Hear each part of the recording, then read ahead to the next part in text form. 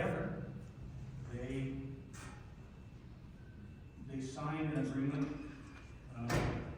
called the, what's the spread here? Joint Airport Agreement.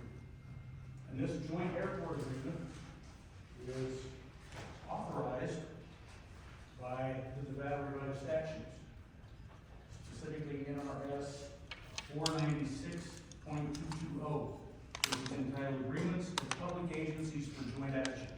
Again, this was 1964. That agreement created the Winnemucca-Humboldt Airport Board. And that board, by agreeing to this, by signing this agreement, that board, under NRS 496.230, is given certain powers. The powers granted were again granted through state statute, not through a city or county resolution. NRS 496.230 grants the following powers to the Winnemucca-Humboldt Airport Board: to plan, acquire, establish, develop, construct, enlarge, improve, maintain, equip, operate, regulate, protect, and police the airport and any other facilities appertaining to the airport. And the board may exercise on behalf, again, this is NRS 496, may exercise on behalf of its constituent public agencies, that is the City Council and the County Commission, all powers of each subject to the limitations of this section. And those limitations are pretty straightforward. The airport board cannot spend more than its budget each year. The airport board cannot institute eminent domain proceedings without the authority of the governing body. Any regulations for the operation of the airport, things such as traffic patterns, insurance requirements, fueling locations, must be approved by the governing agency. And the airport board cannot dispose of or sell the airport facilities without the consent of the governing body. However, the board may, without such consent,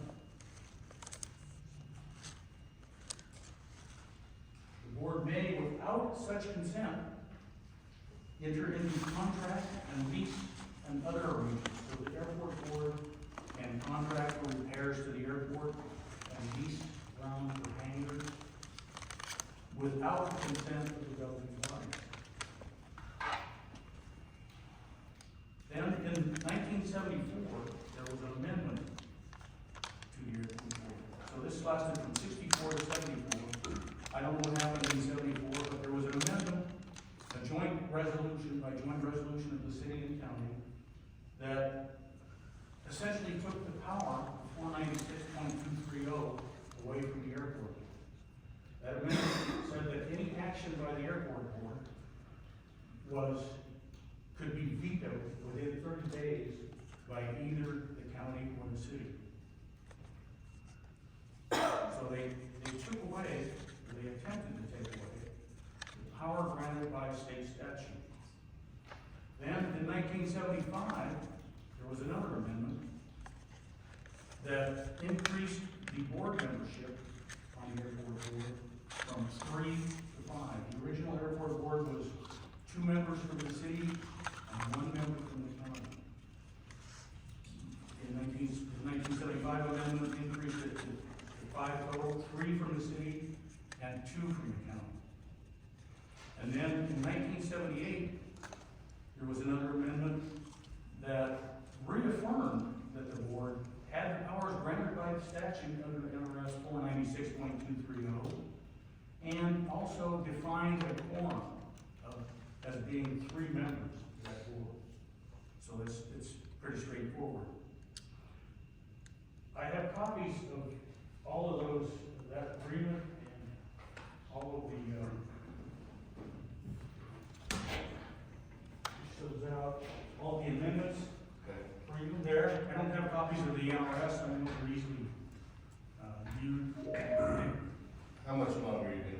I'm gonna be about 5 more minutes. Can we put that on the agenda sometime? We need to hold this public comment down. We wanted to hold it at 3 minutes. Okay. We've got 20-some items on our agenda Okay. today. Okay, then one other item I'd like to hand out, and I apologize, I only have 5 copies, 6 copies, I guess, is actually what the airport is. Okay? Anyway, the point I want to get to is there's no mention of an advisory board in any of these documents. It's not an advisory board. And I don't know how a concurrent resolution of the city and county can trump a Nevada revised statute that gives powers to the airport.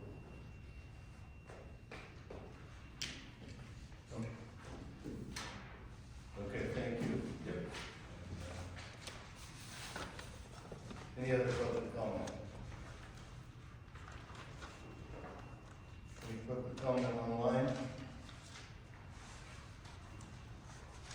Actually, sorry, I do have a quick public comment. Ms. Marquez just wanted to thank Jesse and the rest of the folks that worked so hard to put together that opioid summit. That was extremely educational, value added, and the opportunity for us to attend some of the modifications to our commission meeting. So thank you for that. Thank you to everyone there. That was quite an eye opener, and it was time very well spent and very educational. So I just wanted to thank you folks. Okay, thanks, Mark. Okay, hearing no other public comment, we'll move on to approval of minutes. We have 3 sets of minutes today. First set is for January 17th, 2023. Does everyone have a chance to look at the minutes? Are there any corrections or additions to the January 17th, 2023 minutes? Hearing none, could I get a motion to approve? I'll make a motion to approve the January 17th, 2023 minutes as presented. Motion on the floor, all in favor signify by aye. Aye. The next set of minutes was from January 30th, 2023. Are there any corrections or additions from January 30th, 2023 minutes? Hearing none, can I get a motion to approve those? Yes, Commissioner Hill, I would make a motion to approve the January 30th, 2023 minutes. Okay, we have a motion on the floor, all in favor signify by aye. Aye. Aye. Passes unanimous. Next set of minutes is for February 21st, 2023. Any corrections or additions to those minutes? Can we get a motion? Motion to approve the February 21st, 2023 minutes as presented. Okay, motion on the floor, all in favor signify by aye. Aye. Motion passes. Item 5, approval of expenditures for Humboldt County for April 3rd, 2023 through April 17th, 2023. Expenditures are going around, everyone had a chance to review them. Any questions on the expenditures? Can I get a motion to approve? Motion to approve the expenditure for Humboldt County from April 3rd, 2023 through April 17th, 2023. Okay, we have a motion on the floor. Any questions? All in favor signify by aye. Aye. Passes unanimous. Item 6, Mr. Booth. Nevada Wildlife Commission presentation. Eddie Booth from the Nevada Wildlife Commission will update the board on its March and April meetings. Informational. Good morning. For the record, Eddie Booth, resident of Humboldt County and recently appointed to the Nevada Board of Wildlife Commissioners. I was asked to visit the county commissioners and kind of give you a brief outline of what I know, which is very little when you come to the board that has a long history of minutes. But I was appointed in December 22nd of last year.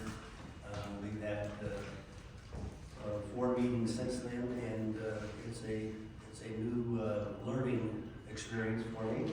But the board consists of 9 members. What's interesting, those 9 members, 3 are from Las Vegas, 2 are from Reno, and the other 4 from the rural areas. And 75% of our population is in Clark County, 15% in the Reno Carson area, and the 10% is in rural Nevada. So it's nice to see that we have wildlife commissioners from Pershing County, Humboldt County, and Elko County, and 1 from Lyon County. So that is promising for those who think that hunters or wildlife enthusiasts from the rural counties are not represented. It sounds like we're well represented. I represent sportsmen, sportswomen in the field of the commissioners. There are 5 sportsman representatives, 1 from farming, 1 from conservation, and 1 from the general public. We meet about 9 times a year. We've already had 4 meetings since January. Our last meeting was a Zoom meeting last Tuesday. Sometimes that's challenging for me when it comes to a computer, so it was an interesting meeting. Our county advisory boards are part of our makeup. All counties have the opportunity to have county advisory boards, and those meetings, and they're welcome to attend either through Zoom or live, to attend the meetings and to give their input from each individual county, which is a great way to get information from individuals who are really out in the field. If you look at, I'm sure that you're aware of the number of committees that you have here as county commissioners, and thank you for serving our community as county commissioners. I know it takes up a lot of time. The same with the Wildlife Commission. There are 14 committees. I serve on 3 of them, and so I'm sure you're well aware that it takes quite a bit of time.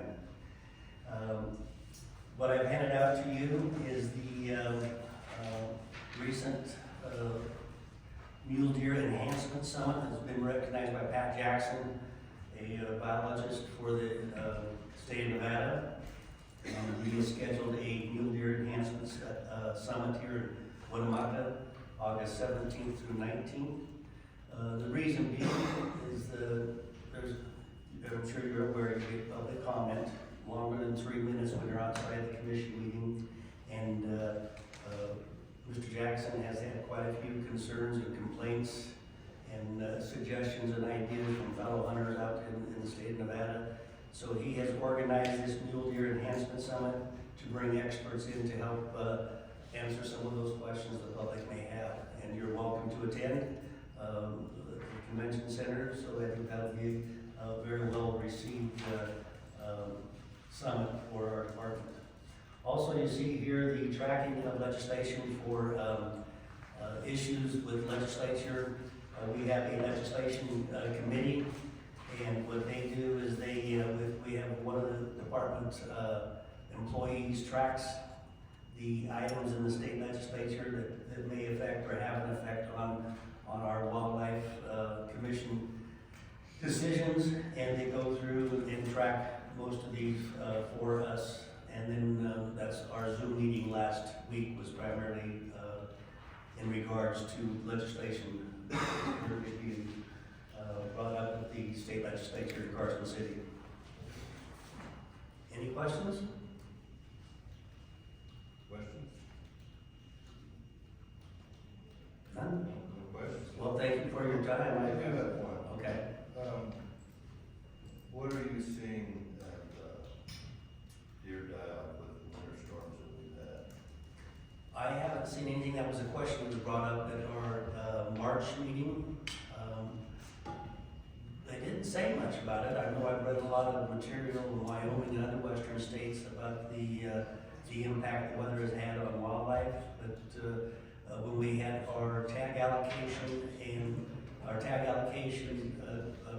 meeting, none of the biologists mentioned anything about reducing tag numbers because of die-off. So I have not heard anything detrimental to that.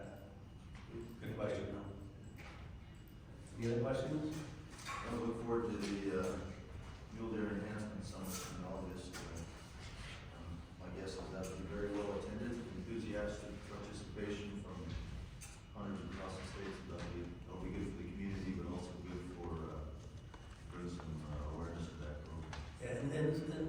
more just speakers from Nevada. Sometimes I think when you have in-house biologists tell you what they found, that sometimes there's some doubt.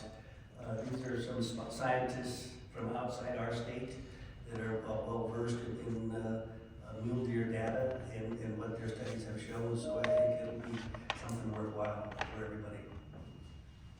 I have a question. So, these bills that you're tracking, does the Wildcat Life Commission provide comments on these bills?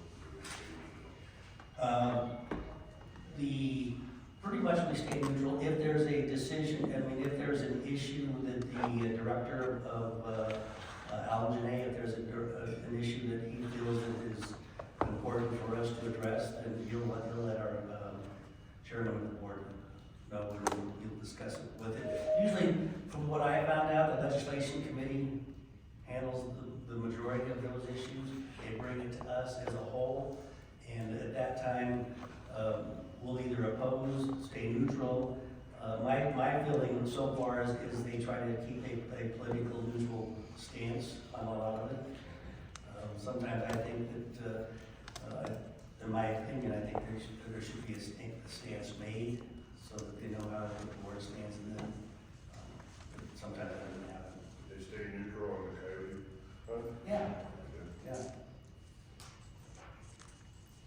Yeah, when I went to the legislature a month ago and talked to Senator Hansen and told him that rural Nevada was in favor of the coyote hunting. That was my opinion. I didn't say it on behalf of the board. That's what I told him. So, we're gonna designate the wild Mustang as the official state horse. I didn't know we had an official state horse. Well, the information I received regarding that is the one bill that has received more attention than any other. Really? It says the commission opposed that. We're not allowed to joke about wild horses either. Any other questions? No, thank you. Thank you. Appreciate it. Would you like to have a return? Mark? Sorry. Have a good day. Yeah, thanks. Okay, we're gonna have a little change in our agenda this morning, and we're gonna move, the next agenda item will be item 9, juvenile services. Request to place mental health awareness banner on the front of the courthouse and place green lights around the pillars. Possible action. Good morning, thank you, commissioners. I'm gonna wear a couple hats today. First, I'm gonna put my opioid litigation committee member hat on and just thank the commission for spending all day with us. I really appreciate that. We had a wonderful turnout. Thank you to Julia Masterwong for a beautiful written article in our newspaper. So I just wanted to publicly say thank you. Your presence there did make a difference. So, okay, now I'll move on to my Humboldt Connections chair hat. And May's fast approaching. It's our Mental Health Awareness Month. As you know, we have lots of activities scheduled for the month of May. I'm coming today for approval on a couple of those items. One is to place the banners and the green lights in the front of the courthouse like we did last year. That was a huge hit. You could see the green glow from Highland. It was just made coming down Bridge Street, beautiful. So we're seeking approval to do that again. I'm not sure if we can just do approval on all three of these items at one time, but I'm going to present them as at once. So we're asking for approval on that. We're also asking for approval to use the commission room again as we did last year for our honoring veterans breakfast during Mental Health Awareness Month, which will be on Friday, May 26th. Last year we did it in this room.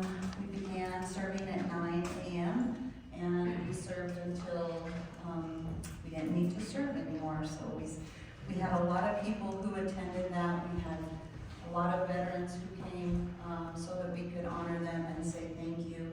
So we're asking for approval on that. And then this year we've added a law enforcement barbecue to celebrate mental health awareness and to share the services and resources available in our community. We're asking to use the court parking lot, the courthouse parking lot on a Saturday, May 13th. from 11 to 1:30 p.m. Those are the three things we're seeking approval on. 11 to 1:30 p.m. And of course, everyone's invited to all of those events. Pauline, have you checked to see if this room is available on the 26th of May? When I checked online, when I used our system, it was, and I can check with the clerk's office too, as soon as I leave here. If it's not available, then we'll choose a different date. Do you see that it's available? You don't, I have to go yeah, with right. Any questions?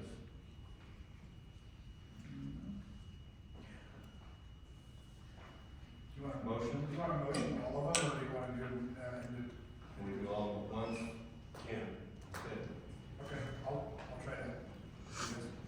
This Commissioner Hill, I would make a motion that we approve the use of the commissioner room, and we allow the proclamation request for May, as mental health awareness month, and do all the stuff at the courthouse. And I think that's all, isn't it? What's the other one? And the courthouse parking lot for the law Oh, yeah, enforcement. yeah, and then on May 13th from 11 to 1:30, use the courthouse parking lot for law enforcement work. Okay, we have a motion on the floor. Are there questions on the motion? All in favor signify by aye. Aye. Thank you, Tom. Thank you, and I just have one more thing. I'd like to invite all the commissioners to participate in our dodgeball tournament also. Last year, we had the initial game is appointed and elected officials against our Warrior youth team. So we do have a balance there, and we use softer balls in that game. So Dave can attest to how much fun that is. And I will block some of those hits for you guys if you join us on that team. So everyone's welcome. I'll give Dave the flyers too to pass out, but all the proceeds from that goes to Humboldt Connections. We have a silent auction. Last year was our first annual, and we had a wonderful turnout. We raised a lot of money, and we had fun. There was some minor injuries, but we all worked through that. Since it's politicians in there, you might want to use harder balls, not smaller. I'm trying to make it fair for everybody. Well, The dodgeball tournament is May 6th at Lowry High School. I'll give Dave the flyer too. There is a code. Even if you can't participate, we would love to see you just come and watch part of it. And we really try to get our kids involved in that. They had a great time last year. So May 6th, registration's at 9. Play begins at 10. That's the kickoff game. If you choose to participate, that'll be your game. Thank you. Thank you, Pauline. Thank you for taking Okay, we'll go back to item 7, resolution support of Nevada wildfire awareness campaign. Consideration, discussion, and possible adoption of resolution in support of Nevada wildfire awareness for May 2023.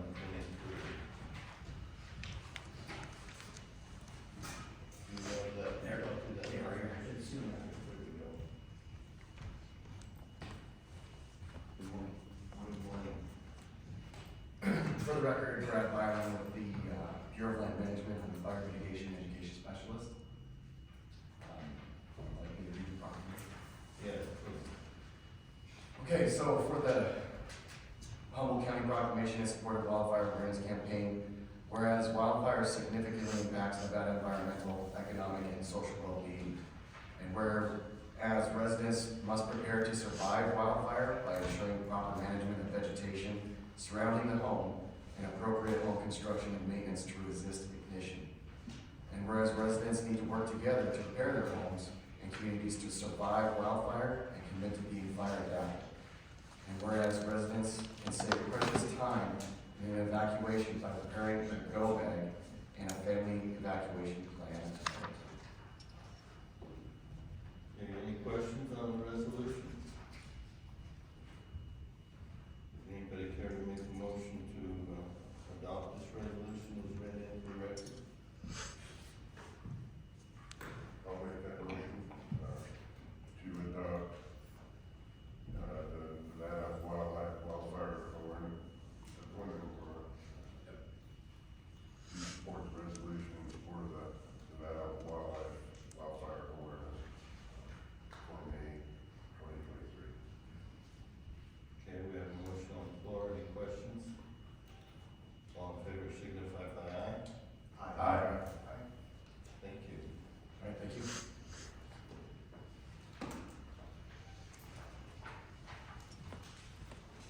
Item 8, another resolution, senior transit grant application and terms of approval. Wanna-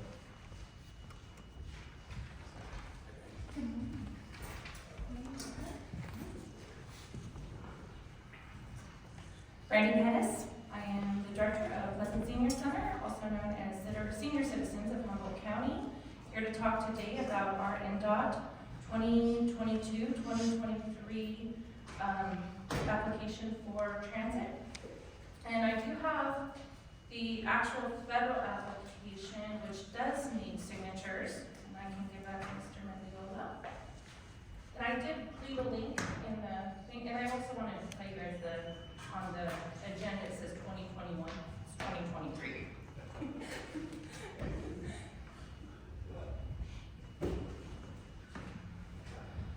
So we do have everything for the federal grant application intact with Mr. Mendiola. The new application, we don't have to have, we've been doing this for 19 years for the Humboldt County, providing transportation assistance.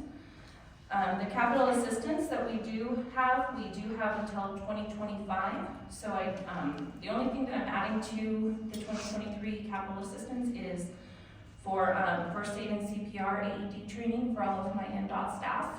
And we are going to attach all AEDs to all of our transits. So all of our transit buses and then all of our long distance vans.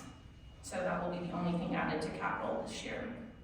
My operating, obviously, is going to be a little bit higher than last year. We operate 2 different transit systems here in Winnemucca. We operate the DR, which is the direct route, and then we also operate the deviated route. Our direct route operates Monday through Friday. We do have, see, I'm just trying to get where I'm at here. And we have our fixed route as well. So our deviated route, our fixed route. Sorry, this is quite a big grant. Holy heck.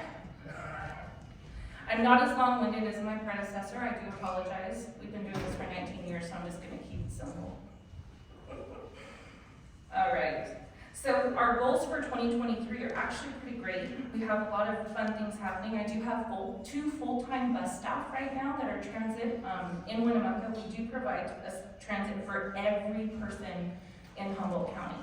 So that means ages, 5 to 25, all the way up into the 80s. So it's not specific to just the senior population. We actually do transit for everyone, believe it or not.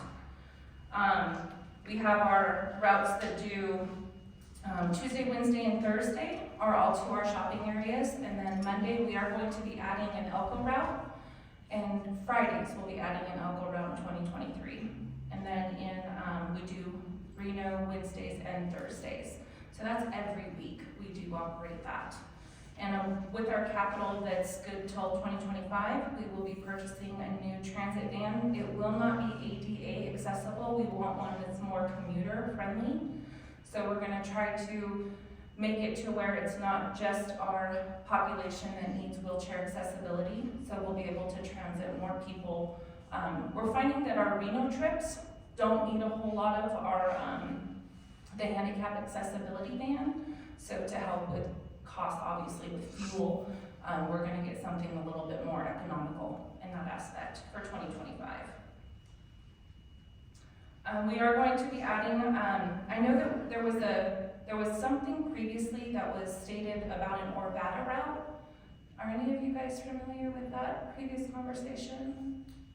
I may have, I remember that, Okay, so we're hoping to actually get that back in tune, now that we have that full-time staff. I do have 3 full-time buses that are running right now, 2 full-time transit ADD buses, and then we do have the van that's also wheelchair accessible that does go to Reno. But again, we're gonna be adding that extra commuter bus to be able to make those other routes more accessible for our population.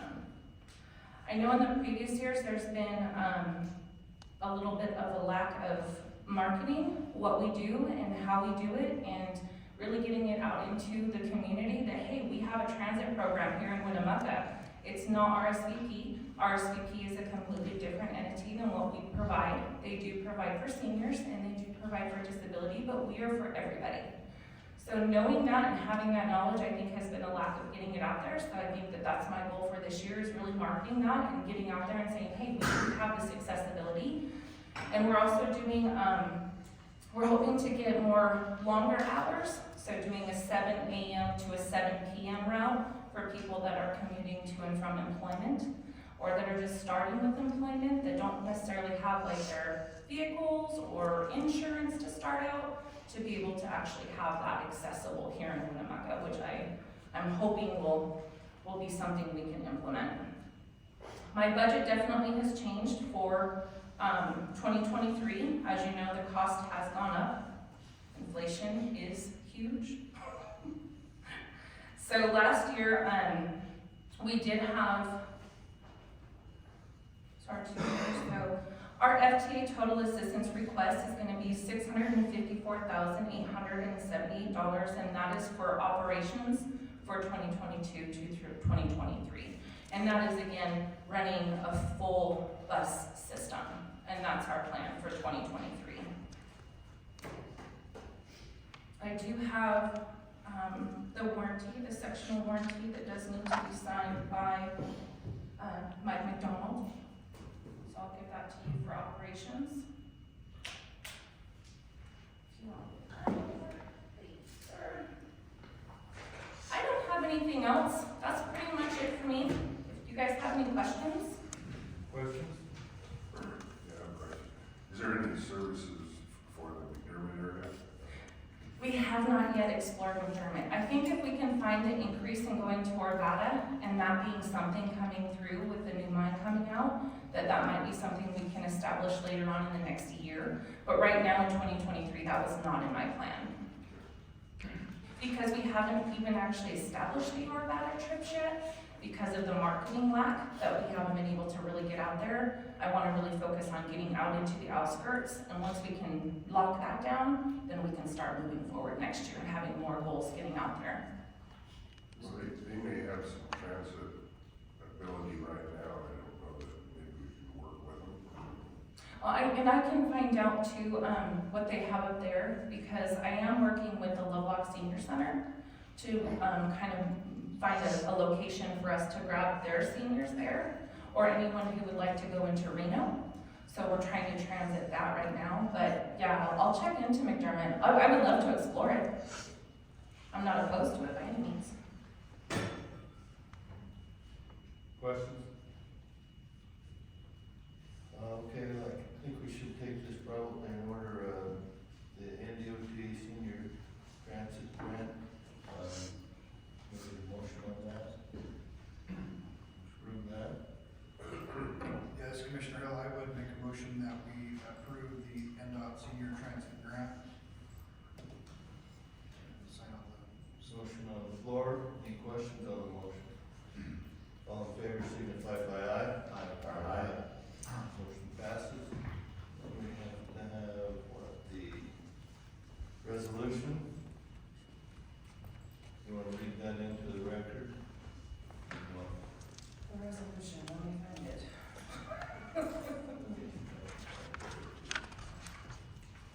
This is the assurance, is the resolution, is that what that is?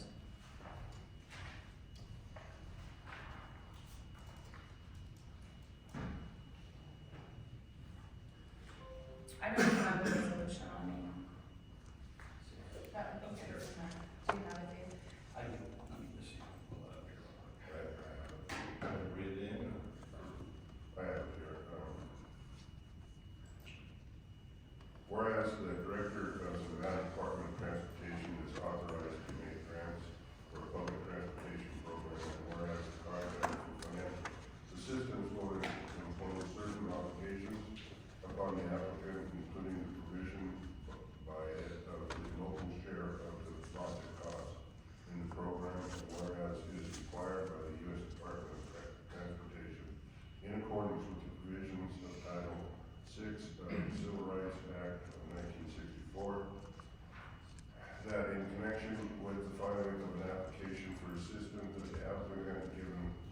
assurance that it will comply with Title VI of the Civil Rights Act of 1964 and the U.S. Department of Transportation requirement thereunder. And whereas it's the goal of the applicant that disadvantaged business enterprises be used to the fullest extent possible in connection with these projects, and that definite procedures will be established and administered to ensure that disadvantaged businesses shall have maximum construction contracts, supplies, equipment contracts, or consulting and other services. Therefore, be it resolved by the Humboldt County Board of Commissioners, number one, Humboldt County Manager is authorized to execute and submit an application on behalf of the applicant with Nevada DOT to aid in the financing of capital and operating system projects and Nevada Public Transportation Grant Program. Number two, the county manager is authorized to execute and file with such application and assurance or any other document required by the U.S. DOT effectuating the purposes of Title VI of the Civil Rights Act of 1964. Number three, the county manager is authorized to furnish such additional information to Nevada DOT may require in connection with the application for the program of projects submitted to the FTA. Number four, the county manager is authorized to set forth and execute affirmative disadvantaged business policies in connection to any procurement made as part of the project. Number five, the county manager is authorized to execute grant agreements on behalf of the applicant with Nevada DOT for aid in the financing of operating and capital assistance projects. The undersigned duly qualified acting authorized authorized signatures of the governing body of applicants certifies that the foregoing is a true and correct copy of a resolution adopted at a legally convened meeting of the Humboldt County Board of Commissioners held on April 17, 2023, adopted by this 17th day of April 2023 by the Board of County Commissioners, Humboldt County, Nevada. The signatures would be myself, the chairman, the clerk, and the deputy district attorney. Okay, have the resolution read into the record, can I get a motion to approve that? I'd make a motion, Commissioner Evans makes a motion to approve the resolution as read into the record by Commissioner Cherry. Okay, we have a motion on the floor, any questions on the motion? All in favor signify by aye. Aye. Passes. Thank you.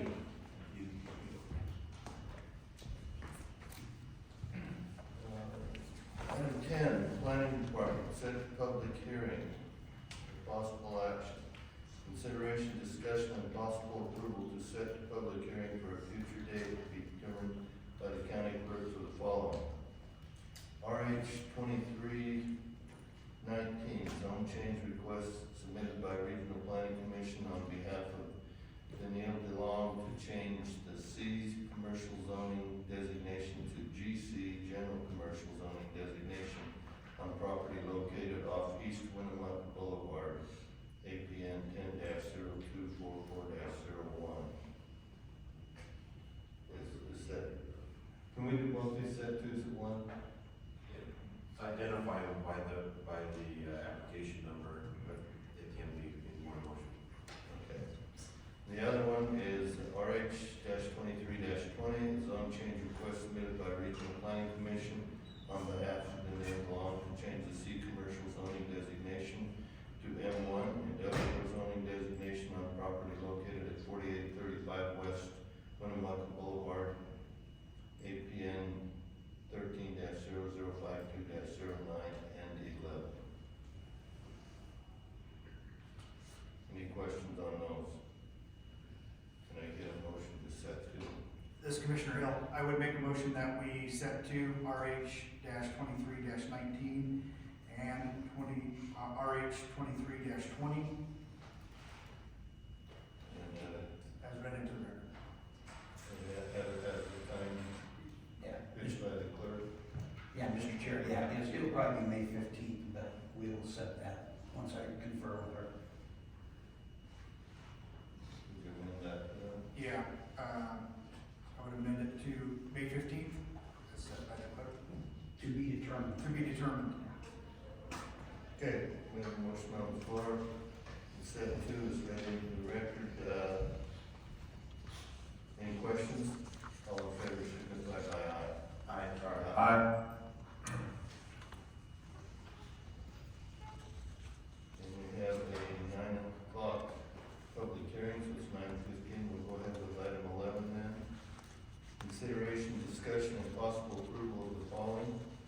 RH-23-11 zone change request submitted by Regional Planning Commission on behalf of the Union Pacific Railroad Company to change the C commercial zoning designation to Ag-10, general agriculture, 10 acre minimum lot size. This property is located off Junior Jungle Road. Assessor's parcel number is number 10-0053-02. Discussion and possible action. And this is public hearing, so is there any, public comment on that one? Nothing online, Mr. Chair. Any questions or comments by members of the board? Can I get a motion? I'll make a motion to approve the zone change request submitted by the Regional Planning Commission on behalf of Union Pacific Railroad Company and, item RH 23-11. Okay, we have a motion on the floor. Any questions? All in favor, signify aye. Aye. Motion passes. Next one is RH 23-12. Zone change request submitted by Regional Planning Commission on behalf of Hunt Nevada Properties to change the C commercial zoning designation to M1 industrial zoning designation on property located at 4165 West Winnemucca Boulevard. Assessor's parcel number 13-0042-28. We have any public comment on this item? Hearing no public comment, do I have a motion for approval? Make a motion to approve the zone change submitted by the Regional Planning Commission on behalf of Hunt Nevada Properties, item RH-23-12. Motion on the floor, any questions? All in favor, signify by aye. Aye. We have RH 23-13, zone change request submitted by the Regional Planning Commission on behalf of JPL Investments LLC to change the C commercial zoning designation to CH highway commercial zoning designation. Subject property is located north of I-80, parcel number 13-0081-06. Do you have any public comment on this item? If none, can we get a motion on that one? Since I'm on a roll, I'll make a motion to approve the zone change request submitted by the Regional Planning Commission on behalf of JPL Investments LLC. Item RH-23-13. Okay, we have a motion on the floor. Any questions on this motion? Not all in favor, signify by aye. Unanimous. RH 23-14 is a zone change request submitted by the Regional Planning Commission on behalf of Western States Investments LLC to change the C commercial zoning designation to R3, multiple family residential zoning designation. Subject property is located off of East Winnemucca Boulevard. Assessor's parcel number 10-0243-01. Any public comment on this item? No public comment, can we get a motion of approval on? Make a motion to approve the zone change request submitted by the Regional Planning Commission on behalf of Western States Investment LLC, item RH-23-14. Okay, motion on the floor, any questions? All in favor, signify by aye. Aye. Okay, motion passes. We'll go to item 12.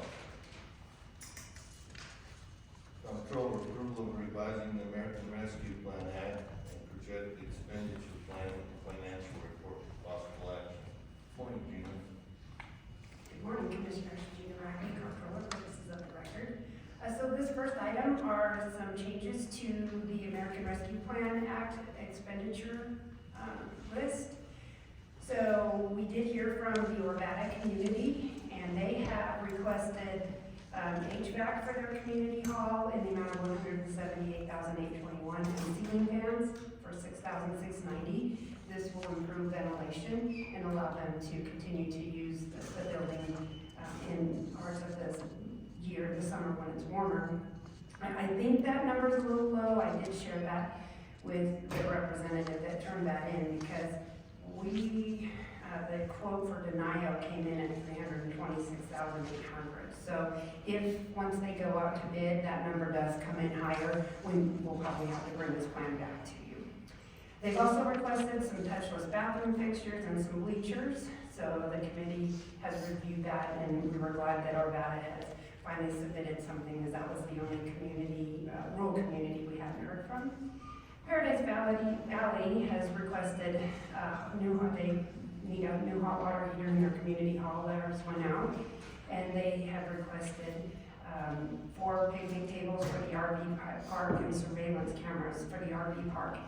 These qualify because during the pandemic and the shutdown, we did see a large amount of tourists and from all over the country that did visit Paradise Valley, and so the cameras were needed for some vandalism to help prevent that. And then the 4 picnic tables allowed them opening up a few additional RV spaces. And then Kings River did come back and ask for some additional bathroom upgrades and a water softener in the amount of $14,965. And then following our budget hearings, I met with Public Works Director Don Kalkowski. You'll remember we talked a little bit about the inspection, pipe inspection, the camera. Water, sewer, broadband are qualifying expenses underneath this plan, so he is requesting $11,522 for pipe inspection camera and $3,505 for a pipe locator instrument. Having both of these items in-house will help his department tremendously. So if these changes are approved, this does still leave $82,432.51 that are currently unallocated and available for future awards. Any questions regarding the changes to the ARPA plan? Questions? No questions? Great, Thank you. thank you. Need a motion? Yeah, I'll make a motion. This Commissioner Hill, I would make a motion that we approve the revised American Rescue Plan Act project and expenditure plan as presented by Gina. Okay, we have a motion on the floor. Any questions on the motion? All in favor signify by aye. Aye. Approved, thank you. Mr. Chair, just for the audience, what Gina just went over was in PDFs on this, and almost all of us go through, all of us go through and look at it before it comes in here. That's why there wasn't much questions on it. Thank you. Thank you, Commissioner Haas. Okay, Gina. Just real quick on the financial update, because I know you have a real big day, so I'll keep it brief. We did receive January CTX. We were down 21.6%, which puts us down 2.4% for the year. These are most, the largest amount can be seen in merchant wholesalers. They were down 21%, which is about $3 million. And the biggest one, which is kind of interesting for us to follow, is the rental and leasing services. They were down 97%, which is about $19 million. And, you know, we know that a lot of the mining industry, they do use a lot of the leasing services of some large equipment. There is a bill that Assessor Andy Heiser has been testifying on, SB 233, where one of the considerations is to exempt some of the taxes on the leasing equipment. And when I saw this number, you know, this is just the CTX side of it. This isn't the other part of it as well. When we see what a large number like this and what it can do in just our county, if they were to exempt the leasing services, I think that would be very significant to Humboldt County. So we'll stay on top of SB 233 and extend my appreciation to our assessor for being so active and vocal on that to our legislators. Two things though that were up that are good news: motor vehicles, parts and dealers up 9%, food services and drinking places up 8%.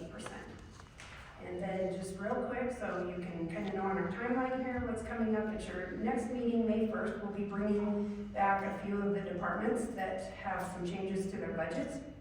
I did submit the tentative to the state last week, it was due by today. So that is in, and then on May 15th, we'll have the public hearing for the budget. So if there's no questions, I'll let you go on with your day. Any questions, Gene? Thank you. Thank you, Thank you. Jeff. Thank you, Gene.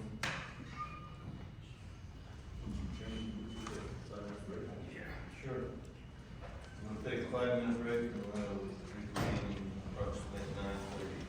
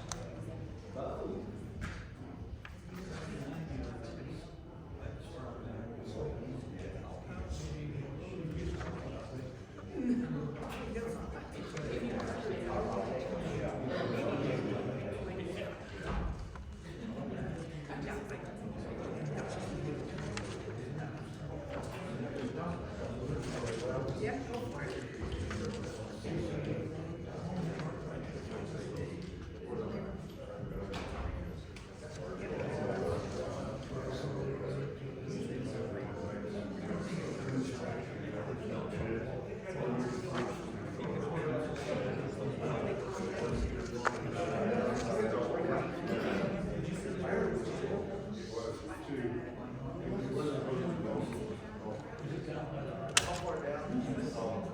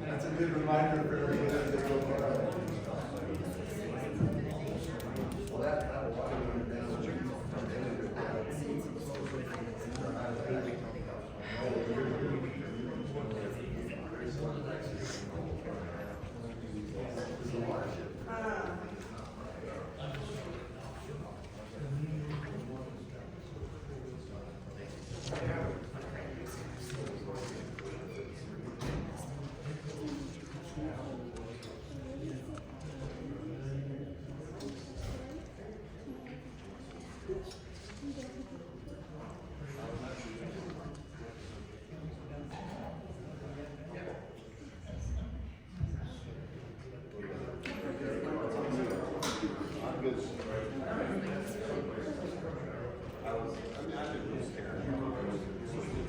you have a question? So, Brad got this from the city. Okay. But I got a record Okay, I mean, I don't know. It would have to be something that I would look at. What is it? It's a paperwork resolution for the joint area. I mean, you looked through the thing of, we don't have record of it.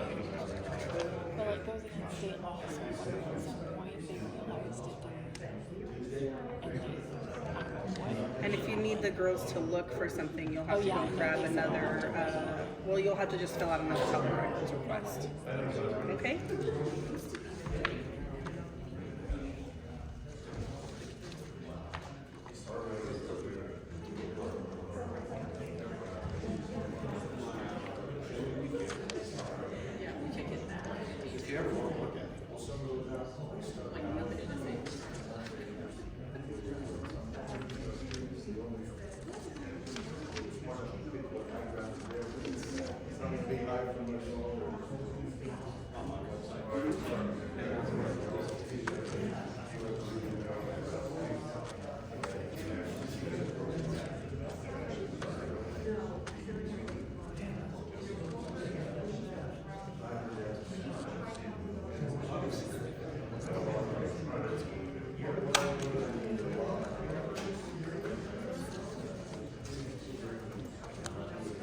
Morning.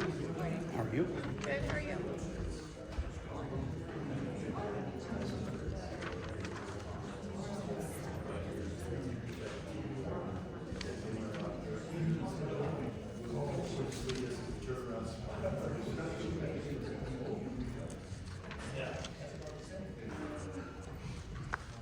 All right, we'll bring this meeting back to order. We'll go with, treasures, item 13. Roll correction approval of tax roll, approval of lease renewal for postage machine. Item A, first consideration, discussion, and possible approval to adjust tax rolls for parcel number 07-0091-31 in the amount of $1,083,637.06 and parcel number 07-0121-12 in the amount of $2,653,028.99. Discussion and possible action. Morning, Mr. Chair, morning, Commissioners, Melanie Lackenberry, County Treasurer for the record. The two roll adjustments that are in front of me this morning, Assessor Kaiser had alluded to in a previous meeting, so he was kind enough to join me so that he can answer any questions that you might have. The combined corrections overall result in an increase of tax dollars of $569,391.93.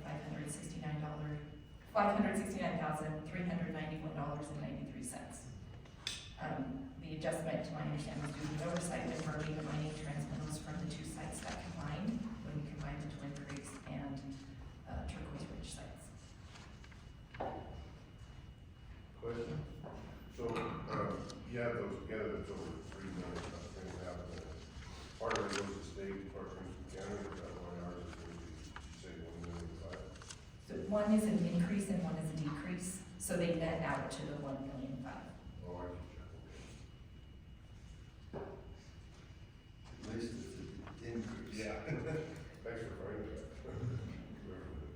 Yeah, Humboldt County Assessor Andy Heiser for the record. A lot of help with a few different offices, treasurer's office, comptroller's office. That's why we have reports. They might not be fun, but when we run reports, we catch discrepancies. And that's what it was, or that's how it was found. So I do appreciate the treasurer's and comptroller's office as well in the assistance. Any feedback from that Goldman on the discovery? So Andy Heiser for the record, I met with them in person. I wanted to make sure I did that.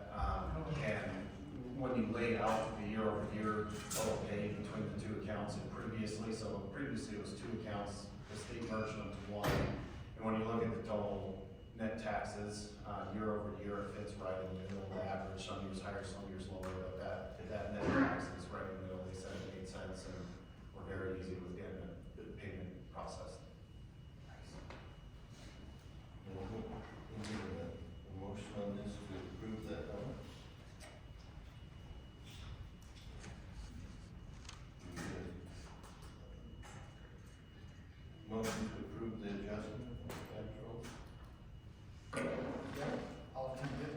This is Commissioner Hill. I would make a motion to approve the tax roll adjustments for parcels 07-0091-31 in the amount of $1,083,637.06 and parcel number 07-0121-12 in the amount of $2,653,028.99. I have a motion on the floor. Any questions on that motion? All in favor, signify by aye. Aye. Have a great day.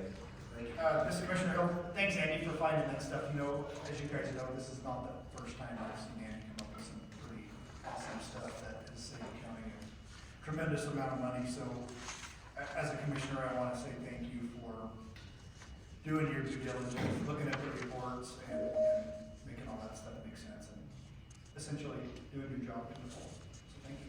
Thank you. Team effort. I'm sure I appreciate the assessor as well. And everybody else. Tina, Rona.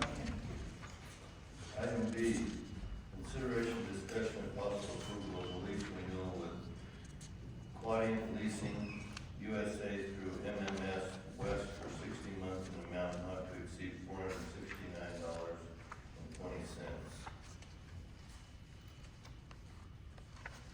Good morning again, Ron, Berry, Humboldt County Treasurer. That doesn't look right. It doesn't. I'll explain. I think that's an overall increase from the prior lease to this lease. So the current lease on our postage machine has expired, and this is a renewal with the same company. The agreement is for a 60-month lease not to exceed $20,067. We pay these in quarterly installments. The previous installments were $989.79. Those installments will now be $1,335, which is an increase of $13.56 per quarter. I did reach out to a competitor. They provided a quote of $26,346 for a 60-month lease. So in the interest, since this is the company we use, in the interest of saving both time and money, I do recommend renewing the lease with Quadient. Prior to moving into her new position, former Deputy DA Maddox did review the agreement under the state's NASPO contract and did approve it. I'm asking that the 60-month lease agreement with Quadient Leasing through MMS West be approved in an amount not to exceed $20,067, and that Treasurer Huckleberry be authorized to sign the agreement. That was on the link.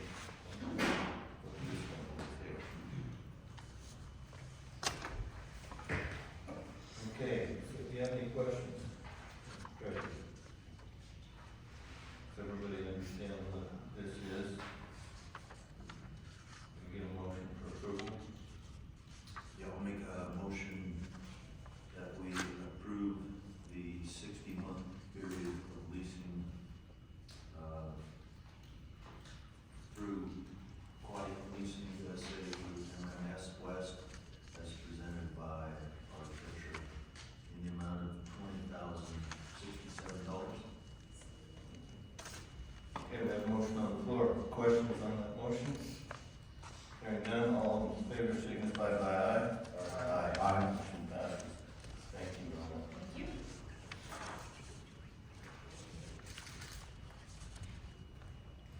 Thank you. Item 14, Public Works Department. Approval to install additional drainage at the maintenance shop to install fencing for the Winwood Public Works yard. Install a corrugated metal pipe to repair Lambert Drive bridge structure. Purchase a vehicle life jack system. Request to purchase culvert pipe. General road projects update. We'll start with item A. Consideration, discussion, and possible approval to install additional drainage at the Public Works Road Maintenance Shop in the amount not to exceed $6,879. Mr. Galkowski. Good morning, Commissioners. Don Kalkowski, Humboldt County Public Works. So this, up on the hill above our shop, we have our salt sand storage for winter time, for sanding and salt and road.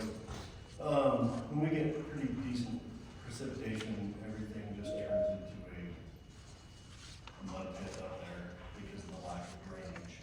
So this is just a drop inlet that we're going to install. We're going to do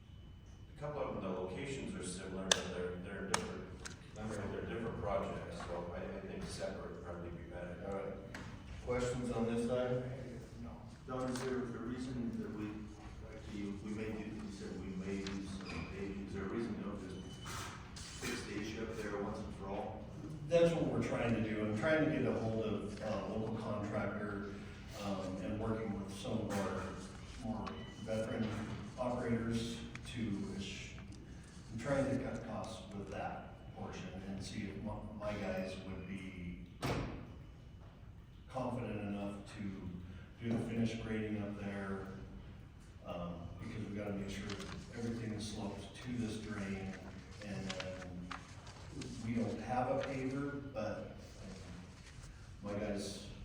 one of my guys is saying, if we can get the material hot, he can lay it down with the blade, and we'd never know. So I'm gonna meet with him a little bit more, and then I might be hitting you guys up for purchasing some asphalt. So, which would be considerable savings as opposed to having third party do all that work. Yeah, as long as the quality of it Right. stays up there. That's- Do you have to budget for these items? Would this have been in your budget for this year, or I guess actually considering the timing, it'll probably be in next? Something Yeah, included in this. So this is one of those things that, we're looking at through our, oh my gosh, we want to have special projects item to get that done. As a catch-all term? Right. So thank you. Yes. I have a question. This is Commissioner Hill. So Don, this will be for probably A and B. You know, we've been discussing the possibility of a buildings and grounds shop in that area. Will any of this work, could any of this work be affected by the civil work that could be planned? I know there's some upgrades being looked at for electrical. I guess what I'm getting at is I don't wanna build a fence and I don't wanna do a bunch of asphalt up there that only have it be trenched through and As long as you don't take any of my property and get to buildings and grounds, I'm good. So. That's my other question. Is that No. is that the angle for the fence? Is this- We can't get rid of this lot. This lot's our storage for all of our pipe, and our salt sands. I just wonder if the civil work, you know, if they have to take that hill down some to make it all work, They should not. will we be rebuilding fencing? Yeah, no, and the fence is on the existing fence line, we're gonna stay 6 inches to a foot off of the north side, and that's really all we're doing on the fence, is just fencing off that north side, because there is access from the BLN, there's a road that goes up there, and people have in the past gone up there, they're kinda hidden, they're out of the way, and they can come over and siphon fuel. So one of the drawings that I saw was the north side and then it actually went up the west side a bit. So it comes back over and ties into the existing impound yard. I'm So sure it we essentially gives us two sides fenced. The rest of the fencing is gonna be a headache, trying to figure that out with gates and how we can maintain access for all of our building right now.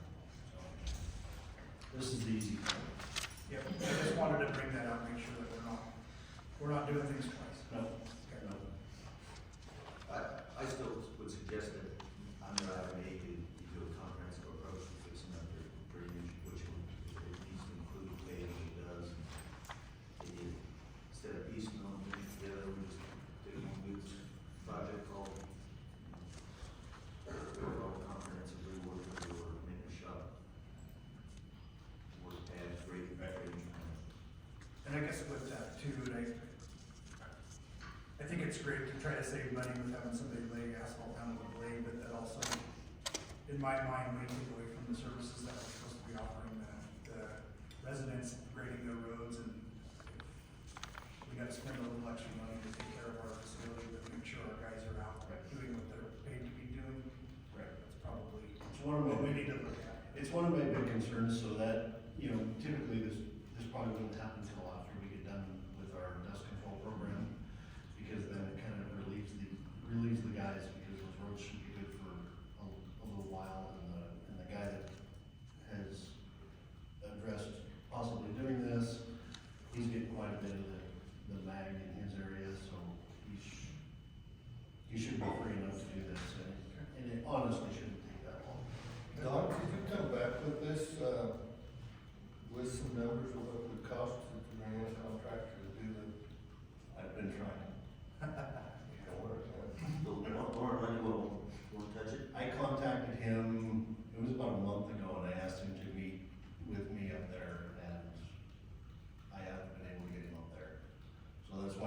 now looking at us doing it ourselves. I like the chairman's approach, I think, put a comprehensive plan together, including using a third party to get it done right, so we're not putting it, if it doesn't turn out with your greater hand, then we'll all be leaning heavily on him and you for not getting it done the right way, just keep him out of a bad situation. Agreed. And maybe we can help you out with, I will see if we can help. I'll touch base with him a little bit more. It's been a little hectic lately, so I haven't been able to sit down with him.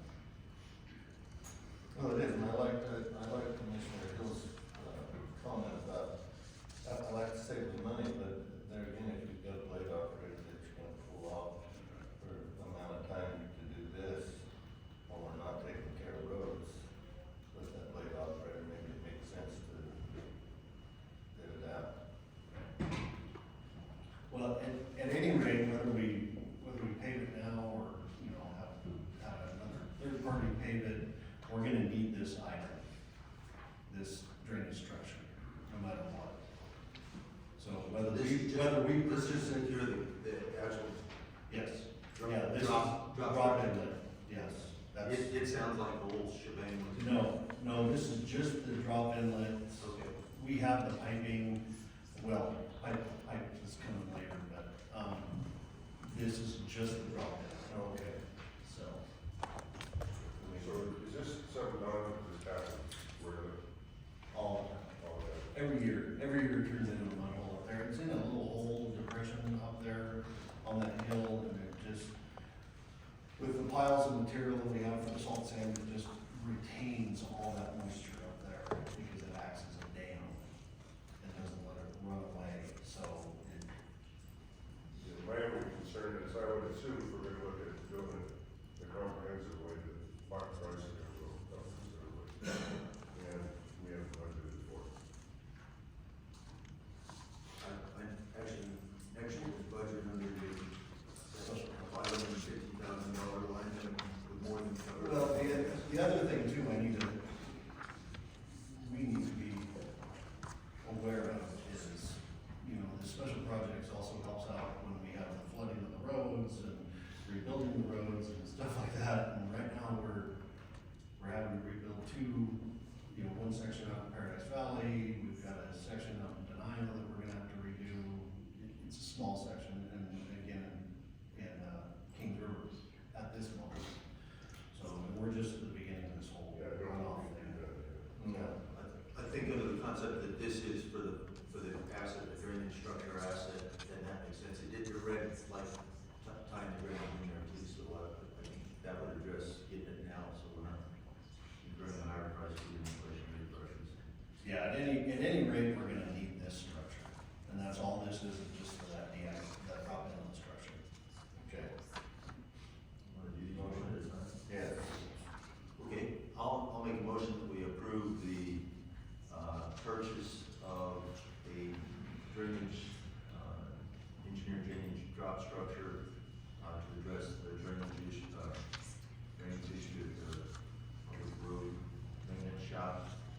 That asset would be, eventually would come into play as part of a more comprehensive drainage plan approval for this, but these assets, so that's my proposal. Not to exceed, excuse me, not to exceed 6879. Okay, we have a motion on the floor, questions? Yeah, I thought you told me to go back and look at it. Well, I was under the impression that we were gonna be doing all the grading and everything, and then we'll rest. This is just for the drainage structure. We'll need it whether we. We're gonna need this, you're gonna keep that. Yes. This is for the Yes. concrete box and everything. Yeah, because once we put the asphalt in, it's really an impermeable surface, so we're gonna need some way to get that water off. Is there any other questions on the motion? All in favor, signify by aye. Aye. Aye. Item B is consideration, discussion, and possible approval to install a chain link fence to prevent theft of public works yard in an amount not to exceed $30,000. Don Kalkowski for the record, so this is just, as I mentioned, it's just on the north side of our property, or our shop area. It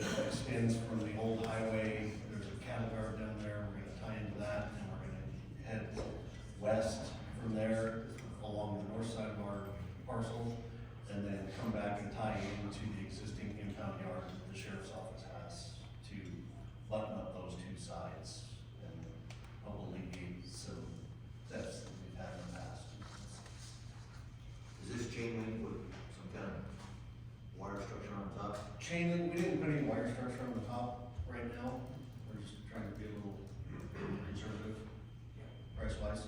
So we did get two prices. Artistic fence was right around $25,500, and then, future fence was right at $35,000. It just seems like if you're gonna try to prevent theft, having to climb over a chain link fence is, if you're gonna put a chain link fence, you may as well put something on top of it to actually prevent the theft. But, I'm not sure what that cost. Right. And we can look at that, because, you know, artistic fence was artistic's quote was right around $25,500, and I'm asking for 30 just because of, we don't know what the pricing's doing by the time we got this approved, so we can hit them up and see what that cost is. You know. It looks like on the difference with the, bark wire on the top, it's about $10,000. Yeah. Yeah, this one's 25 without the bark. This one's 35 with the bark. I think that, if you're gonna prevent climbing a chain link fences, even a middle-aged guy like me can do that if you're trying to prevent theft. Maybe we'll put some meat in it at the top. And that might be something our personnel might be able to do too. It's just a matter of sliding the top stanchion on and stringing the wire, just to help cut costs. Is this, this was something that was budgeted, wasn't it? Yes. Yeah, we had I think we had $100,000 in the budget, and that was for our yard here and Oklahoma yard. So this is the first stab at that. So any reason that you don't try to combine these, if you get a cost break by combining the two projects? Well, I think Oklahoma, we're looking at doing, barbed wire on that with maybe some 6-foot high gates or some different gate structures, just because of where it's at.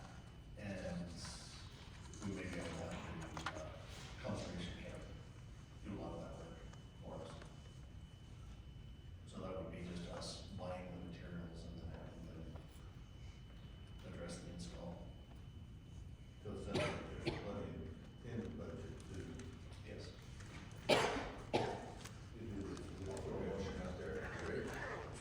I just have a comment, this commissioner, like, I kind of keep going back to the, getting the extension put on it, and making sure it's not climbable, you know, and having all that done right at the time when it's installed. I think the contractor is gonna be there, cost is gonna be more minimal at that time versus having it come back. Or, again, I'm really hesitant about your guys, and I know they do special projects all the time, but something like this where we're already hiring it out, I think we should have the contractor just do it to completion. It's not climbable, as Commissioner Evans said, it's secure, it's done, and then we utilize your guys for more specialized projects that fall under your category of maintaining county roads and county structures for residents that pay taxes on that stuff. Fair enough, and I can get with artistic on this, and if it does go over the 30,000, then Come back then for we it. can come back to amend that. I think it was in one of those quotes, and that's another comment, you know, I asked you for those quotes this morning because they weren't included in our packet. It goes back to the information thing, we always like to see the more information and those types of things. It sure saves our meetings from going into turmoil. I think it was $5,000 on there was for the extra security at the top of the. So let me try to. Go ahead. I'll make a motion that we approve, the installation of a chain link fence, with the addition of the barbed wire at the top to prevent theft at the public works yard, an amount not to exceed $35,000, which was captured as, item one of the bids. Mr. Chair, we are limited with our agenda to the 30. Amend mine, not to exceed 30, but it'll come back the next meeting with, a combination in the price for the addition of the barbed wire to be captured and installed by the one contractor they just selected. Absolutely.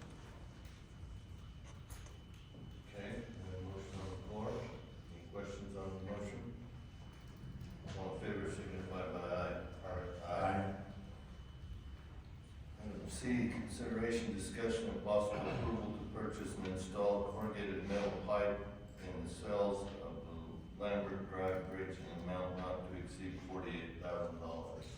Don Kalkowski for the record. So we've talked about this quite a bit. You guys, I brought this proposal to you a while ago.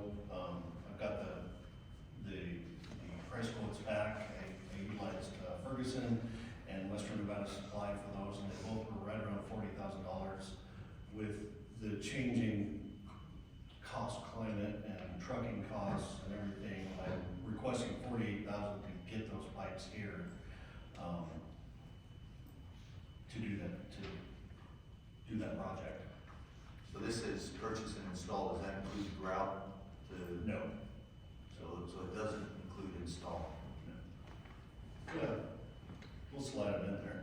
I thought part of the installation was to put some Yes. grout, so we had. We will, and I've touched base with,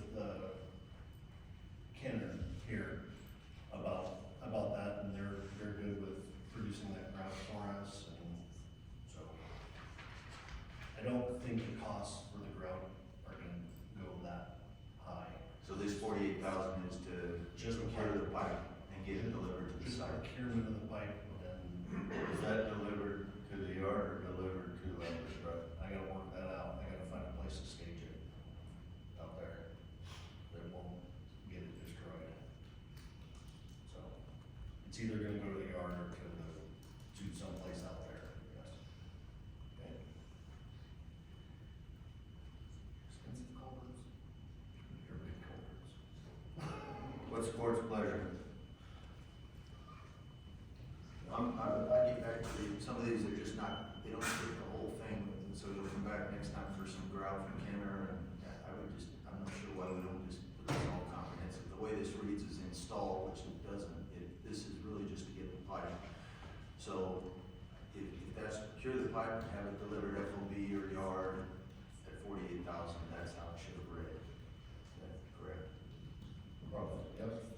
So my motion would be that we procure the pipe, or the corrugated metal pipe, and have it delivered FOB your work yard at an amount not to exceed $48,000, and next time bring a comprehensive approach to the project that fits the description as presented to the commission. Are we okay with that motion? Mike? Yes. Okay. Motion on the floor. Any questions on the motion? All in favor signify by aye. Aye.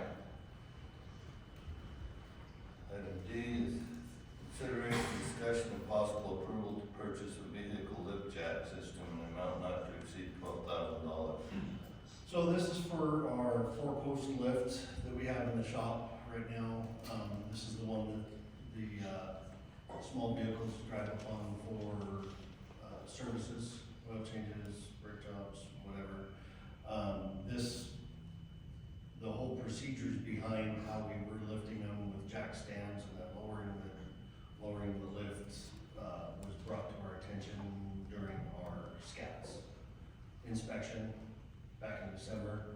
And so I worked with the company that owns the lifts, or that manufactures the lifts. And this is one of those situations where we have to go with the manufacturer and their product, or we have to hire an engineer and they have to design it according to the way our lift is configured. So this is going to Word Equipment to have them to purchase and deliver 2 lifts. Two of these lift systems, one goes for the front axle, one for the rear axle. Okay, any other questions? And it basically just slides back and forth, and they can use it or not, depending on the surface. Questions? Motion? This Commissioner, I'll make a motion. I'll make a motion for the approval to purchase the vehicle lift jack system in the amount not to exceed $12,000. Okay, we have a motion on the floor. Questions on the motion? Just a question, that includes installation? Really, we just lift them up and set them in. So it does. Yeah, it's our guys who lift them up and set them in there, so. All in favor favor signify by aye. Aye. Okay, motion passes. Item E, consideration, discussion, and possible approval to purchase culvert pipe to replenish stock in an amount not to exceed $20,000. Just getting that started. Don Kalkowski, Humboldt County Public Works. So obviously we'll be utilizing funding. Those of you coming in, if we start running out of chairs, next item, those of you that are presenting, that's what these chairs up here are saved for. Go ahead, Don. So we just did an inventory review and we're running low on a couple sizes of our pipe, our 18s or 24s right now. So this is just to replenish our stock so we have it when we need it. Makes sense.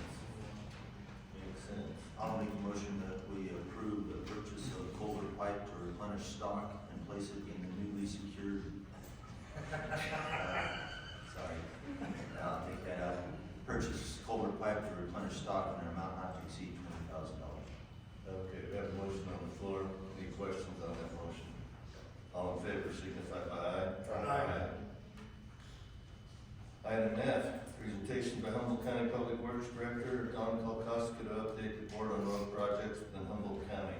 No action may be taken on this matter raised until the matter itself has been specifically included on the agenda as an item upon which action may be taken.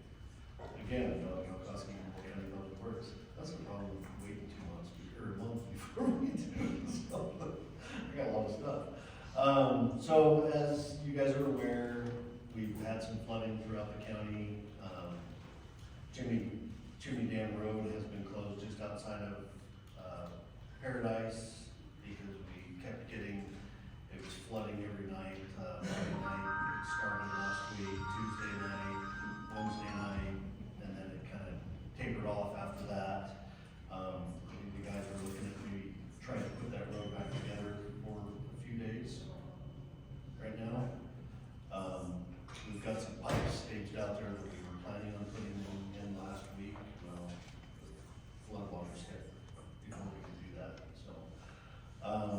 And then we've also got flooding in McDermott, up off the Cordero, and then in the town of McDermott, there's some issues with existing diversion canals that were constructed years ago.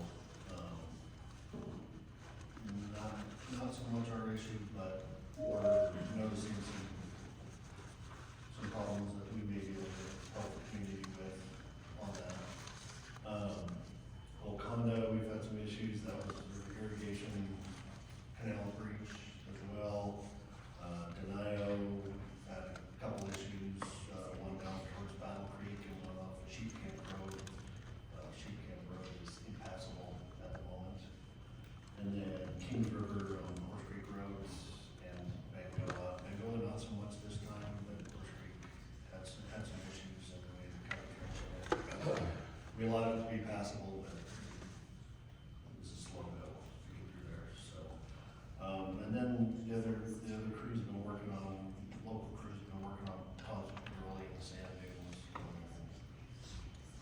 Also working out, Kings River, doing some grading up there when they have decent weather.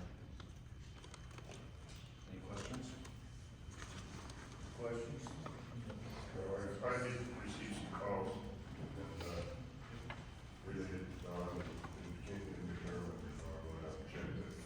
We also had some of the farmer ranchers, I guess, around there, that had to use their own, get out there with their own, try to make sure that we didn't lose the road going to Cordero.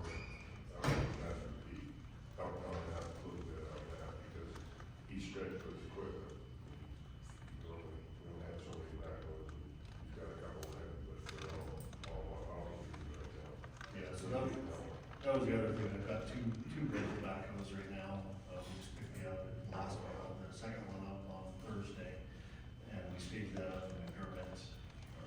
We were trying to share one between McDermott and Denio, but it just overwhelmed us, so we ran to Reno and grabbed another one for that. For the Cordero McDermott Creek, we're looking at renting a dozer, kind of a wide track dozer, we can get in there and push that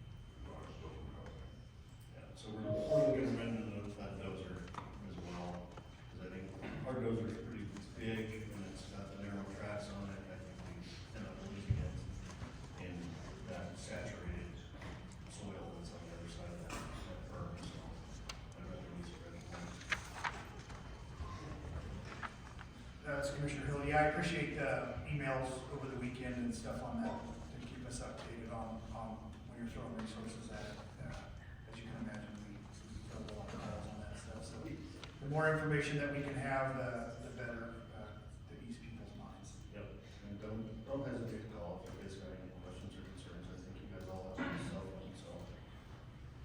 Oh, I'm on 24/7.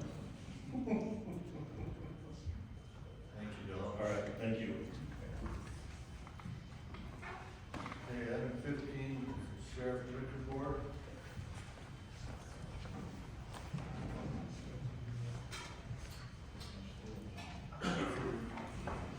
Consideration, discussion, and possible approval. I'm just gonna you do that, it's your.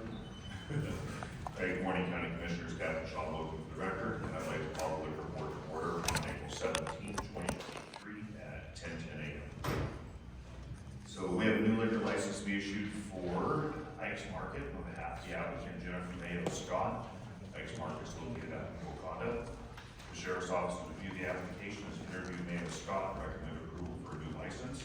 We did issue a temporary license to Mayo Scott on April 1st of 2023. Is there any discussion or questions on the item? Okay, hearing none, I'd like to entertain a motion. I would make a motion, for a liquor license for Ike's Market in Wakanda on behalf of applicant Jennifer Mayo Scott. Is there a second? I second that. All in favor? Aye. Any opposed? The motion carries unanimously, and I will adjourn the meeting at 10:12 hours. Thank you.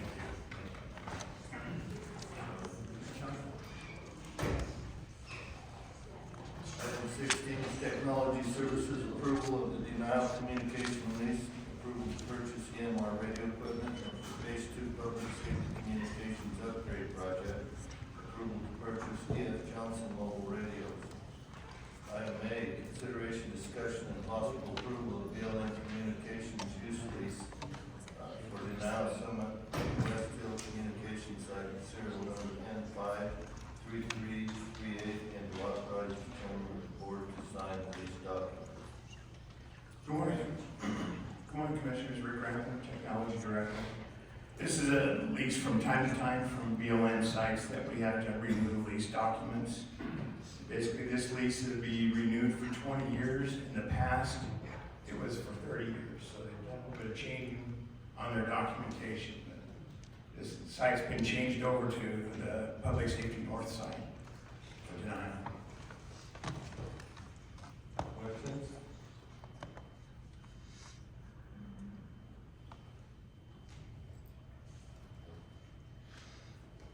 Motion? Yeah, I'll make a motion that, we approve the BLM Communications use lease, right away for the Denali Summit Westfield Communications site as presented. Okay, we have a motion on the floor. Any questions on the motion?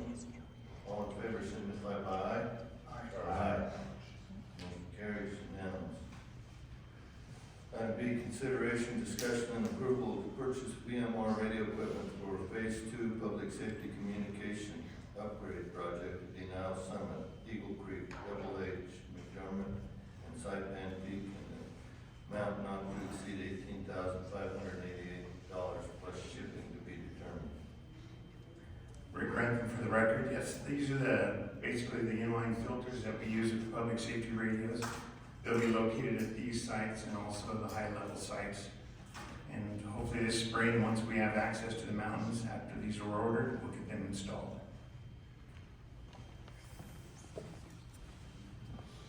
Questions? Rick, on some of these sites, the work hasn't been completed as upgrades. Does that matter on, we put them in the existing buildings? We are going to put them in the existing building. It's not 100% engineered design, but they will work. Yes. Any other questions? Motion? I'll make a motion that, we approve the purchase of EMR radio equipment for the phase 2 public safety communications upgrade project at Denali Summit, Eagle Creek, Double H, McDermott, and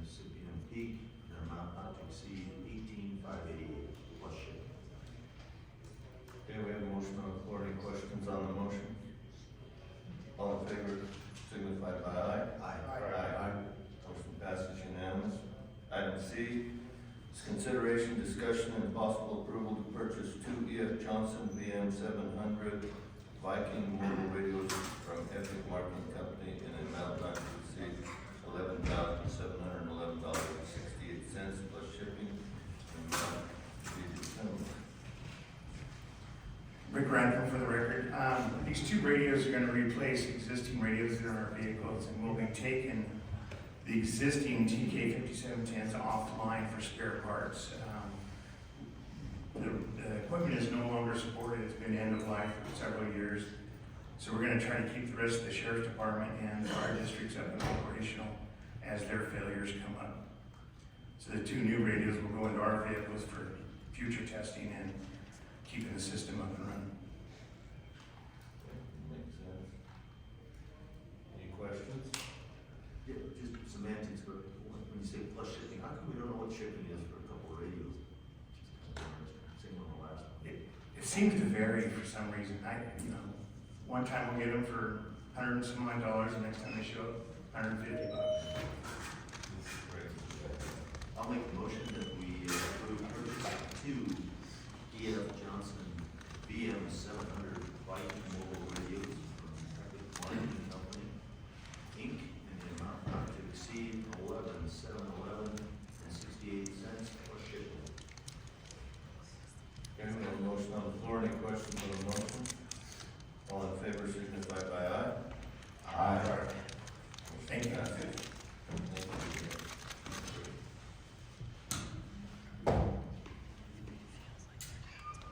Okay, we're gonna take a break right now. We'll come back in. Well, we could probably do another one.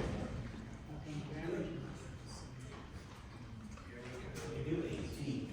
Huh? You could do 18. This is what item 18 right now. Request for Center Street and Windy Way easements. Consideration, discussion, and possible action to accept the offer by property owner Harold E. Hager to grant Humboldt County permanent easements for public roadway and public utility purposes for portions of Center Street and Windy Way in Winnemucca, Nevada, for possible action. Did everyone look at those maps? Is there any questions on it? Chairman, I do have a question. I don't quite understand, I understand the easements, and I understand the map, I understand everything, but why would we want to take them over? Mr. Chair, this was a late ad by, I believe, City Council, City Council, Mr. Maher, Mr. Deputy DA. Do you know anything about this? I really don't know anything about it.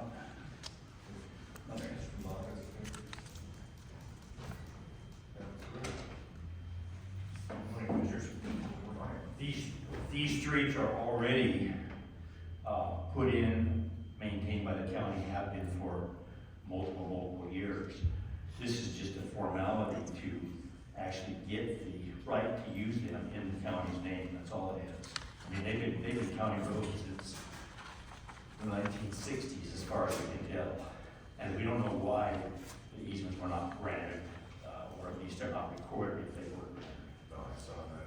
Yeah, that's all it is to it. So have we got utilities in these already? Not as far as I am aware.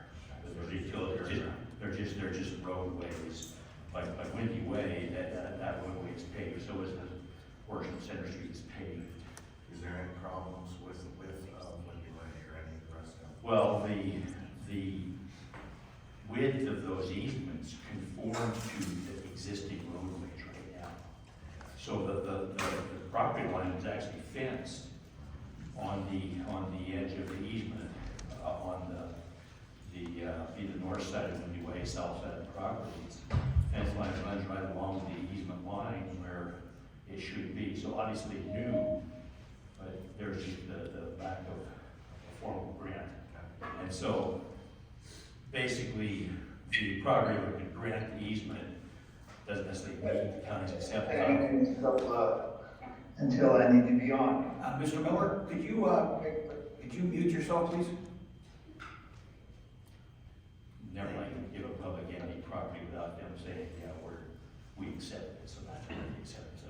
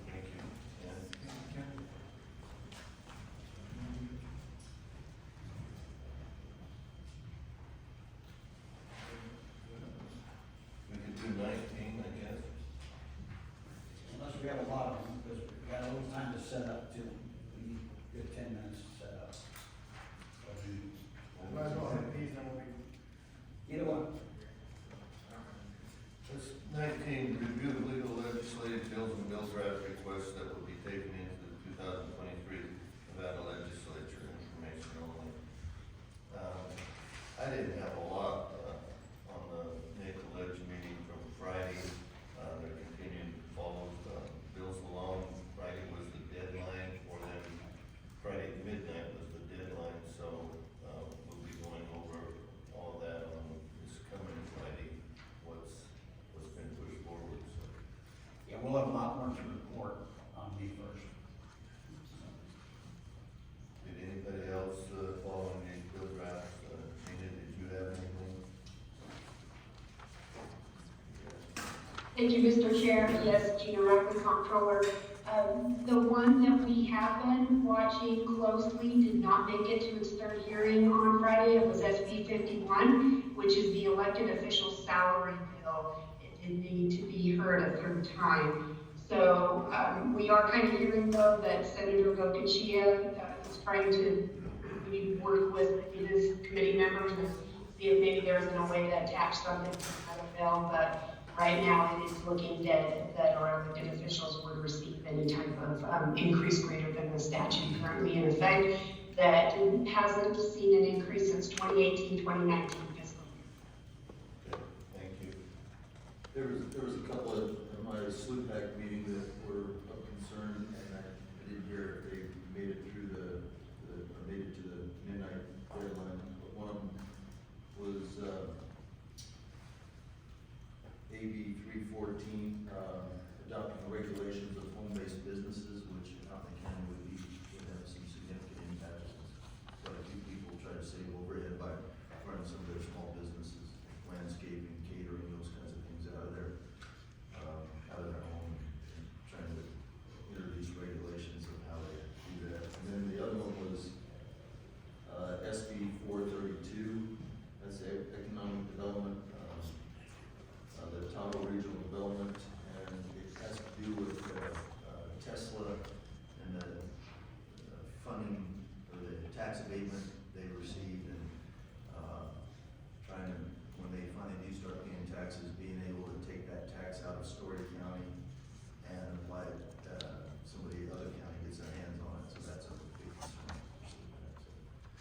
So, that one, I didn't know that, they said that one still has to go through one more conference by the midnight deadline. We'll know a lot more on this Friday. Any other bills anybody's following? Yeah, I think I talked to you about it, we got a 387, one with the water bill, that would authorize the state water engineer, give him a lot more authority in order to curtail water rights. It ain't got changed quite a bit. It was in the assembly, I think it was voted, I think it was passed. I think all the Republicans voted against it. But it came out, changed quite a bit, and, I don't know. I just glanced over the change bill. I think there was still one issue with it, I can't remember what it was that I have. But, it will go to the legislature, maybe not too much day of that. Yeah. Yeah, it did pass out, though, it was a good pass. We'll see where it goes from there. Okay, we're gonna take a short break, and we'll reconvene at 10:30 with the joint meeting with the city council.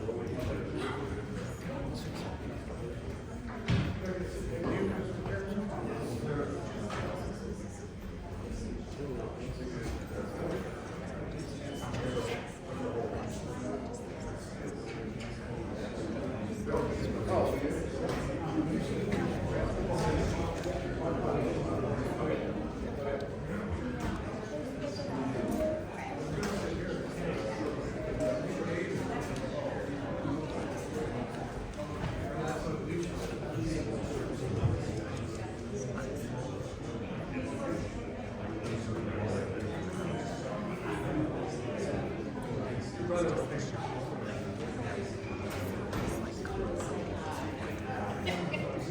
think I saw you guys, or at least I heard your voices.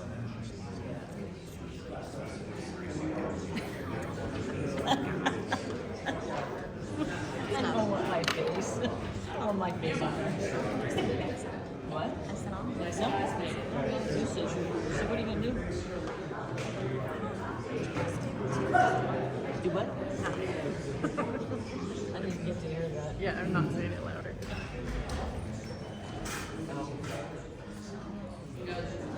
This looks like this is a beat show. This is a beat down. They're gonna put you up there and then just go. That's exactly what this is. It's gonna show their muscles. We're the big people. We're gonna knock you down. That's exactly what this is. It was supposed to be a meeting for us, but it turned into a meeting for the big boys. Trying to Show their muscles. Yeah. We know what we're doing. We have it together. That's what they're, yeah, I know exactly what this is. They don't really have it together. Oh, I know, but they're gonna make it look like they do. Just, as soon as I walked in here, I started seeing all these guys show up and said, oh, this is just a slap down. It's just, yeah.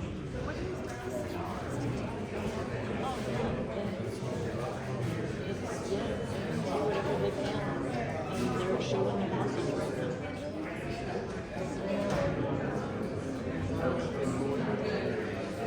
Oh my gosh.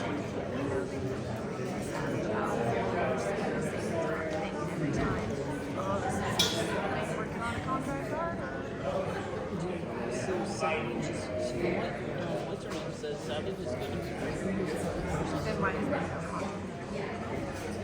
And why is it put out for 2 p.m. No, I don't think so. She goes, well, why did they? I'm paying them to come in and show what they're supposed to be doing, but that's not what they're doing. Yeah, I know. Yeah, it's just.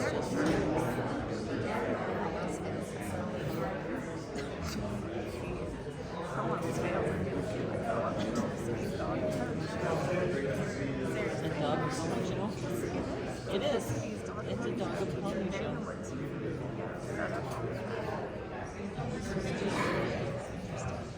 Good luck. Leave it up there. Yeah.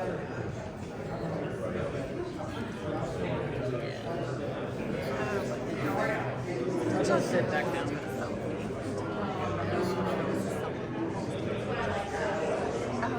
Take care.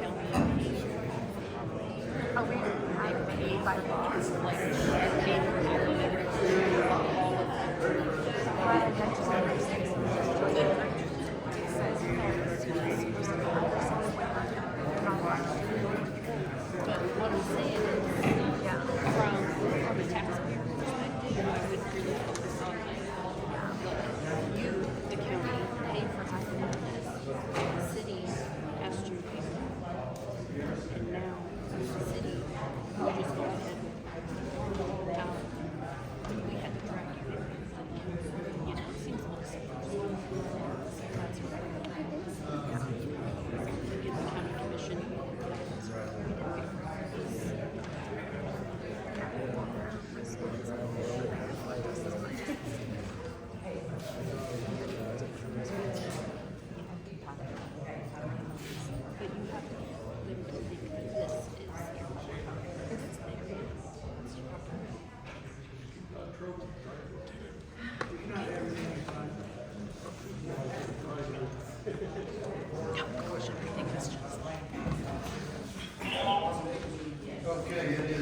9:30. We're going to have a joint meeting with the city council. We'll call this meeting back to order. The county's already been called to order, so we'll turn it over to the mayor. I'd like to call the city council meeting, the joint meeting of the Humboldt County Commission, Monday, April 17th, to order. First thing on our agenda is public comment, personal communication, and correspondence. This period is for comments by the public and for the mayor, council, and city staff to present correspondence, communications, and comments. No action may be taken upon a matter raised under this section until it is properly placed on the agenda. Public comment will be limited to 3 minutes per person. Do we have any public comment? There will be public comment at the end of this meeting as well. Not seeing any public comment, we'll move on. Move on to business items for discussion and action. First thing on the city's agenda is the business impact. Determination that the agenda items of this meeting agenda do or do not impose a direct and significant economic burden on a business, meaning the trade or occupation conducted for profit or directly restrict the formation, operation, or expansion of a business. Mayor, I go ahead and make a motion for the no items on the agenda that impose a direct or significant economic burden on staff on business per staff recommendation. Motion on the floor, all in favor? I would like to point out that councilperson Ashley Madden is in the audience. She is not participating as she is employed by Lithium Nevada, but she is present. The rest of the council is here. Next on our agenda is administration, city property authority, information item only. Review of the city council authority and or airport board authority relating to the city-owned 177-acre parcel west of the airport. City attorney?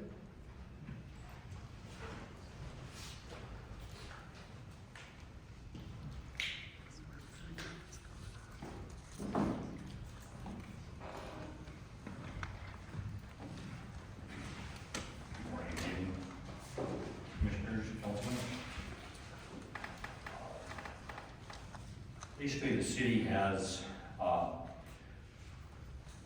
couple of parcels of property at the airport that are subject to this particular matter. One of them is the airport proper, which is 857 acres that the city acquired, I believe, in 1980. Prior to that time, the city had it leased and operated as an airport. They acquired the title of the property in 1980, and that property is designated as to be used for airport purposes. The definition of airport is set out in both federal regulations as well as in the state laws. So, there's certain restrictions that go with the use of that property. That property is not the property in question with the proposed sale or lease of city property. That's a 177 acre piece that the city acquired in 2008. And that property is held in the name of the city. Freedom area, there is a restrictive covenant, and that restrictive covenant involves the indemnification of the United States of America in the event of certain environmental hazards or whatever, that if the U.S. had liability, the city agrees to indemnify them, but that indemnity provision only relates to the USA. So the city derives its authority over property in Chapter 266 of NRS, and basically the city, like any other owner of property, can do pretty much with their property, like any property can do with property owner can do with property. They can sell it, they can lease it, they can hold it, they can do whatever. They also have the power to acquire property, which they obviously did with this here. And that Chapter 266 provides, in the case of a sale, there's Chapter 268 provisions that apply to the sale of the property. And those require the city to go through certain steps before they sell or lease property. First off, they have to have an appraisal or appraisals of the property, and once that they have the value determined, they can have two appraisals, which they take the average of the appraisal. They can have one appraisal and a fair market value determination. The city has one appraisal and intends to make a fair market value determination based on property sales data that has been put together by city staff. So, in that procedure, once they decide to go forward with the sale or lease, they have to adopt a resolution declaring their intent to do so. They then advertise that for a time period, and the property has to be sold at a public auction per the state law. And so once they go through the procedure of the notices and publications and so forth, then they have the auction at which the property is sold. And they can't sell the property for less than the appraised value of the property. That is, or lease it for less than the appraised value. That's a requirement of the law. So that's what their limitations, their restrictions are. And as far as on the agenda item, it talks about the Airport Board Authority. The Airport Board has no authority over city-owned property per se. So the Airport Board definitely has a function per state law, but they don't have authority over city-owned property. Their authority is primarily over the airport operations, is where their authority primarily lies. And so there's the Airport Board was created by a joint resolution of the county and city, and they were given certain powers. That was pursuant to state law that they created this Airport Board. So that's where they get their authority, and their function has been primarily advisory over the years.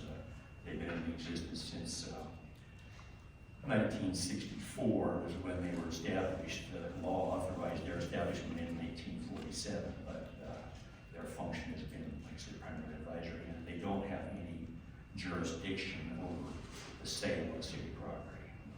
That's pretty much in a nutshell what we're looking at. Any questions from any of the city councils had this explained to them on several occasions as we sold property. But does the commission have any questions about city authority property? I have one question on that. You talked about the appraisals and the sale at public auction of city property. Is that the position that the city is taking as a sale, or is it also taking the position of lease property?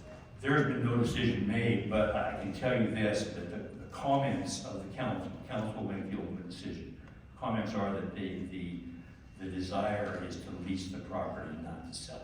That's the comments have been made. I guess my question, Ken, is the same thing required of a lease, appraisals, and value? Yeah, we have a lease appraisal value on our too. Yeah. Commissioner Hill, you have any questions? I guess just the obvious, so this was acquired as a joint venture between the city, county, and Humboldt Development Authority. Due to resolution, it went to the city for control and ownership. So at this point, it's city-owned. County really has no control over that property due to the resolutions. Is that correct? Yeah, that's correct, yeah. The contribution from the development of the county was just a monetary contribution because the intended, or I guess I should say the intended, the thought process at the time was that property would be valuable property for economic type development, where it would be. So, and one of the things that was discussed was the Transloading facility, we discussed for a number of years. That was a thing. But the city is the fee owner of the property. Okay. Commissioner Cherry? I have any questions? Commissioner Hawes?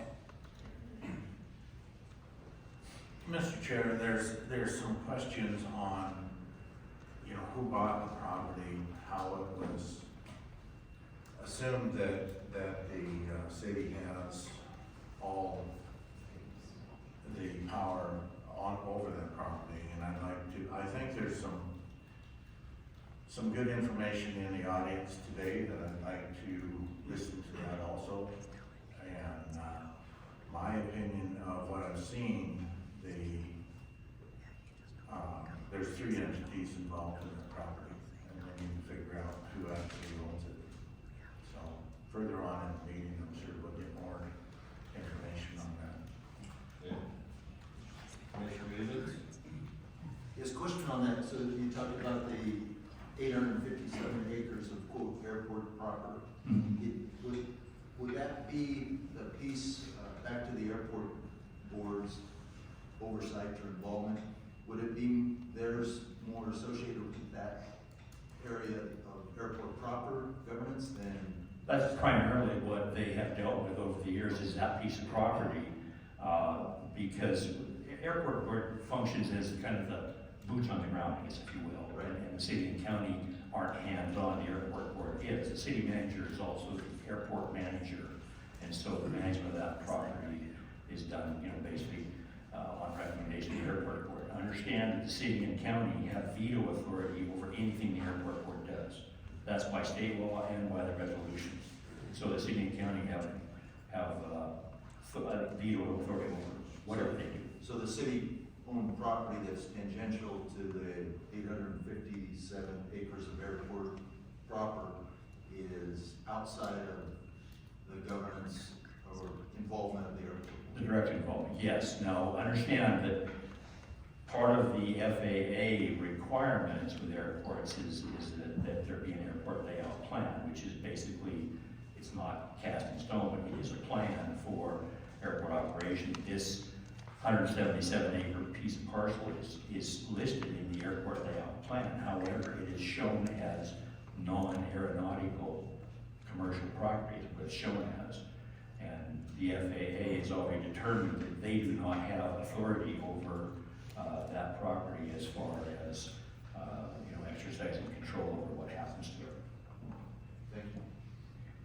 And in regard to Commissioner Moss's comment about the ownership, I don't know what the thought process is, but the ownership is shown in the title of the property, and the title of the property is in the city of Winnemucca. It's the United States patent to the city of Winnemucca. That is the ownership, and that doesn't change regardless of how the property was acquired. It is owned by the city of Winnemucca. Any other questions? Just to be clear, you're talking about the airport property. You're talking about the airport property, not the property in question about this. Is it also? Both of them are owned by the city of Winnemucca. Yes. Yeah, both parcels are owned by the city. The 857 acres, Ron, as I said, has a restricted covenant related to the use of the property. The other property does not have that restricted covenant related to use.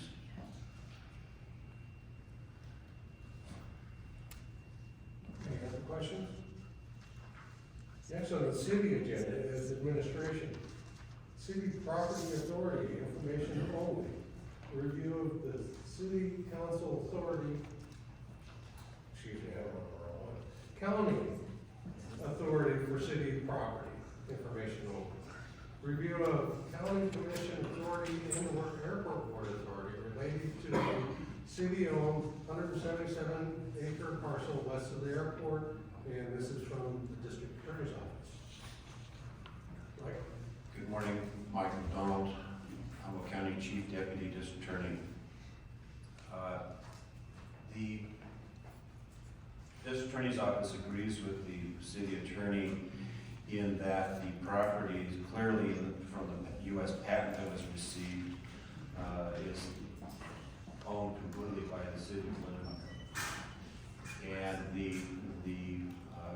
some of the documentation that the Board of County Commissioners has received through public comment or people delivering items to the county manager's office support that, because of the fact that the patent was delivered to the commission.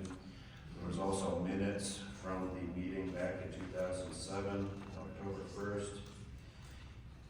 And it was a city manager and the mayor at the time. And they came before, there was a joint meeting at that time. We were talking about the airport the expansion of Airport Industrial Park in the future and give access to the railroad. And so and this was when the contribution was requested of the county, it was the recommendation of not only the city manager, but the county manager, Mr. Beldeast at the time, recommended the approval. And some of the funding, as I think has been previously discussed, came in the form of a Humboldt Development Authority grant, or obtained a grant, and then county matched in the amount of $55,025. And so the question has been repeated as to, well, we've used county funds. The city and county have a history of acquiring property or contributing to the other in acquiring property, whether it be with the Convention Authority or visit the WCBA or Fair and Rec Board, with the convention centers, whether it's the fairgrounds, Ag District 3, the event center, or even when we go back and probably fuzziest as relates to the acquisition of property of St. Jacques. And that's been those have been ventures that the city and county have shared. You've also repeatedly heard how we are the envy of the state, in which we try to not duplicate or replicate each other's governmental functions through our cost share agreements. And so the mere fact that the county made a contribution, just like the Humboldt Development Authority obtained a grant to assist in this purchase, does not cause me to form an opinion that the county has any authority over that property. So as it relates to the airport board in relation, the original joint agreement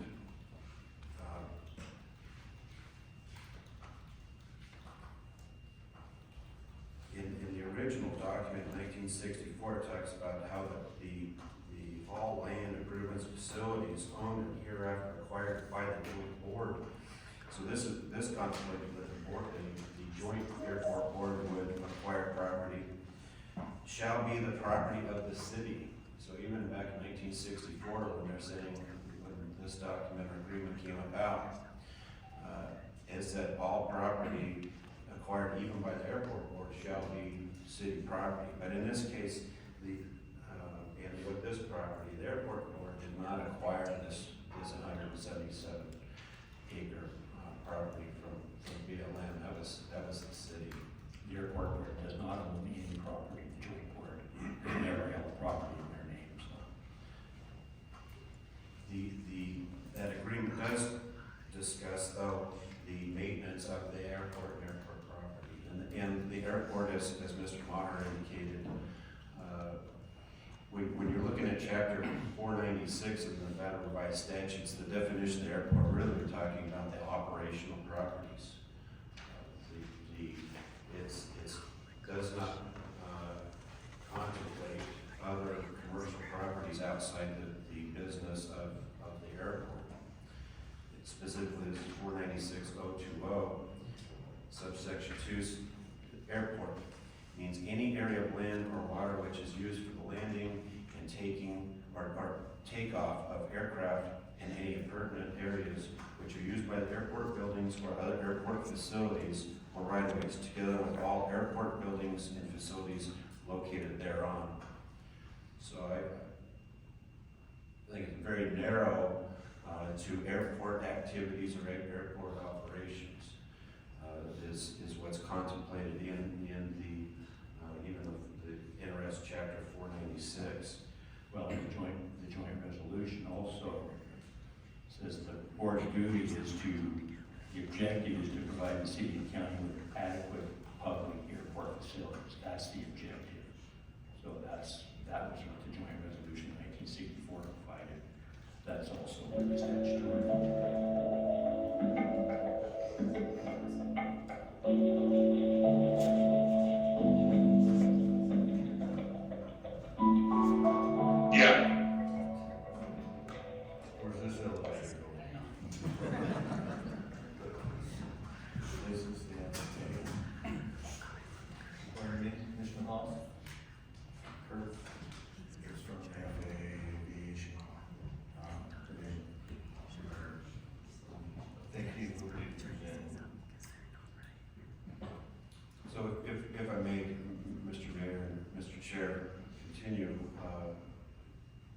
might be known for the record. Other areas where the county or any county departments or offices may have some involvement with anything out there relating to this subject property, the 177 would be if there's a planning type zone change application or something like that, that would go through the planning commission, the planning department, and onto the regional planning commission. The building and safety department would be involved in review of plans, code enforcement, or anything like that, just like any other construction or improvements made to structures. And then finally, the clerk's office, from the standpoint of any business licenses requirements.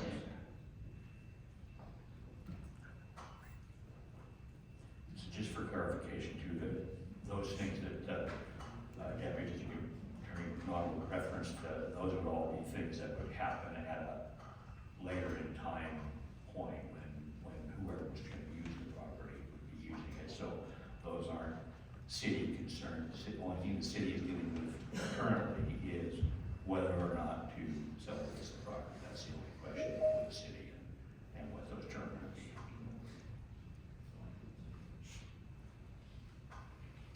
Any other questions?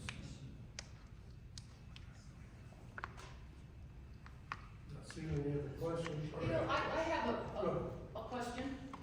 Since you don't put the agenda up here anymore, and sorry, Mr. Mayor, but you were looking down when you were mumbling through everything. Was this the part where we're supposed to give public opinion about what they want to propose that's coming in? No. When is that coming up then? Since I don't have anything to look at to say what you're talking about up there, because most of the time, most of you don't talk into the microphones. We can't hear out here. We'll make sure that we have a microphone in front of each person from here on in. And then we have a list of presentations, and when the presentations are done, there'll be a public comment period. Okay, that's coming up then? That's at the end of this meeting. Okay. Thank you. Next on our agenda is item number 4, administration. Transloading facility community concerns. Information item only. Presentation of community concerns related to the proposed development of a transloading facility on the city-owned 177-acre parcel west of the airport. And this is Ms. Christie.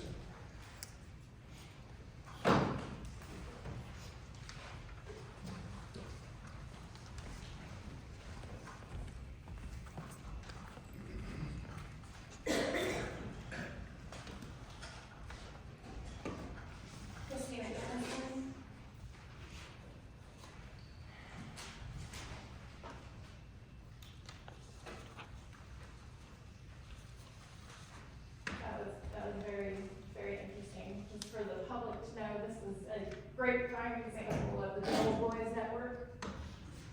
And I'll explain some of that in just a moment.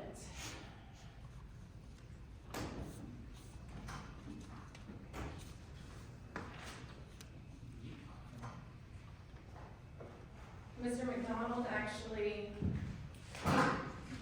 referenced the airport joint agreement between the city and the county, and he read a portion of something and he left some stuff out. Number 6, ownership of facilities. All land improvements and facilities now owned or hereafter acquired by the joint board shall be the property of the city, so long as the same is used for public airport purposes and managed by joint agreement of the city and county. In the event of abandonment of property or facilities for airport purposes or the disposal thereof by sale or otherwise, or in the event of the termination of joint operation thereof, all land, facilities, and improvements acquired after the effective date hereof shall be appraised by a board of 3 appraisers, 1 appointed by the city, 1 by the county, and a 3rd by thus appointed. The city shall pay to the county from the proceeds of the sale upon receipt thereof or within 1 year after abandonment or termination of this agreement, 40% of the net proceeds of sale or the appraised value of the property acquired after July 1st, 1964, and after payment of all indebtedness of the joint venture. So as long as the joint agreement is in effect, the city cannot sell joint airport land. This was purchased jointly by the city and county. This is part of the airport. Frankly, I'm appalled at what I'm seeing here. These are laws in our state of Nevada.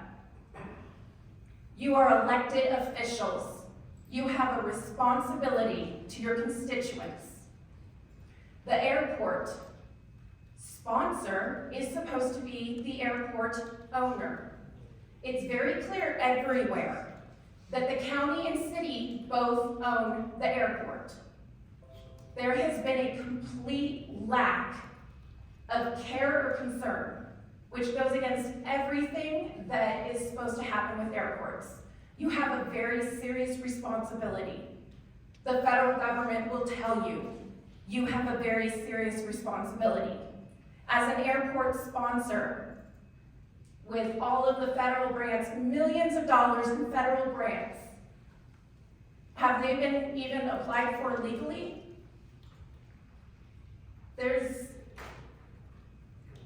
I can't believe we had attorneys up here, and they just tried to snowball all of you. You as the county, they're trying to take away any power you have, just like they did with the airport board. Because the airport board actually puts the airport first. They are the first line of defense to take care of it. You guys are seriously, you're gonna lose the airport. You go forward with this, you play these games, the FAA will pull their funding. You guys have all been given the responsibilities of an airport sponsor, and you can look through that and see. Already, the grant assurances have been broken. So all that millions of dollars you're looking forward to improve your airport is gonna be gone.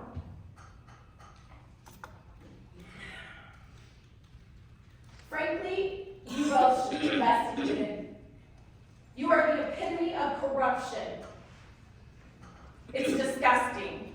And anybody on these boards who goes forward with any of this, you're just as culpable. This is absolutely disgusting. The joint board is appointed by the state, all their powers. It's all state law. You cannot undo that. You cannot try to make something separate or not joint. Everything has to be done jointly. But the city has, through time, sucked away all the power of the airport board and made the airport into something that it is never supposed to be. And I know I'm just a housewife here in, Humboldt County. How can I know any of this? Because I care. I care more than these two attorneys do. And depending on how you all vote, I apparently care more than a lot of you. Because this is wrong. It's not just wrong, it's illegal. I've given you the laws. They've tried to skew it so that you can think you're doing the right thing, and you're not. They're not protecting you, they're not protecting the county, they're not protecting the city. Because what the city is doing is putting the city at risk. You are risking the liability of all the citizens and their tax-paying money. Do you think that everyone's just going to stand for this and listen to this and think that they're right? Or do we not have the right last names for everybody to just listen and go along with it? Because I am appalled, absolutely appalled. The laws state very clearly everything. So I guess if you guys are just gonna go forward this and not listen to anybody, the federal government will get involved and investigate everything. I have documentation that shows everything that has been done, and I have no problem using it, because this is disgusting what you have done. I'm ashamed.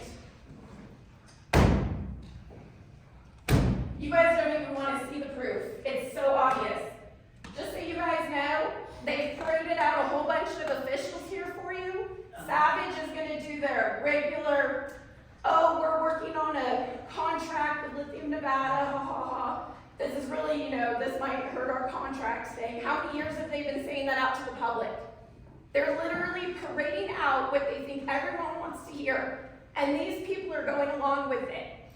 And the only time that's gonna change is when the people rise up and stop and vote all of you out. So what you do is that's gonna say it to everyone. Because everyone's gonna find out everything. I'll make it all public, I'll get the news out here, I don't care. This is disgusting and should never have gotten this far. Never. Do you have any questions? I have some information there. I'd like to talk about. This is Commissioner Haas. What Christina has been telling you is the law. It's all been researched. I've seen all of it. And this morning in public comment from one of the board members at the airport, it was shown that we've been told that the airport board does not have any authority and that we're just an advisory committee. It's been shown this morning that that is not so, and the airport board does have the final say on what goes on at the airport. Her comments on the purchase of the property, since it was done through 3 different entities, and one of those entities happened to be the county, that is a joint adventure, and it's not owned by the city. It's owned by the three entities that came about here. And I really think that if it's gonna come this far, I think that we need to bring in some outside attorneys to help with this. Even if you took the 177 and left it alone as is, there's been some, there was a 163 that was asked for, and it infringes on the runway. Therefore, according to the FAA rules and regulations, that is not kosher. And what she said about the funding being taken away from the airport, it could very easily come about in a heartbeat. I've read the 163, I've read the determination by the FAA, and it says basically in there, you're on your own. But if you do this, and you don't comply to the state regulations and the NRS statutes that are there, and I've read those too, that we can lose all FAA funding out there. And an example of that, the other day there was a patient brought into the hospital here, and they needed to take that patient immediately out of here to a bigger facility that could take care of them. And the helicopter wouldn't start. So the alternative they had, they put the patient in an ambulance, took him to the airport, put him on a fixed lane, flew him to medical help. That's how important this airport is to us. And all of this stuff that has happened from 1964 on was to ensure that we had an airport here, that it had FAA backing. And this transloading facility with what they're wanting to bring in here, I can show you right in the FAA rules and regulations, it can't be there because of hazardous materials. And so it isn't that we're discussing as much the piece of property on who owns that, but where we want, and that goes for the people of Winnemucca and people of Humboldt County, they don't want to hear at the airport. It's too dangerous. If there's a spill, if there's anything there that happens, it goes into the groundwater.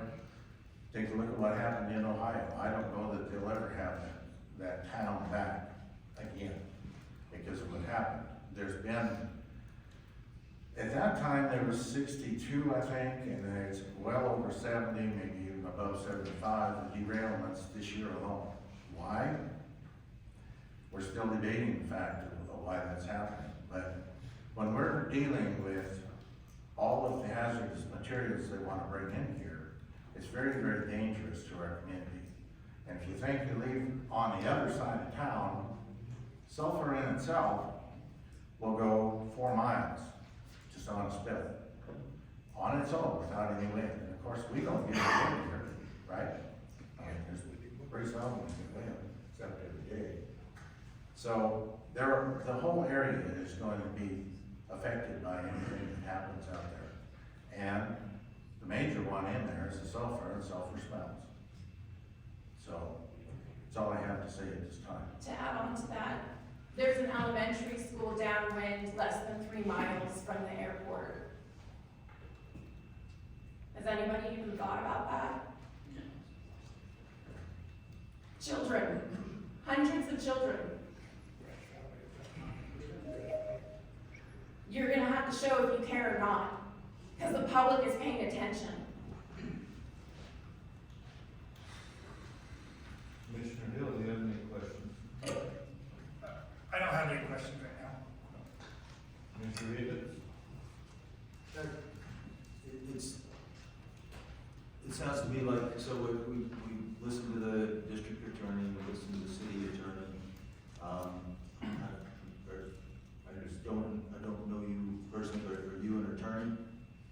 No. Just yes or no, you're not No. an attorney. So it sounds to me like we're still, there's a lack of trust clearly communicated, in the legal representation that we use to base our decisions as at least a Humboldt County Commission, and I'm assuming the city is saying. So I don't know what gets us over the hump there. Land ownership is not overly complicated, at least when I look at my own property. I can go to the assessor's office and see who owns it. So I'm deferring to the expertise that we have in front of us that we rely on there. So I think I don't know what, if we have to have an arm wrestle of attorneys to at least get that land ownership. To me, it sounds like it's clearly owned based on U.S. patent by the city, but there seems to be a difference of opinion on that. I defer to the expertise we had in front of us. So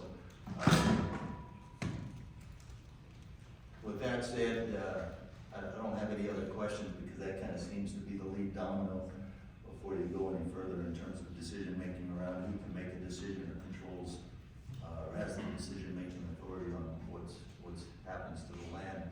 I guess the other differentiation I see is there's the airport proper and then this other land that is in proximity to the airport, which again has land ownership as determined by the appropriate authorities, same as the land ownership I have at my property. So I just make that as a comment, something we need to get us over the hump. You can disagree at some point, some legal ease around land ownership shouldn't be that complicated, I'm assuming. But at some point, it's gotta be it's gonna be what it is. That parcel is part of the airport. Yeah, I'm talking about the ownership. It doesn't Yes. fit within. Did you hear what I read to you off of the joint agreement? You let me finish, please. So I guess what I'm saying, there's the inside the fence line of airport property, 857 acres, and then there's land that's tangential to that, which is 677 acres. There's been land added onto the airport over the years. The original 857 is well over that now. Okay. Well, I'm just going by what was presented to me by the legal team that we rely on. Well, just so you know, I've also asked numerous times that a third-party unbiased audit be done. Because I'm telling you that your so-called experts are not being truthful. Thank you. Thank you, Commissioner Rivas. Commissioner Cherry? No, I too have to listen to every time when we have one of these meetings, to our legal counsel. That is we have to follow that. If we know we're in trouble. And if they're wrong, they're in trouble.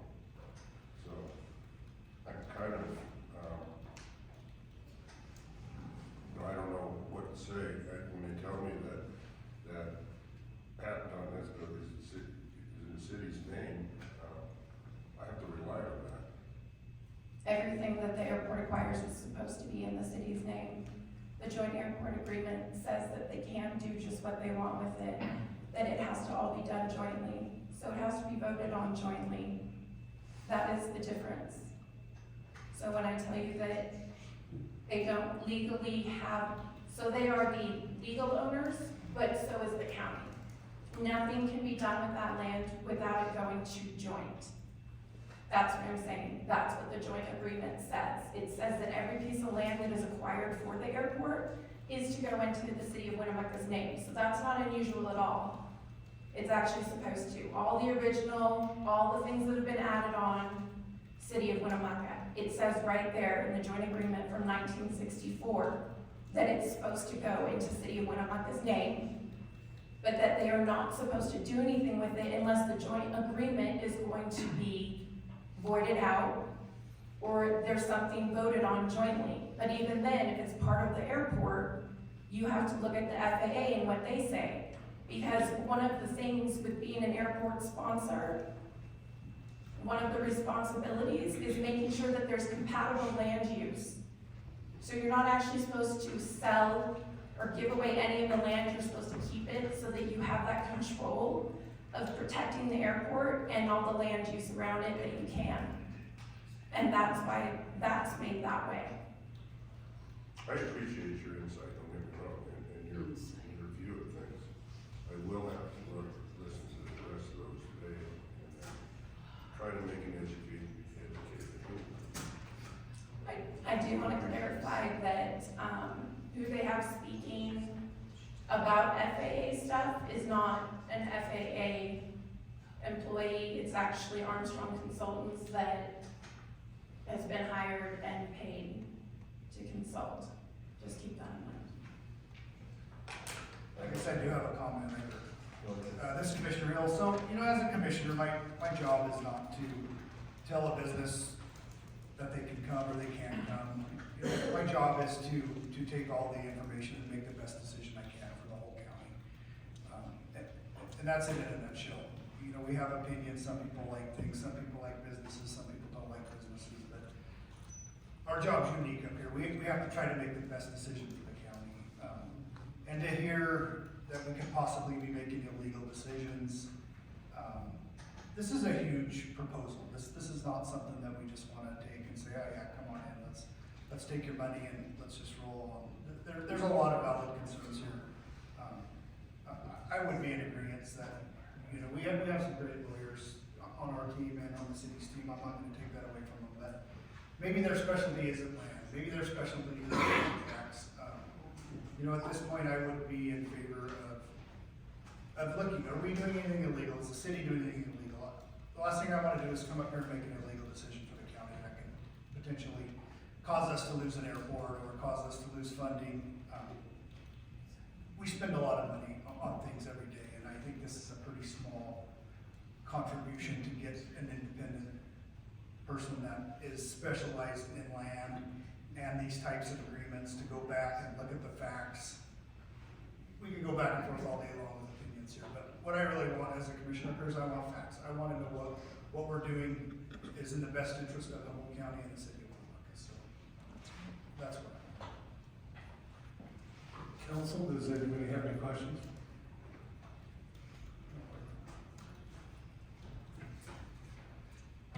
I do want to make one clarification. 144 acre wasn't bought for airport purposes.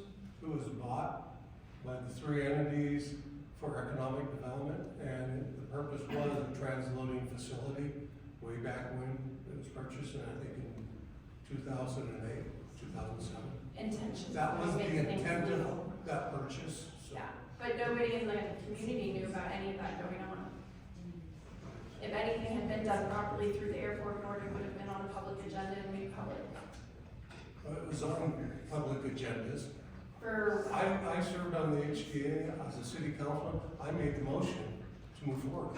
So it's very difficult to even get any information from the HDA, let alone meeting minutes, times of meetings, anything like that. and these decisions were also made at the city council and I believe the county commissioner meeting because it was a joint.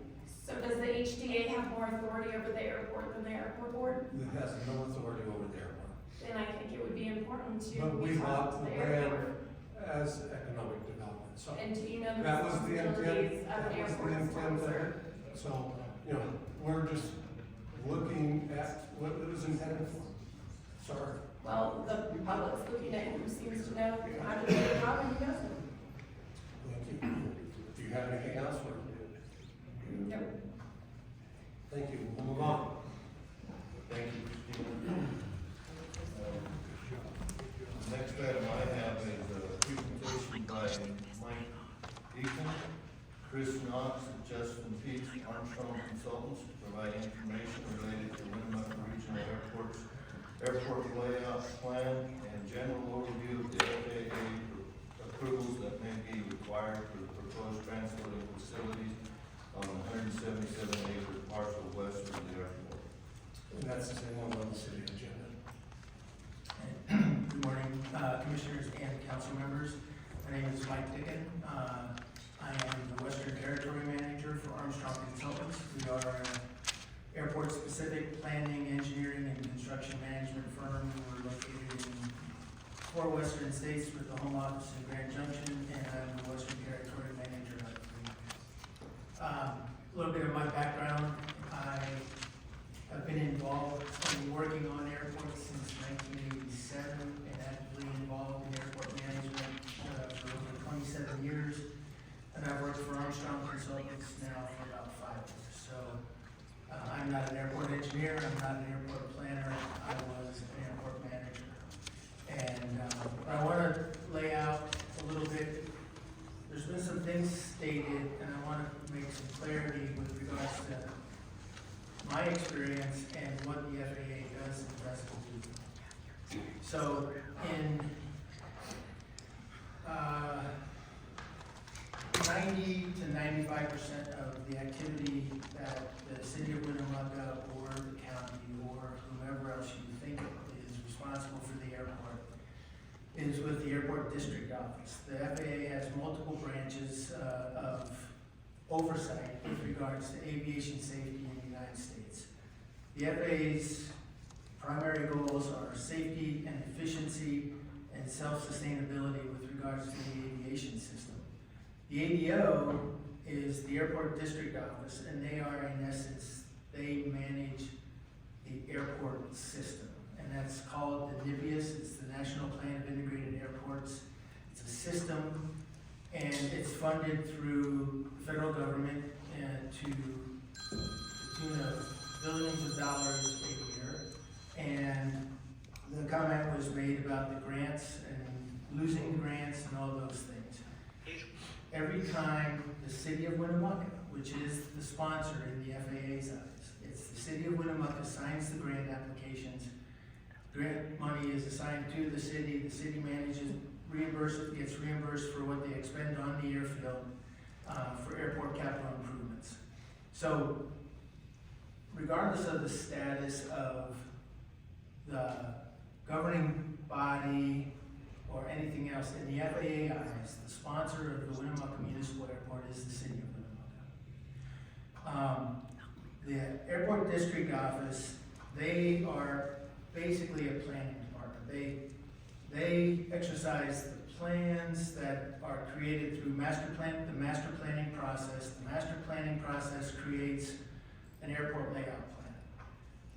And ultimately that airport layout plan is approved by the FAA and the city. And then as the years go by, because typically a master plan is good for about 20 years. Your last one was in 2005. So as the years go by, things change, right? Because in 2005, no one had a crystal ball about what was going to happen at the airport.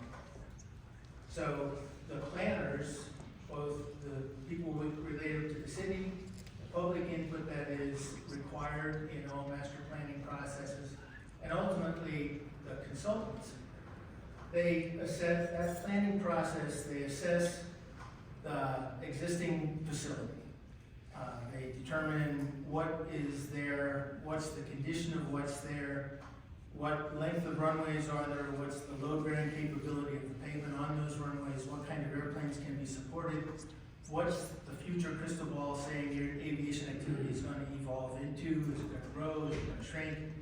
Well, we all know literally in the past 5 years, we've seen aviation decline and go through the roof. So no one has that crystal ball. You can't predict it. So planning is an exercise in soothsaying and best management practices. So that 2005 airport master plan developed a plan, which in turn developed into a graphic depiction of that plan, which is known as the airport layout plan. When I was managing airports, I always had the airport layout plan on the wall, because whenever someone walked into my office hoping to talk about a project or think about developing something on the airfield or any number of ideas about how to use that airport, if it's not on an approved airport layout plan, it doesn't exist in the FAA's eyes. So the reality is as the planning process moves forward, the FAA uses that master plan, capital program that was developed in that master plan, and then the years and years and years of growth, change, anticipation, redefining goals and objectives. That whole process takes place. You, the city specifically as the sponsor, develops a 5-year capital improvement program.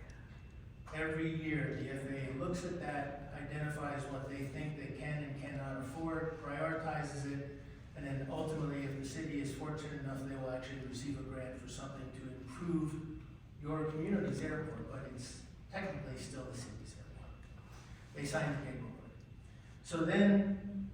So since 2005, you've had an ALP that was part of that master plan.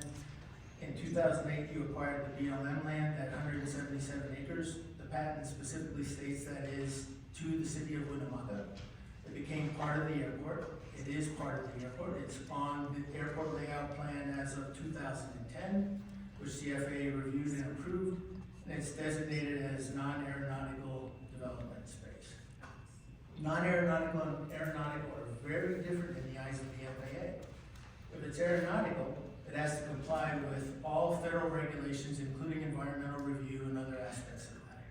If it's non-aeronautical, what the Part 163, what the Section 163 review that Mr. Haas referred to, the FAA came back and said, because it's non-aeronautical, we don't have the authority to say yes or no. That is your decision, because it's, again, it is non-aeronautical and their concern is with aviation, not economic development. They are concerned with economic development because one of your grant assurances states specifically that you will operate the airport to be as self-sustaining as possible without putting aviation activity at hazard. So because they provide funding to improve the airport, they would love it if every airport could pay for their own funding, because then part of that budget goes away. But we all know that airports are very capital intensive, and the ability to pay for them based on land leases, landing fees, whatever you put in place, it's only the biggest and busiest airports that actually be self-sustaining, and even they take federal money. So in 2010, the ALP was updated to include that 177-acre parcel. It was identified as B3 and identified for non-aeronautical revenue-generating use. In 2015, B3 was also part of that process, but now it's starting to be a little bit more defined with regards to how things would happen and be laid out. And then ultimately, in 2022, the city, obviously there were inquiries about the use of that land. The city submitted a request for a determination from the FAA with regards to the use of that land. And that was the Section 163 review, and 163 became federal law in 2018 with the FAA authorization bill that was created, that was signed in 2018. So, working with the FAA, you have to stay on top of it because they always move the goalposts. That's just part of the process. But they created this, and section 163 was technically developed to simplify the process of utilizing airport land without a huge amount of federal oversight, because aeronautical use requires a certain level of oversight, non-aeronautical use is different. So that's where we sit today with regards to the airport and the review process. The Airport District Office in Phoenix has reviewed the proposed non-aeronautical use of that site and has stated officially in writing to the city that the FAA lacks the legal authority to approve or disapprove changes to the Winnemucca ALP for the proposed project, and also that final is,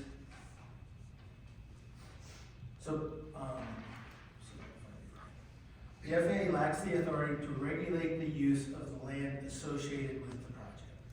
So, as I believe either the lady spoke or Mr. Haas spoke, and basically the FAA has washed their hands of it and says, our review says that it's your decision, not ours, with regards to the use of that land. So,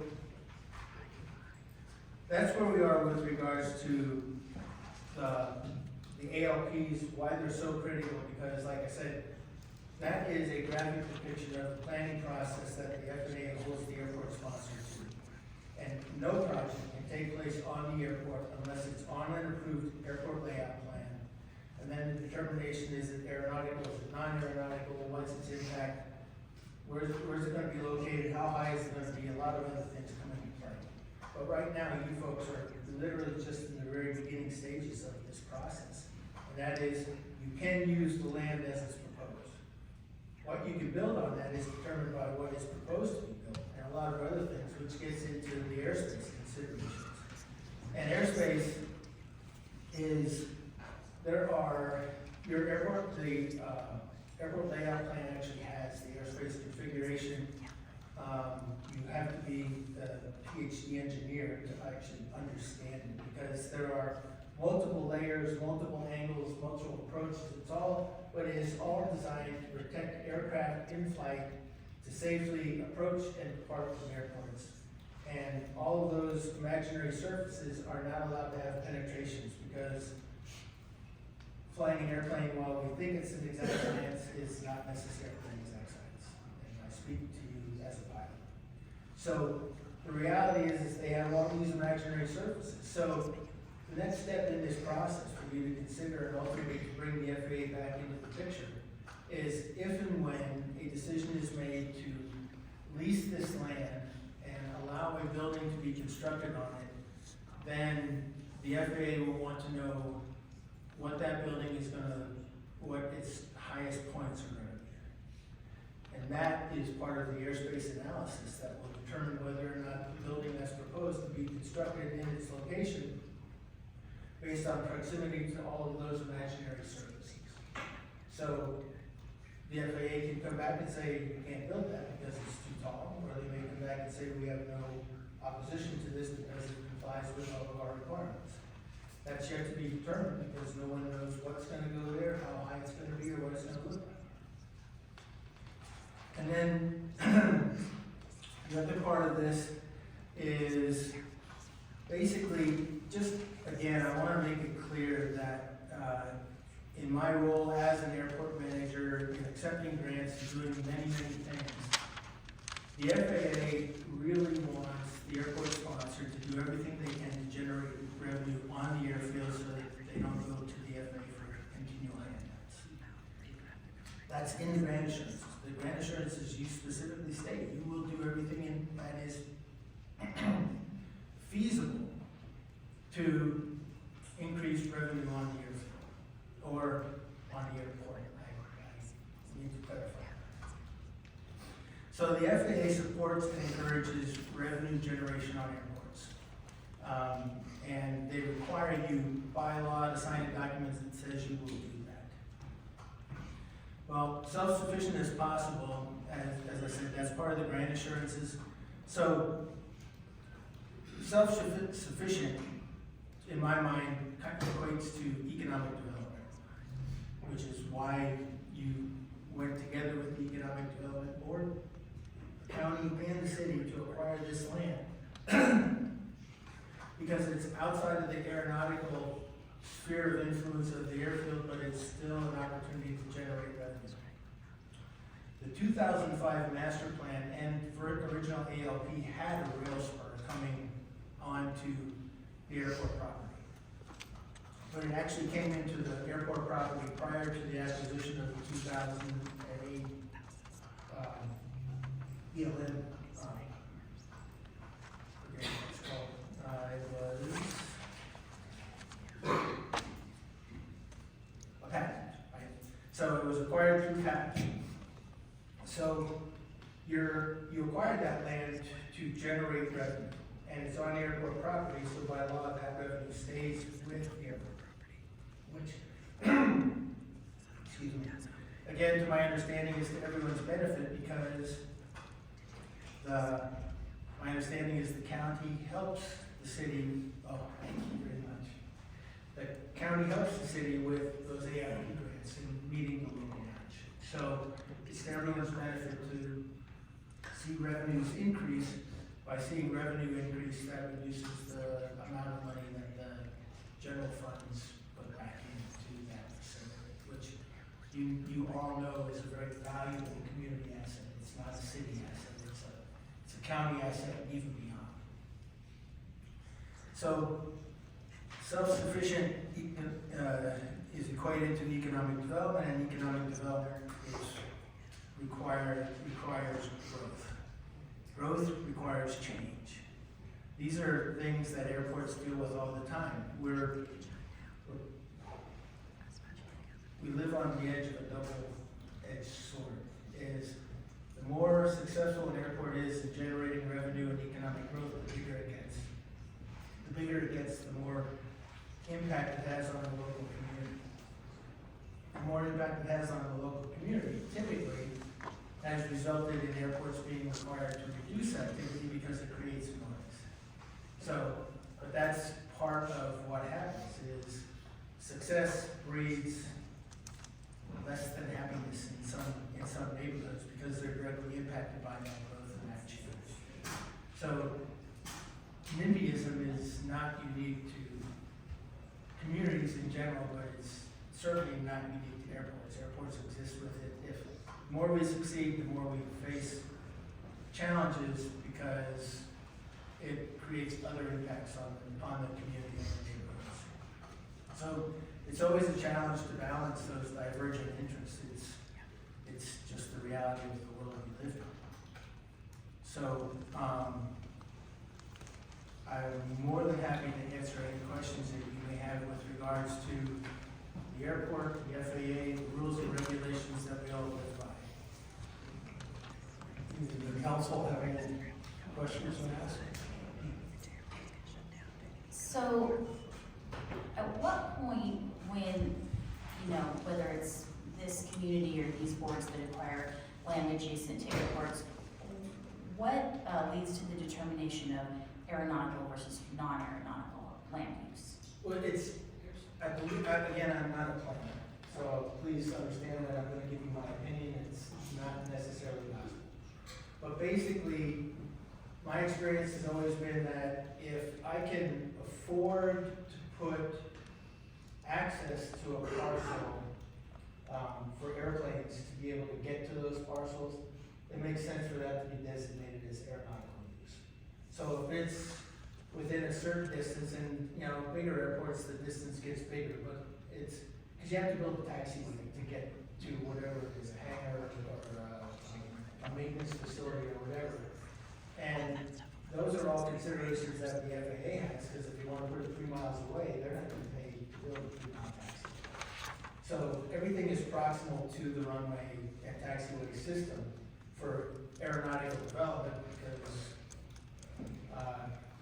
airplanes require certain design standards to be able to safely transit on the ground and go from place to place. So it's based on economic concerns as well as topographic concerns about where they can actually put aeronautical facilities. Mike, I had a couple questions on the section 163. Have you had a chance to have other 163s you reviewed with the FAA? We have not, to my knowledge, this is the first one that we've seen the results of. Okay. Well, if it takes forever, that's probably why. Yeah, it was a painful experience. My question is, on the section 163, did it allude to any type of grant changes that would be required of the sponsor city if the 163 was approved?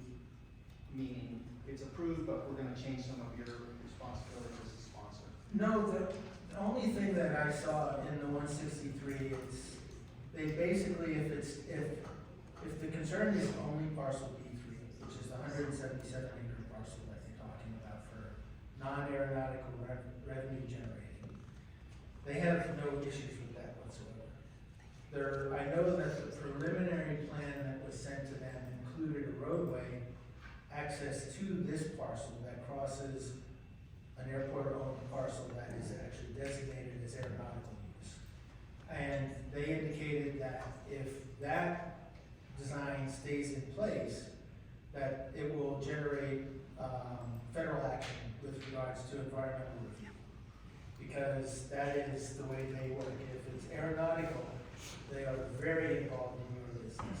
And so by them stating in the letter that if there is a roadway associated with the non-aeronautical parcel that crosses aeronautical designated land, that they will be involved in, at minimum, an environmental review.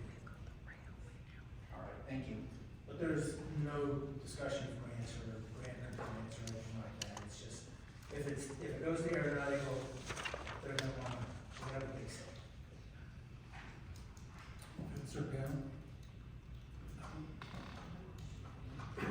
Commissioners? Mr. Chair? Yeah, you spoke about, you said that whether it's non-aeronautical FFA, that the FFA doesn't want anything, any control.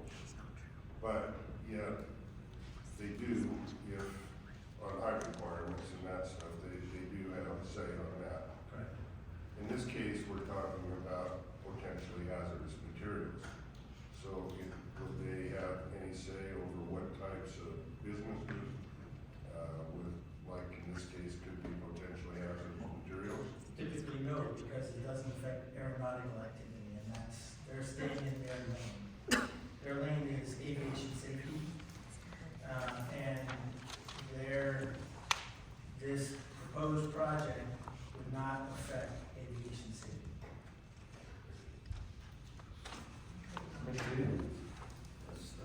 Mike, you talked about needing a PhD to understand the imaginary lines. Obviously, if I was building some infrastructure on non-aeronautical property, I'm assuming you can hire somebody that has access to those FAA imaginary lines, so I can, you're not gonna build a facility and then go see if No, you're in violation of those. No, you get permission before you build. Okay, thank you.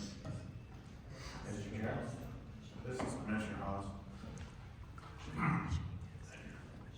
For the record, Armstrong does a great job for us at the airport, and I'll commend Mike for doing that.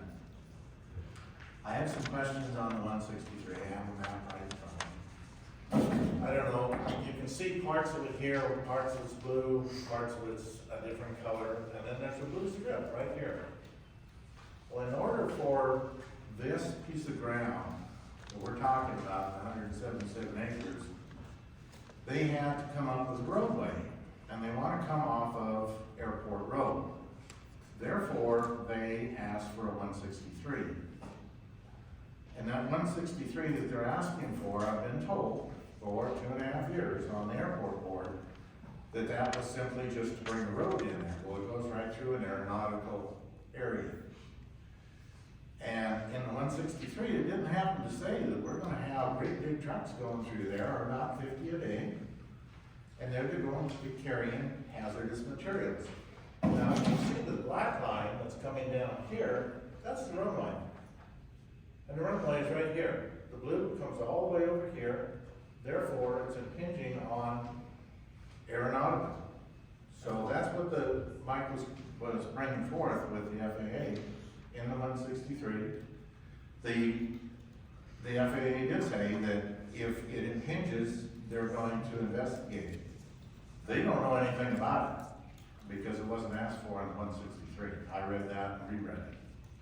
So it will be brought up to the FAA that it is impinging the runway. It's not the runway.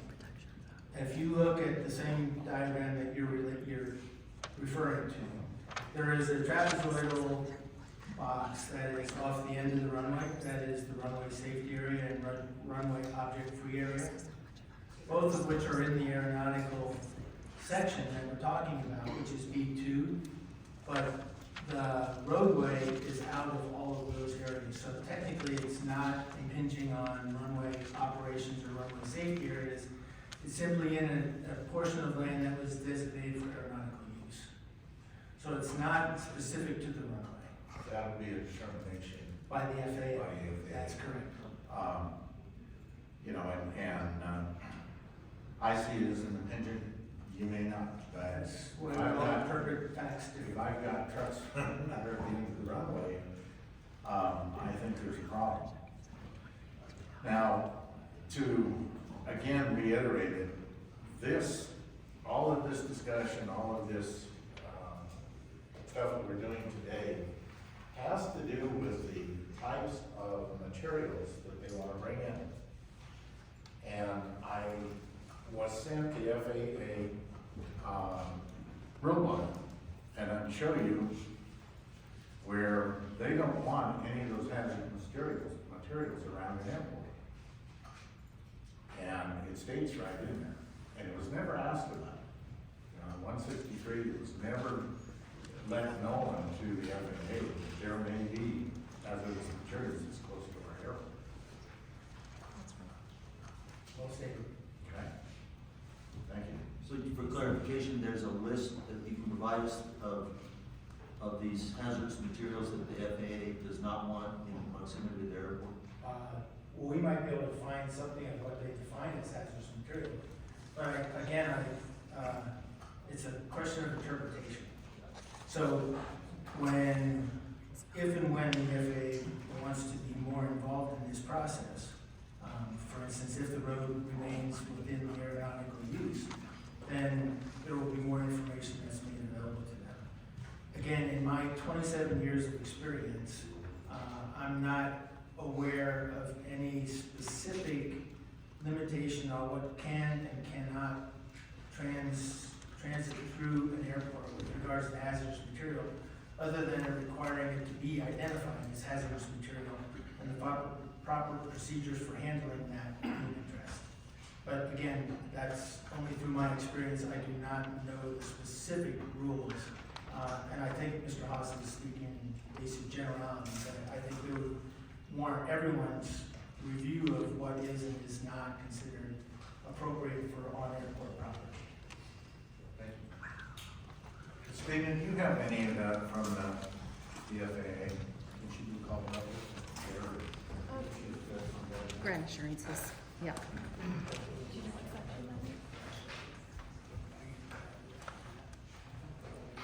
So the grant assurances that you all should have will actually say what's compatible or not. And I also added land compatibility, the FAA advisory circular.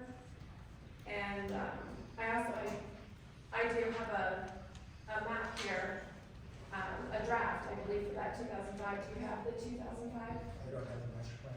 Okay. I can get copies for you guys. I don't have them right now, though. But this is an example of an ALP and what's shown on the airport master plans. And they show on the parcel in question is over here. And they show plans for hangars over here. And even in 2002, they talked about a rail spur. And then if you look closely at this, and like I said, I'll get you all copies, there's a little rail spur that goes to the hangars for aeronautical use only. So they've tried to put a rail spur in for a long time. This was the original intention. And this is what the FAA would allow. And if you notice, the hangars go all the way to the end of this property line right here. And the plans for the transloading terminal have storage, for the molten sulfur right on the other side of the hangar, which, if you ask me, is really not safe to have right next to aeronautical use. And I do want to point out too that, Mike mentioned that it is all airport property. But there's, if you go and look through, and I've had a lot of trouble getting a lot of the public records, I've been blocked basically, so I've had to go and find them through other avenues. But yeah, I think it's important that you guys get some actual maps that show that. Is that the most recent one? No, this is actually the one you're referring to. And this is from the 2005 master plan. This is the original airport layout plan that was developed from that. It does show the rail spur coming in and going to parcel B2. This airport layout plan is prior to the acquisition of parcel B3, which is known as the 177 acre. So, and this, in 2005, as most of you are old enough to remember, intermodal was a really big, hot transportation topic. So when the planning process started for Winnemucca Airport, the fact that there is an interstate 3 miles away, as the crow flies, and a rail spur just on the north boundary of the airport, planners, transportation planners are just drooling. It's like, oh my God, we've got every opportunity here. And the other thing is, when I extrapolate what else I read in the master plan, the fact that originally the airport was designated as being able to provide landing capabilities to upwards of a C3 category aircraft, which was actually identified as a Boeing 737. That was based on the width of the runway and the load-bearing capability of the runway. Whether they would ever come there or not is not what the planners are doing. They're identifying what the existing facilities are. So if you're looking at an airfield that has the capability to support fairly large cargo aircraft, and there's a railroad there, and there's an interstate there, from a planning perspective, from the economic development of the facility, planners are gonna look at that and say, well, my goodness, we need to plan for the opportunity for an intermodal transit site. The rail spur comes in right adjacent, almost literally down between the taxiway and all the identified parcels for aeronautical development. That was 2005. Obviously, things have changed. But the plan in that 20-year window looked at Winnemucca as having the potential to be an intermodal freight or cargo facility because of existing infrastructure, both on the airport and without the airport. It's a planning exercise. It's not cast in stone.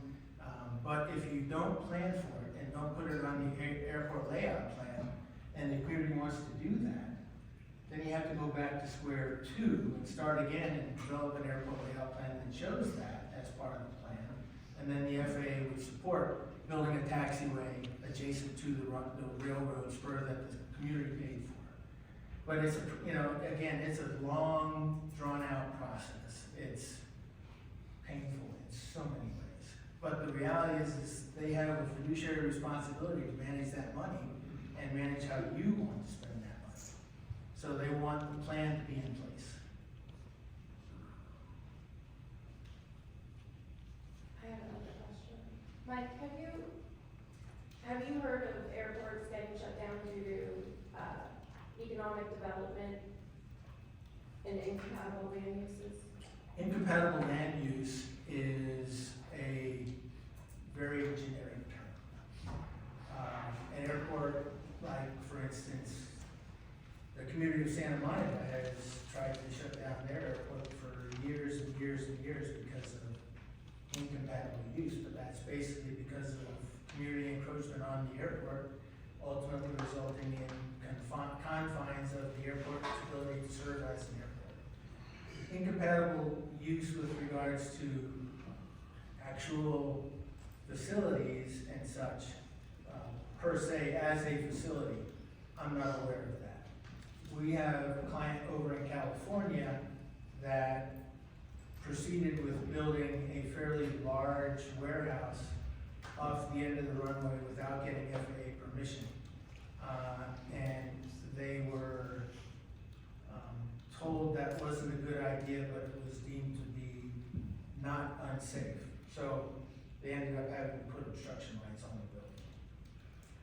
There are ways to mitigate what you build in those imaginary surfaces. There are many ways to do it. But ultimately, as I said, the FAA's primary goal is safety. And it's safety for the community, which is why they won't authorize you to build a school off the end of the runway. And things along those lines. They have that review process, they have that authority there. But it is about truly everything that they want authorization to make determinations about has to be related to aeronautical use. So the 163, when that's applied for, are they, the FAA has to go off of the 163, they can't look at all the whole plan and what the future use is actually planned to be? I don't know, you'd have to reach out to Mr. Williams. I have, that's, yeah. And So what the 163 as it is now has provided a loophole for people to apply for the section 163 and not talk about what the actual plan is and what they're looking at putting in. It's only gone in there as far as non-aeronautical use. Which is what 163 specifically states. Yes, and they've had problems with that. Well, that's the law, though. I mean, we all have problems with the law. Right? Commissioner Hawes? And I have one more question. This is Commissioner Hawes. Mike, you reiterated that the FAA wants us to generate revenues is our primary goal, or to generate revenues to help pay for them. I'm sorry, I get away from the thing. Can you guys hear us out here? Thank you. It's our job in running the airport is to try and generate more revenues to help pay for the airport so they don't have to keep giving us money. So, as far as I know on this one, the federal government has given Lithium they don't have to pay taxes for either 5 to 10 years. So this particular, and I know you don't have. I don't know, and I don't care. Okay. But you are up here telling us about all the FAA things and different stuff, okay? So specifically, everything that you've told us has been good, and the planning of the airport, that's what you're for. And believe me, he's doing a very good job, his company, as far as the planning for this. It's the hazardous materials that in here that haven't been talked about, haven't been okayed, and simply doesn't need to be built that close to inhabited areas. That's right. My thoughts. Okay. Commissioner Hill, do you have any other comments? Commissioner Reed? No more, thank you. Commissioner Cherry?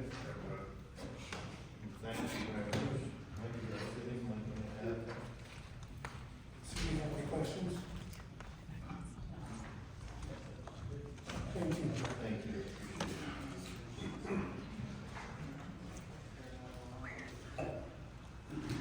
We'll have a public comment at the end of this.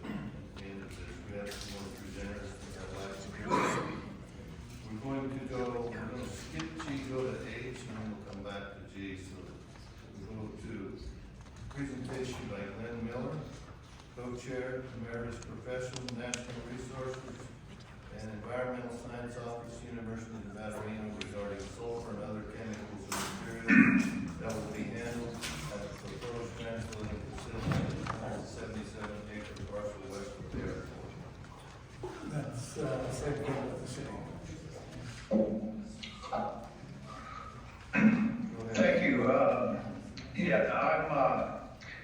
an environmental chemist by trade, or agricultural chemist by training, and I've worked with the issue of classes in environmental toxicology and environmental chemistry at the university. I've been retired for 5 years, been back as co-chairman. Sometimes it's hard to find chairman of departments. But my colleague and I have been back as co-chairs of the Department of Natural Resources and Environmental Science. I didn't realize quite the siting controversy about this facility, and I'm not going to talk about that at all. I'm just a lowly chemist talking about some of the risk factors associated with these components. And most of these are ones that are very common in the mining industry, and certainly Winnemucca is one of the communities probably most commonly associated with these chemicals, and that include things like soda ash, which is sodium carbonate, primarily shipped probably out of Wyoming, quicklime, just basically calcium hydroxide, calcium oxide, and there's a fair amount of both of these. And then diesel, which is probably the most common of these materials spread around the country for various off-road uses. That probably presents as much of a risk as any of these. But on the other hand, these are liquids, flammable liquids that are sent throughout communities around the world. And this has been pretty well established that it is a problem and looked at, very focused on. There are two more, one caustic soda, which is just sodium hydroxide, and the last one is hydrochloric acid. Those components are all problematic, but they're particularly problematic for, I think, workers' exposure that are dealing with these directly. Any kind of spill of these is generally going to be localized. Wherever the spill is, it would have to be cleaned up in those areas, but it's not like, I think we've all heard about the community of or the community that was spilled West Palestine, I think it is, East Palestine. That is a monofluoride. That is a chemical that will move off site very quickly, and I think everyone probably remembers the flammability of that material, and that was one way to get rid of it, but on the other hand, it creates some really toxic materials as you're burning it. None of the chemicals I just mentioned are like that, in that they're not volatile. If they spill into a waterway, that's a major problem. If they spill on the ground, and then it just has to be cleaned up. And so the risk of those is they're fairly costly materials. You get them on your body, you've got to wash them off fairly quickly. They're all water soluble for the most part. And the risk is going to be very localized when there is spill. And I don't want to underestimate the issues associated with those, but those are ones where I think exposure is going to be primarily a problem with workers or people that directly interact with those. They are not going to move throughout the community.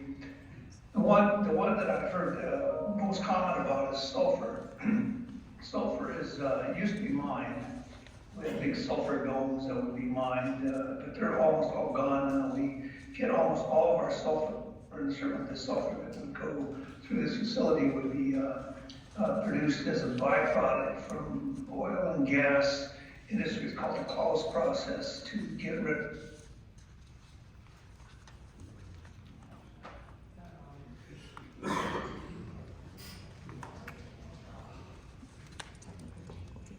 I apologize, I think we got kicked off. Could someone tell me what the last thing I mentioned? You're on, The sulfur and, all right. it's produced as a byproduct. Okay, that's good. It is a byproduct and it's produced in large quantities. We've done some work with sulfur, and over the years, a colleague and I started to look into the environmental chemistry of sulfur, because it is fairly complicated when it's used in an agricultural situation. And I did a lot of my work on pesticide fate transport. We were interested in sulfur. We never did it, but we talked about it, so I looked into it a fair amount. Sulfur by itself does not have an odor.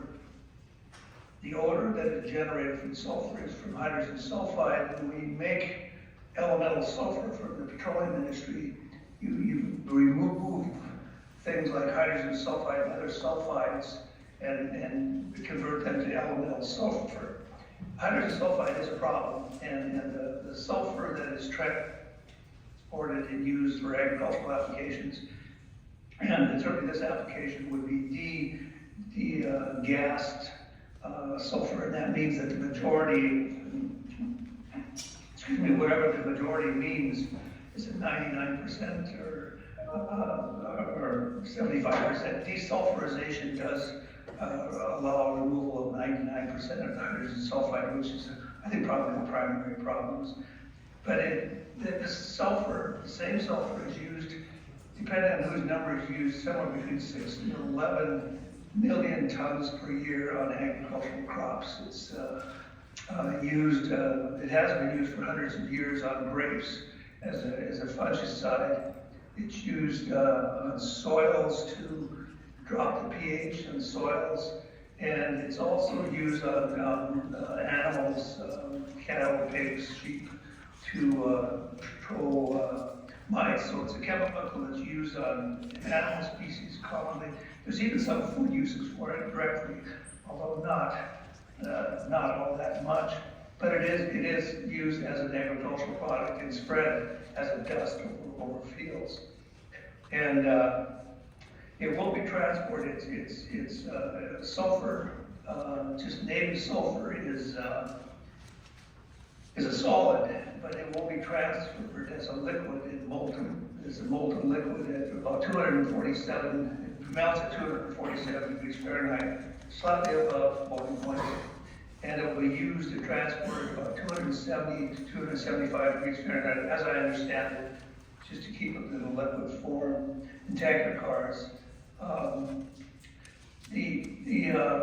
Because of its incredibly low toxicity and its associated issues with spills, it is a liquid when it's transported. But if it spills, it rapidly turns into a solid. It's a solid material. It's just sulfur, and that can just be picked up and moved away. It's not going to be transported. It is flammable, but it burns very, very slowly. It's not like gasoline, which heats up the gasoline and it evaporates and then it burns extensively. Sulfur has quite low volatility and it burns slowly. The issue that I've worked on this a fair amount is odors. There is going to be some hydrogen sulfide in the sulfur that has not been removed, and there's some chemical reactions that make hydrogen sulfide and native sulfur, although very slowly. And that would be the issue. I've worked on one out in Fallon that had to do with the oil recycling facility. Odors were just tremendous. And then down in Silver Springs, where there was a wood preservative added pentachlorophenol to telephone poles. And those were I have to say, horrendous issues that caused people incredible irritation and just a great reduction in the quality of life. If hydrogen sulfide was released in the same amount, that would be a major problem, but it's really, I doubt seriously that this will be a concern because, first of all, it's degassed, and then second of all, when it's transferred, any exposure to air, it has to go through a filtration system that has to go through a sodium hydroxide solution that makes it into sodium sulfide, which is again non-volatile. So the effectiveness in those and they're generally quite good. And so it's unlikely to be a problem at those sites. But if it is, our sensitivity to hydrogen sulfide is incredibly high. If people do smell hydrogen sulfide, they'll know it very quickly, and then something will have to be put into place to control those fumes. But this is all well established and known. There will be monitors around the site to control the hydrogen sulfide, or to measure hydrogen sulfide if it does appear. We did a lot of work at the Leviathan mine. We generated hydrogen sulfide at the mine site. It was called a sulfate-reducing bioreactor for treating acidic water. And we could smell it actually when I went down into the site. If I smelled hydrogen sulfide, I said, that's great because the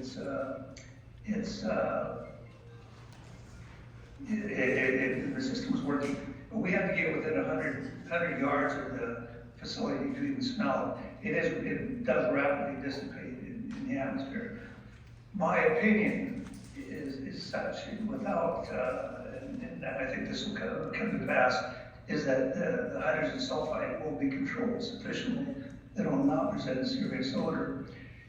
And again, sulfur, if it does spill, it's not like one of the rail derailing disasters that we've seen around, and it's good then that it would be localized, so it's probably does not present a significant problem to that community. But I say that not being interested or willing or even able to get involved in some of the permitting decisions on where this facility should be located. But I say these are relatively, certainly sulfur is a relatively safe material to transport. Certainly a whole lot more safe than sulfuric acid, which would be the alternative if sulfur was not. Then sulfur is burned to make sulfuric acid on the site. Transferring sulfuric acid, I think, would be something that I think there would be a lot more opposition to. That's all I was going to say. If there's any comments, I'd be happy to respond. Can we ask him a question? Questions, Commissioner Terry? Commissioner Hill? Yeah, this is Commissioner Hill. So if it arrives as molten sulfur, degassed molten sulfur, what process takes place to turn it into hydrogen sulfide? Is it the heating process that would cause it to turn? They don't convert it to hydrogen sulfide. They convert it to sulfuric acid on site at the mine. There is a very, very slow process. Depending, it has to have water, it has to have some other things included. You can generate a small amount of hydrogen sulfide. I suspect that the hydrogen sulfide that is still present is that really trace residual hydrogen sulfide that is not being removed at the original facility with the Klaus process. And again, the hydrogen sulfide is removed in the degassing process also. So it is going to be relatively. Remember, this is the same material that's used in agricultural products. And I have never heard of anyone complaining about sulfur spread over an entire agricultural field. And I haven't really looked for it, but it's not a common occurrence, certainly in agricultural areas. And that's one of the largest uses of sulfur now it's used extensively to burn the sulfur to make sulfuric acid and to extract phosphate fertilizers in Idaho. And there's a lot of uses for sulfuric acid. From an agricultural perspective, it is the largest single agricultural chemical used as a pesticide. It's a fungicide to control disease on a variety of things, not on humans, but on just to control disease in those agricultural crops. There is no hydrogen sulfide intentionally generated, and whatever there is residual from the processes that it may be 99.9% efficient, but there will probably be some small amount in, but it's not generated intentionally. Commissioner Haas? Glenn, this is Commissioner Haas. You were mentioning a mine, and you came off the hill and you got down toward the mine and you could smell this. How far was that mine from people? That was along with the Lithium mine. It's in California, and we intentionally generated and had no controls of hydrogen sulfide. It was about, I suppose, 50 to 100 yards that we could begin to smell it. But it was. How far away? We always had to wear protective gear because of this hydrogen sulfide. These were much higher concentrations than you'd ever expect to see in sulfur itself. But it was a long ways from any human habitation. There you go. How far was the city, how far was the population from the mine, is what I'm asking. Well, the Leviathan mine is 11 miles in from Highway 395, and there are some houses right at the juncture of Leviathan Mine Road and 395. But it's 11 miles away, and we've never heard well, I've driven in there probably 50 to 100 times over the last 25 years, and I've never smelled hydrogen sulfide except when we get within 100 yards of the source of the sulfide we use in bioreactors, which intentionally generate hydrogen sulfide to raise the pH and drop out the metals. Anyway, it's still an operational treatment system for the acidic water.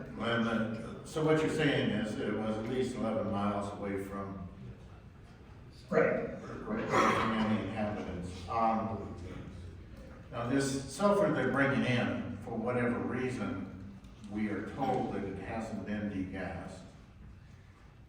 And as they heat the sulfur up, the sulfur cools down as it's coming, as it's being transported. And the hydrogen sulfide gas is released from the actual sulfur, so you have to deal with both of them in the car when it does get offloaded. Now they're telling us that they're going to use a scrubber, and the scrubber that they had showed us up in Nevada is about 75% efficient. So what happens to the other gases that they don't scrub out? I'm gonna leave this to probably the next presenters, because I'm frankly not acquainted with the exact technology they're using for scrubbing. I know I was heard that it was degassed sulfur, and I'm just doing that on what I heard. And the sodium hydroxide scrubber should be pretty good, but I have to admit that's not an area I've spent any real time on, and I think I would have to defer to somebody who knows a lot more about it than I do. Thank you, Brian. Yes, thanks, Dr. Miller, for your presentation there. Can you just comment, so most of what you discussed was health hazards. I think you did capture that any spills would be more or less localized from a containment and cleanup. Can you talk about a facility like that, if it's built to Nevada environmental standards in terms of lining facilities, et cetera, underneath? Can you talk about environmental hazards or potential hazards to groundwater, et cetera? Well, there's always an issue with those that if you have a major spill of something like sodium hydroxide doesn't move very fast. None of these move very rapidly. It depends on all the hydraulic situations where they are, and that's where when a spill is detected, people would have to go in and clean it up as quickly as possible. An undetected spill could be a problem for quite some time, both changing the pH of the water. There's a small amount of hydrochloric acid, I guess, I don't know what the exact number was of that, but that was 670 metric tons of hydrochloric acid. That would be a problem. Lime is probably not such a big deal.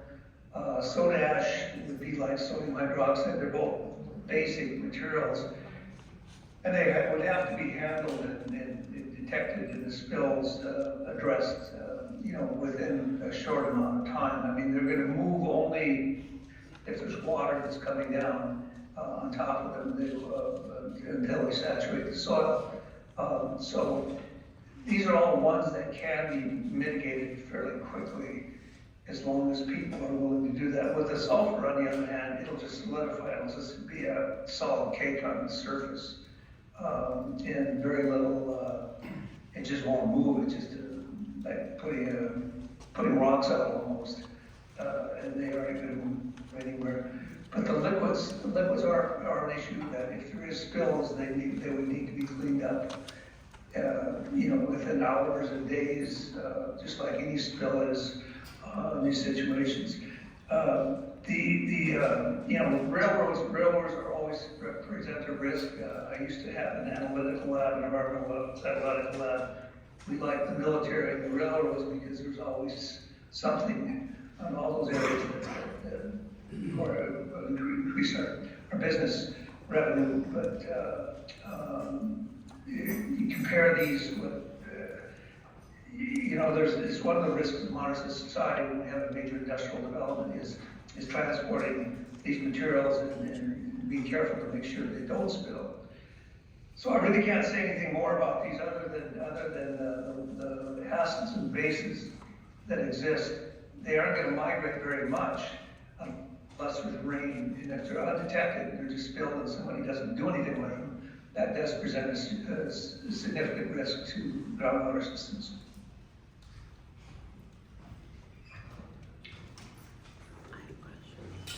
Council have any questions? I have a couple. Dr. Miller? Thank you. Wait, Dr. Miller? Sorry, Christina Kennison. So I live within half a mile of the proposed site. Is it reasonable that I would have concerns, especially, I have asthma, I have a child with asthma. And then there's also an elementary school about 2.5 miles downwind from the site.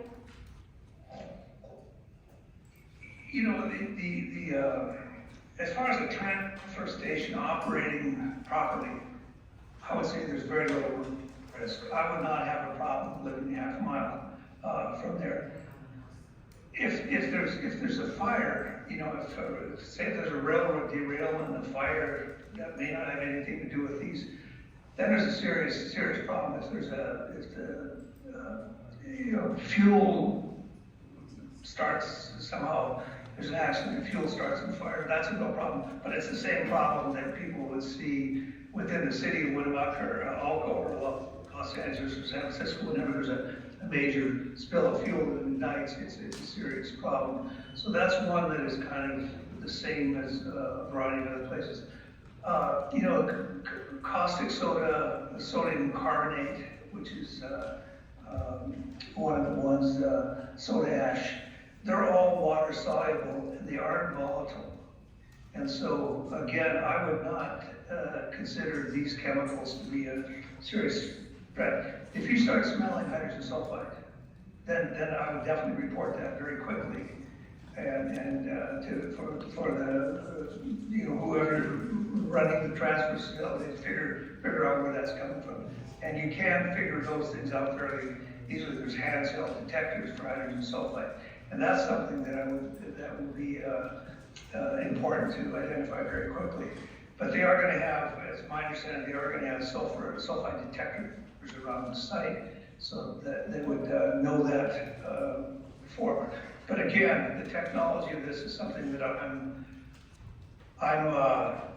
not sufficiently familiar with, but it is ones that I think some of the other speakers are going to discuss. I'll leave that to them. Well, so they're talking about, they plan on having 2 5,000 metric ton tanks to hold storage of molten sulfur.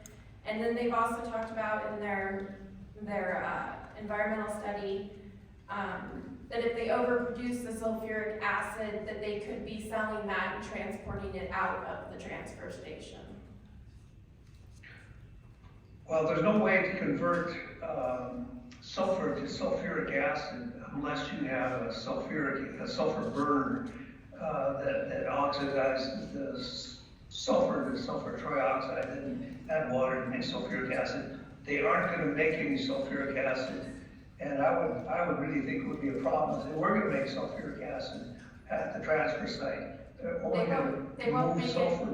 They won't make it there, they're going to make it at the mine site, but if they overproduce, they've talked about bringing it down and sending it out on the railway there at the transloading site. I'm not aware of that. I apologize. I just can't comment on that. I don't. I think they could. Yeah, I have heard that, but I have to, I just don't know, can't give you an answer because I don't feel confident to answer that.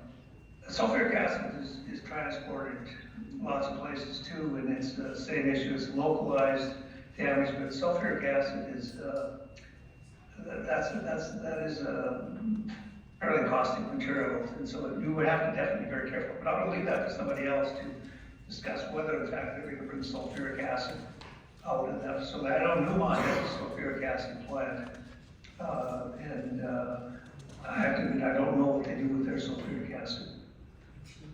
Thank you, Dr. Miller. Any other questions? Thank you, Dr. Miller, I appreciate it. Thank you. So now we will go to item G, presentation by Jack Cohen, Savage Services, regarding the proposed construction and operation of the transloading facility on 177 acres partial west of the airport, including the emergency response plan for the facility. That's the same agenda item for the city.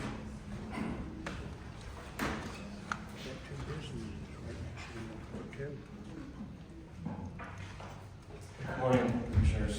Appreciate the opportunity to come and speak with you all today. You want us to go around and do introductions before we begin? Yeah, that would be nice. Okay.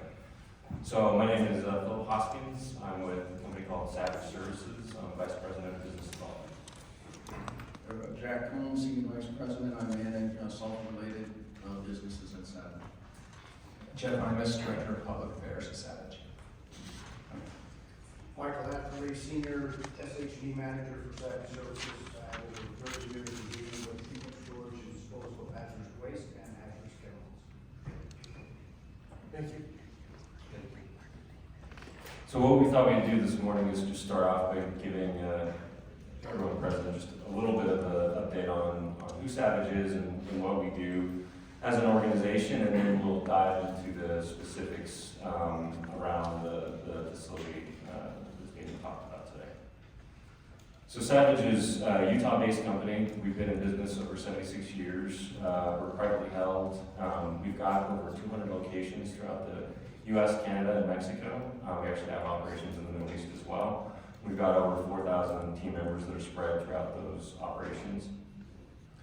We do everything around the management and movement of materials. We're handling a wide range of commodities across the country in and around various terminals that we own and or operate. And we provide transportation services, both trucking, rail, and marine. So I guess we could advance maybe the slides a couple so everybody can see what we're. Yeah, maybe one more.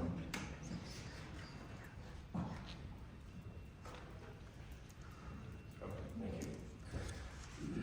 So as a company that deals working in and around facilities, large refineries, petrochemical facilities, agricultural facilities, fertilizer plants. We work around a lot of things that are challenging to work with and in challenging environments. And safety is paramount to everything that we do as an organization. Frankly, we wouldn't be invited to remain in those locations if we weren't operating as a safe company. What we've shown here are just some of our safety statistics. And what that indicates is that, in those measures, we're performing better than industry standard.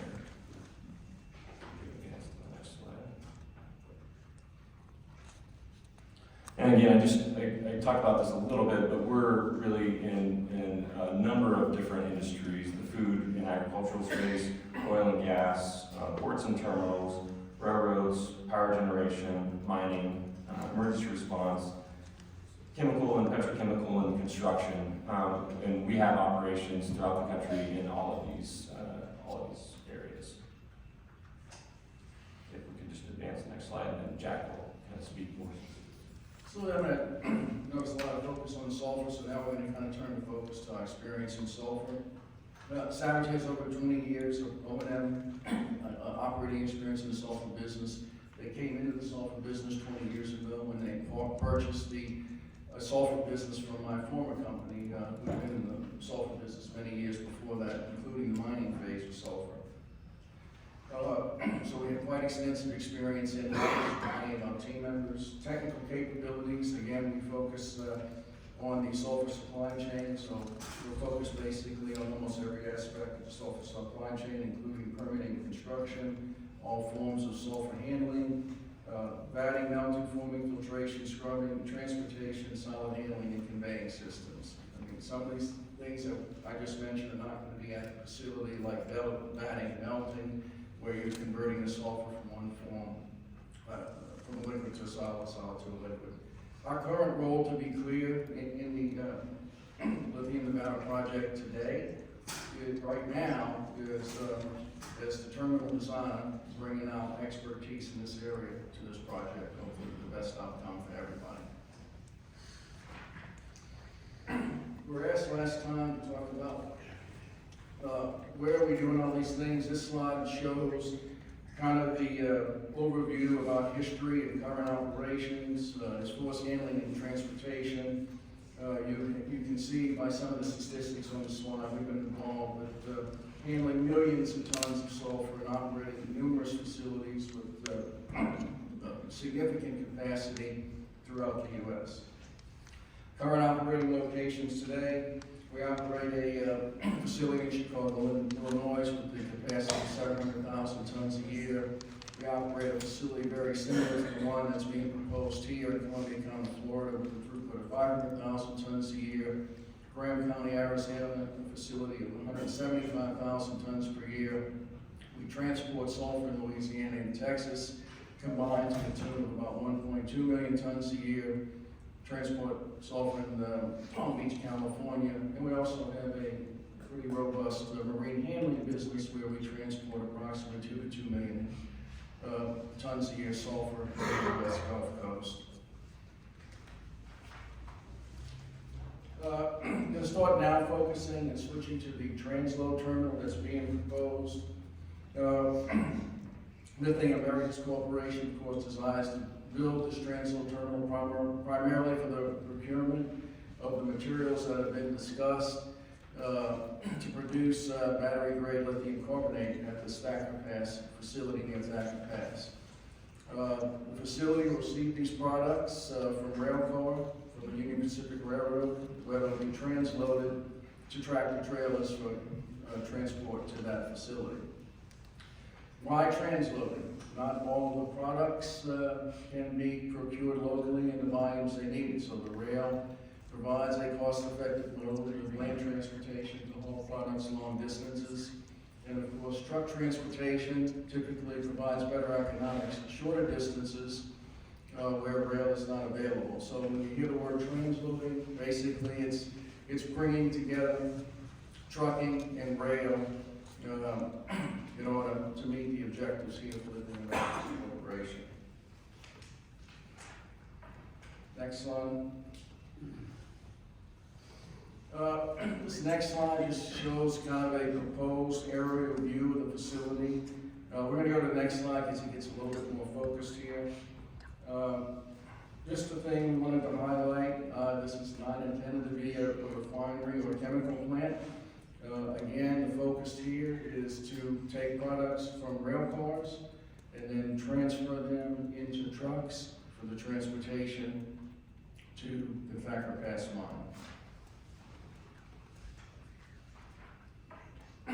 I think Dr. Miller covered a lot of the specifics on the chemicals. I'll focus here on kind of the volumes that are going to be handled. Again, sulfur transportation. Domestically, sulfur is transported 3 ways: by truck, rail car, and ocean-going vessel. Again, I'm not going to go over its uses. Again, primarily used worldwide to produce phosphate-based fertilizer. But the volumes we're talking about here, on average, if you look at the stats, and I won't go over every one, about 1 truck is going to be loaded every hour at this facility.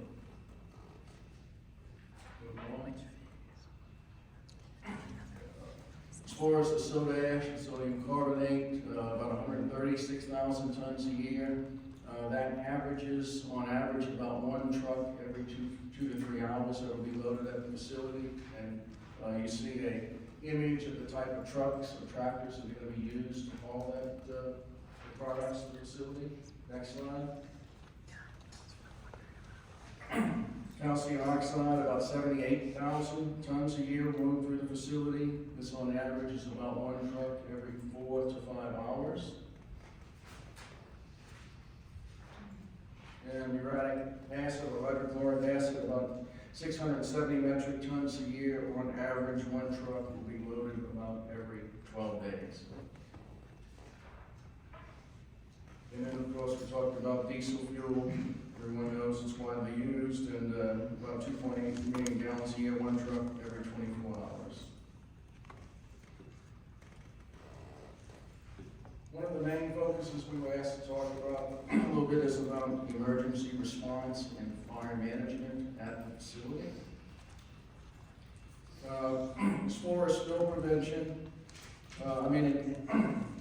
to make a facility successful, I think it comes into 3 areas. It's design, how it's operated and maintained, and how the people operate, and the fact that the people should be adequately trained to operate the facility. So in key design features, any of the tanks at the facility were designed to comply with API for the design of storage tanks. Containments will be designed in accordance with EPA requirements. All surfaces where the transloading is going to take place. When I say transloading, where they're going to actually transload the product from one mode of transportation, rail or truck, will all be on a non-permeable surface, concrete, asphalt, etc. As far as spill management and response procedures, we'll have a stormwater pollution plan, and spill prevention control and countermeasure plan. And most important, obviously, the folks that operate this facility are going to be trained not only to operate the facility, but to respond to any spills that occur at the facility. And they'll be equipped with all the proper equipment, both PPE and other equipment, to respond to those spills.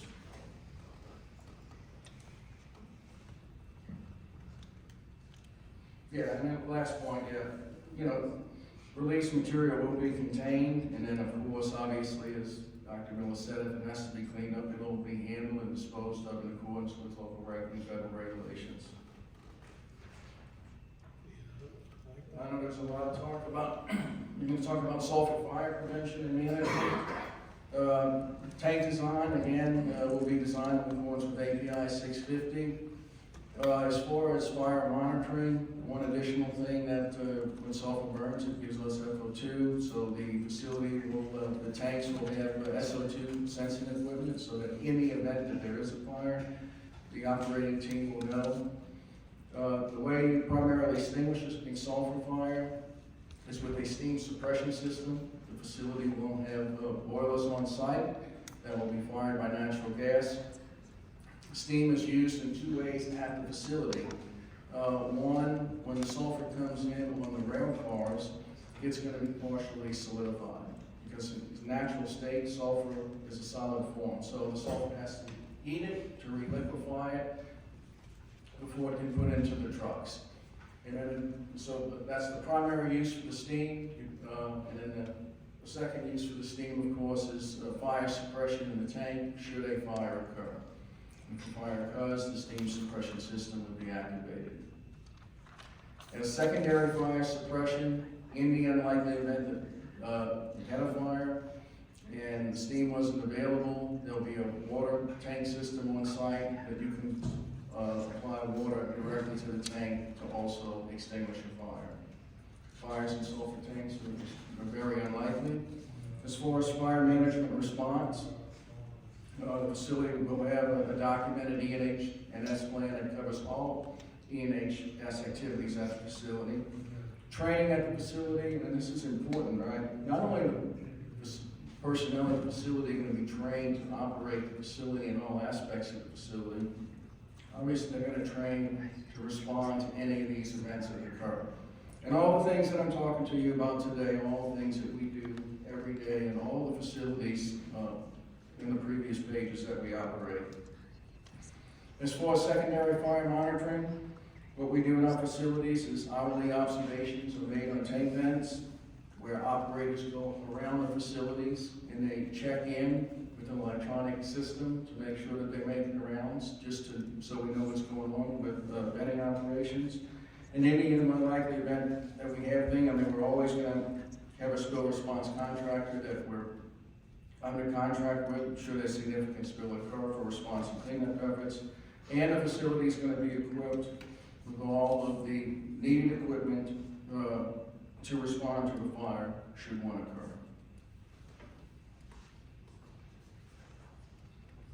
Moving on, how do we coordinate with the community? Typically, what we do is, obviously this is a joint partnership effort.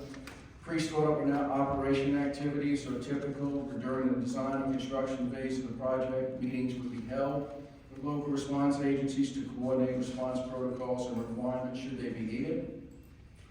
During operation, typically we have, in most cases, annual meetings and on-site drills are held with local response and fire departments to discuss and modify response protocols if anything should change at the facility.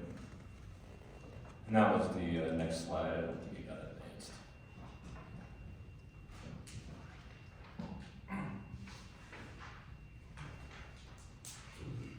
Can I go to the next slide?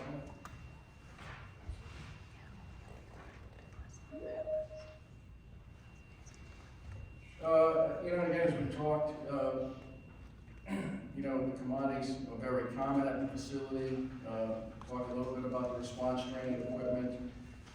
Regular coordination, obviously, is going to be critical. In speaking in a brief conversation with the local agencies, they appear to be well equipped to support this operation should it go forward. That's what we have presented. Any questions? Council, do you have any questions? In some of your facilities that you have mentioned here, getting back to Commissioner Haas's question, what is the residential type area? How close, how far are they from some of your different facilities that you have? And if I could just piggyback on Mr. Mendiola's question as well, similar. Do you operate or have you built facilities in as close proximity to an airport as this one is? Thank you. Answer both of those questions. In most of these facilities that we operate, there's both public and residential neighborhoods very close in some cases. One of these facilities is right adjacent to an airport today. It's been operating successfully since the late 1990s. Where is that at? It is in Columbia County, Florida. Thank you.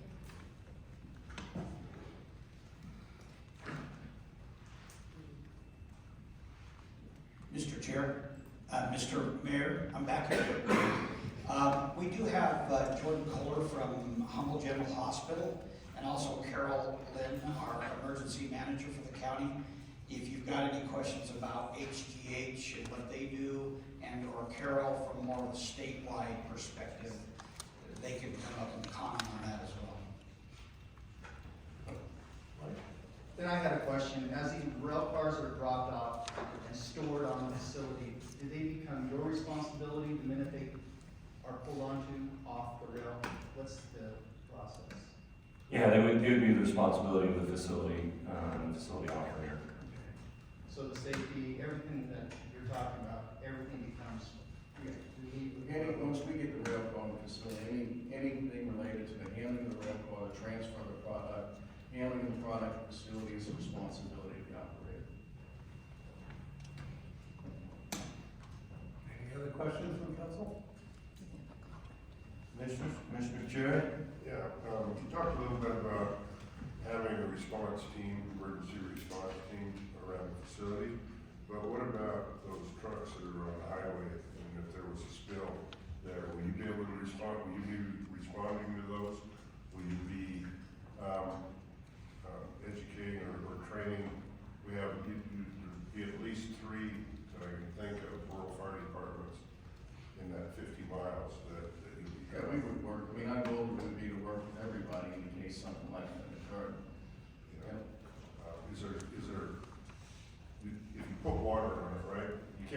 water on sulfur, that breeds fire, am I right? What was that question You again? put water on sulfur, it catches fire, is that right? No, it doesn't catch fire. I mean, steam, of course, it's produced from water, and usually when the salt spills, if it's spilled, it's gonna solidify very quickly. You wouldn't typically pour water on it immediately to cool it, you let it cool on its own. Maybe to answer your other question that you asked, Commissioner, yeah, we would work with all the local fire departments to provide support and training as needed. Yeah, because we're talking about not just sulfur, but other chemicals. Yes. And how they're to be handled in case of emergency. You gotta remember, these departments that you're gonna be working for are farmers, ranchers, and miners and stuff like that. They're not professional. Yeah, we work in a lot of rural communities and we welcome and invite, local fire chiefs to come, and we'll host, training events annually or as needed.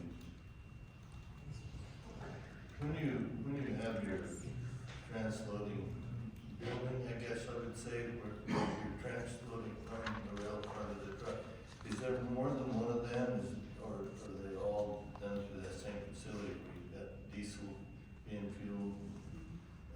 Each product will be handled differently as far as how it's transloaded, right? It'll be different for each product.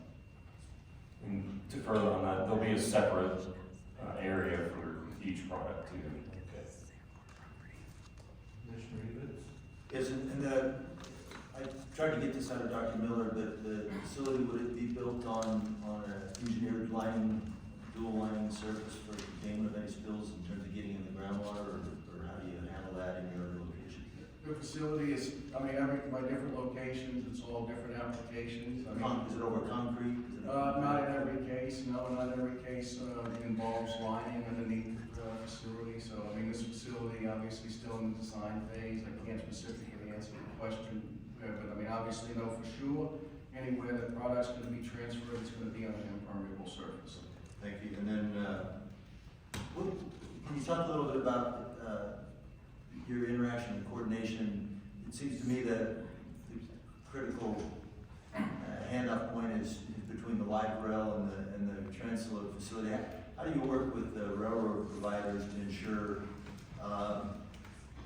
that piece between light rail and the transload? It sounds like once in the transload, that walking pace, the risk goes way down, at least from just kinetic energy. But how do you handle that interaction? Yeah, so that's a great question. That's a coordinated event that's planned out well in advance of the actual arrival. When the railroads arrive, they'll also be kind of walking speed, because that's the way the terminal's going to be designed. You won't have the speeds that you see on the main line, and I think maybe is what you guys are more familiar with. But it'll be all the terminal will be at those slow kind of walking speed. But we'll coordinate those events well in advance, and we'll actually do a lot of pre-planning before the facility ever becomes operational with the railroad's operating team, in order to ensure that we have a safe and documented operating procedure for the facility. Okay, then from an emergency management plan and spill cleanup, et cetera, obviously in site you would have the resources, but I think back to Commissioner Cherry, and this is based on my mining background, so that's where the question comes from. If you have a spill offsite between point A out of the facility and the mine, you utilize special clean harbors for cleanup, or do you interact with? We would clean up. Right. Yeah, we would contract with companies just like that you mentioned to provide spill response. Obviously working in coordination and collaboration with all the local municipalities and the regulatory agencies that we need to be involved. Okay, and then also the state and they have emergency management and associated with hazardous material spills. Is the mine coordinated with that? I'm assuming. Well, I know Savage does because we utilize them on the mines. I just answered one question. Thank you. Commissioner Haas? Yes, this is Commissioner Haas. the larger spills, you said you would contract with qualified contractors. How soon can you get them there? If we had a major spill, we had possibility of a fire, how soon can we get them there? Well, I would say that, as we work through this facility and work through this project, I would come back to you on how fast that could happen. And as we look through the plan of response, and that's how we look at it in every community. Now, do you have a contract with Lithium to build this? Yeah, no, we do not. And let me tell you this, I've done a deep dive on Savage. I would hire you in a heartbeat if I needed you, okay? But it bothers me that we don't have somebody here that is actually going to do the work and nothing committed yet. And you guys do a wonderful job of what you're doing and presenting it to us. Thank you. Thank you. Commissioner Hill? Yes, Commissioner Hill. So from a fire standpoint, I'm a 25-year veteran of one of the local rural fire departments, and then I also spent about 15 years on a mine emergency response team. So we've seen a lot of stuff.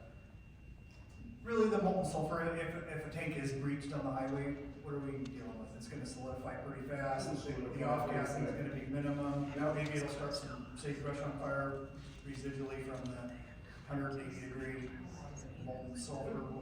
Yeah, I mean, What are our high risks out there on the highway? High risk, I mean, I think like you just described, I mean, it's gonna spill, it's gonna typically solidify very quickly. I wouldn't expect it to self-ignite anyway, and, yeah, and then we'd have to clean it up. If it were to self-ignite, You would put water on it, very simply, it burns very, very slowly, you're gonna see a light white smoke coming off the sulfur. It's not violent like gasoline. and as it's burning, probably doesn't run off very good gas. When it burns, it emits SO2. I guess the other part of that question is, as Commissioner Cherry said, it'll pass through 3 fire districts going into there. So, probably a lot of training that will happen in all the districts, and any equipment upgrades that are needed, we can talk about that at that time. We would work with everyone. Yes, Commissioner I Chair? thought of something else too. So, is this facility belong to Savage or to Lithium? Who's the owner? Yeah, the owner of the facility would not be Savage. Would not be.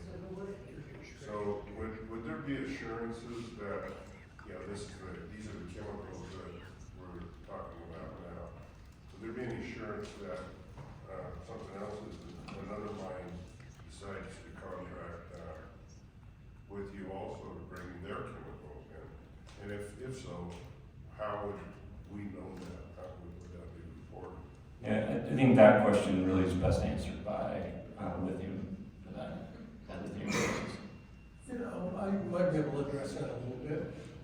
That's part of the reason we're talking about leasing rather than selling the property, because in our lease, we can put stipulations in if they bring different chemicals or people in that we have to be notified and brought up to date on it, which is the advantage of leasing rather than selling, so.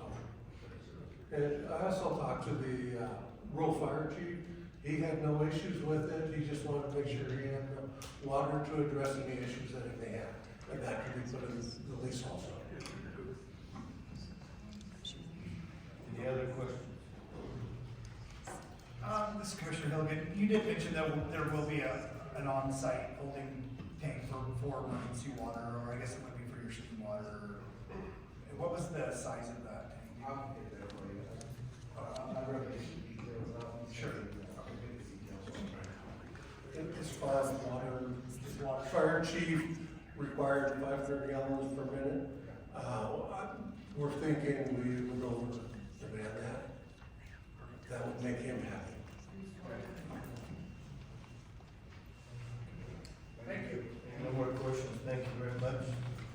We're going to take a 5-minute break. Come go back.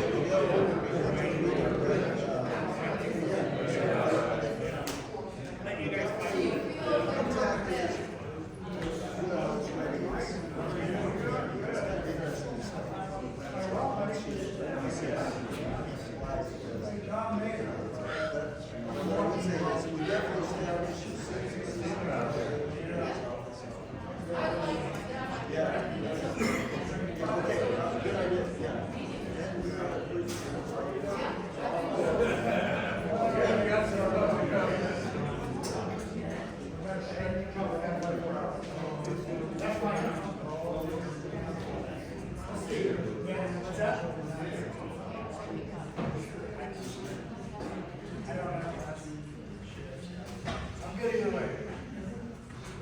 Follow your lead. Get up. Walk away from it.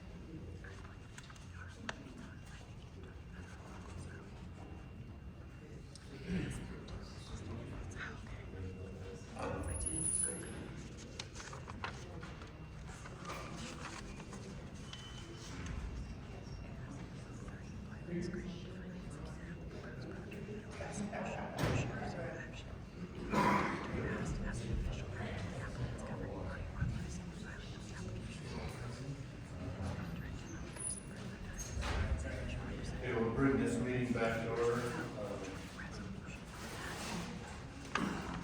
Next item, I, presentation by Peggy Bouvet, Government Affairs Continuing Pacific Railroad regarding Union Pacific operations related to the transportation of chemicals across its rail system and its safety records.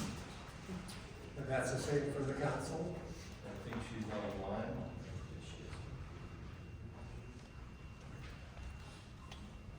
Peggy?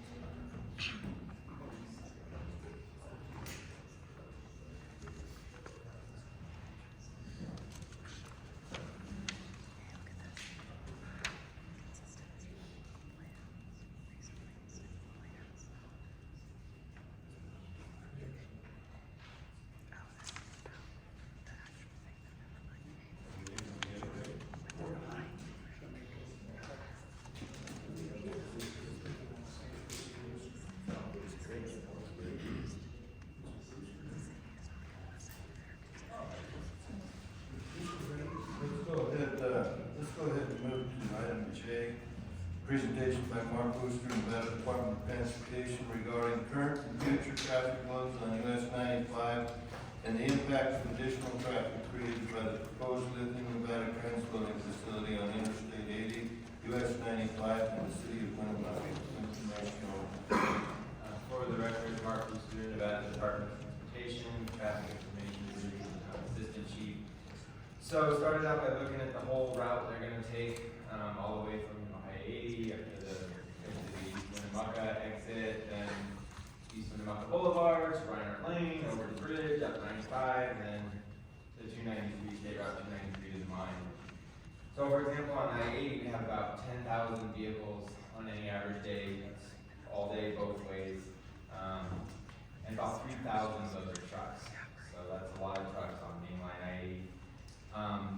For comparison, in terms of the chemicals they're hauling, when you add up all the different chemicals at the transloading facility, that's 39 trucks a day. So compared to 3,000, you add, 39. It's more drastic, of course, when you get to lower order roadways. We focused especially on 95 because all the workers as well as the chemicals would have to travel on 95 to get there. So on 95 we had about 1,000 trucks a day going both ways to and from. But still, compared to something, 100 versus 1,000, there's still a fair amount of latent capacity on a lot of these roadways. The larger roadways, 80 and 95, have a lot of capacity that's not currently being utilized, as well as Reinhardt Lane and State Route 293. I spoke with the traffic operations engineer at NDOT, and he said he believed there would be negligible impact to US 95 project. He researched the documents, looked through the feasibility study and everything, showing the peak hour traffic would be about 150 vehicles in the peak hour due to this project, and he felt that it could accommodate that. But just to back up and go through, some of the volumes. I have a flash drive, it doesn't look like there's anywhere to plug it in here, so I'll just, I didn't think it is. He's the tech guy. Yes, it's not a PowerPoint, so I think it'd just be better. If it's a PDF, that's fine too. It's multiple PDFs, so it might be hard to navigate through. Maybe I'll just speak to it here if you don't want to. I'll try. I think I might be too much of a burden. Apologize. Not having a PowerPoint format, I just found out on Monday somebody was on vacation, so I'd be doing this for them. But yeah, looking at Reinhardt Lane, for example, they have about 3,000, a little less than 3,000 vehicles a day on an average day going both ways on Reinhardt Lane. I checked with the bridge section of the Nevada Department of Transportation. They stated there are no restrictions on legal loads over the bridge over the Humboldt River. I would take that to mean that an 80,000-ton semi, which is the standard legal limit for 5-axle semi, would be acceptable. I don't know exactly what configuration mine haul truck would be running. They'd have to comply with the usual laws on truck weight or seek some type of variance, which they might not get. How many were there today on the bridge? I don't have the truck information on the bridge, but cars overall, all types of vehicles, trucks, cars, motorcycles, everything was about 2,700 per day, both ways. Yeah. On the bridge, you said? Yeah, on Reinhardt Lane, which is stated is. So, that will become a state roadway as well. Yeah, we've got the needs ready for signature on that. Yeah, on 95, the total vehicles closer to in town here was 2,800 each way all day. So very high truck percentage, that's all the cars in general, but then we had 1,000 of those were trucks. So that's a huge number of trucks compared to overall traffic. But the good news is you have some latent capacity there to hold all that. I was going to try to find the traffic volume on the exit for you at East Winnemucca. Eastbound off-ramp for the East Winnemucca interchange has an average of about 1,000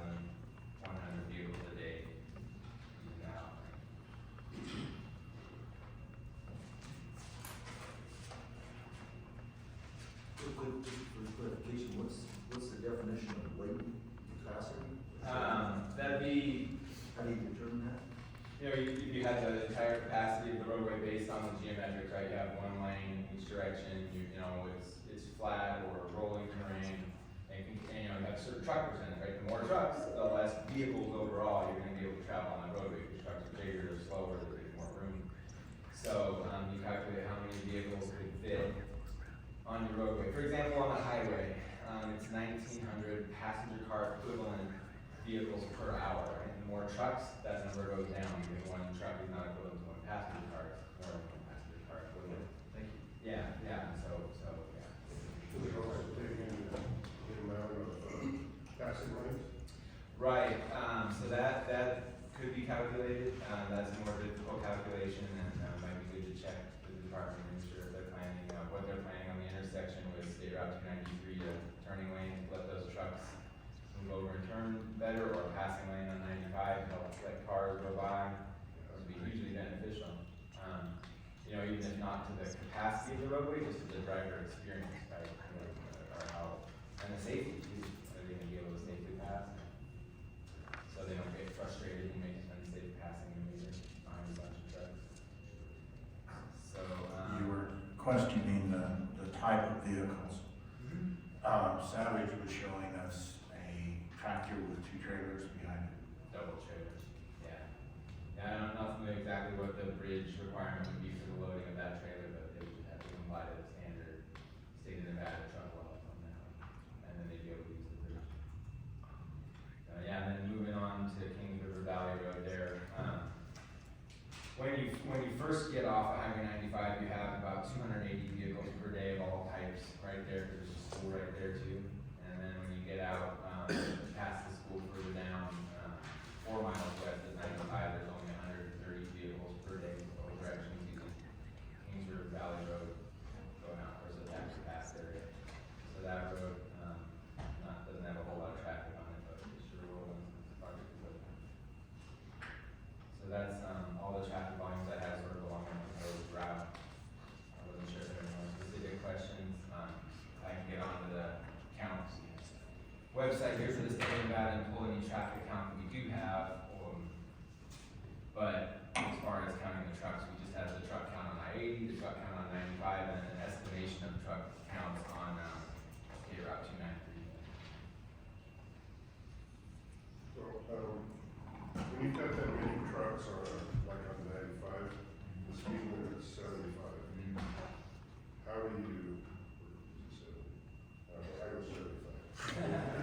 Take part, yeah. And, so does that, you take that into account, is there potentially, would not look at, well, we need, now there's so many trucks on it, they're slowing traffic down, so we're going to have to try to drop that speed limit? Well, so 2-part answer, I guess, to that. The first would be from the safety perspective. The safety engineers in NDOT just got through with looking at the whole state and figuring out where should have truck climbing lanes, truck passing lanes, and things like that. So they've got all their hot spots throughout the state where they want to put truck climbing lanes and all the data behind that. I would hope that this corridor would be one of those, but I would have to double check on that. And then the second would be the speed limits. So speed limits are determined in accordance with the federal procedure. One of the things you look at is the actual speed that people are traveling on the roadway. You look at the shoulder conditions, how dangerous is it going to be if someone runs off the road and that type of thing. We also measure how fast are people traveling, and then you sort of set the speed limit based on that and reduce it for certain safety factors. So if people are being slowed down by trucks, and we were to go out there and do a safety speed study, then it would determine no one's able to go that fast. We should probably set the speed limit lower so you don't have people saying, it's my right to do 75, but I'm going to do it. And might pass on safety in order to do that. So it is taken into account in setting the speed limits. Because again, if you have your car moving really fast and trucks moving really slow, that's inherently dangerous. Yeah, I mean. Then you get a lot of passing where they shouldn't be passing. Right, yeah. Yeah, once the speed differential exceeds 10 miles an hour between different segments of traffic, then safety is still. Would they use that same information then to decide if they needed more passing lanes instead of changing the speed limit? Would they say, yeah, we've got to, okay. Right, yeah, we look at just the number of trucks, which is already high on 95, which is why I'm hoping one of the corridors they pick. But yeah, you look at the number of trucks and you look at like, hey, there's a big old hill right here, and then you say, should really think about passing right there. And then you have to consider right away, we have land on the other side, things like that. And then you look at accidents, right? Have there been accidents that could be related to passing? That should show up in the data as well to make that decision. And also also including all the co-ops for the farms, that would be included with that data also. Yeah, I mean, that's kind of like the intersection frequency, right? Yeah. That's, you know, you're trying to go from freeway speed to a low dirt road, and that's very, yeah, slows it down as well as for My concern is when trucks are going out in the line, they go up Paradise Hill, that's the last opportunity to pass. There's no passing lane between there and all that. And I think we'll get back to you all with a definite answer on if they're planning a passing lane on 95. I did actually request that information, we don't have it yet. Yeah, I You talked about the capacity. How is the traffic flow or count on there compared to the capacity? Are we like 50% or 80%? It's hard to say exactly, but I would certainly say more than 50% or perhaps even lower, not 80% capacity currently. So it would take a lot more traffic to generate and to do major improvement in that.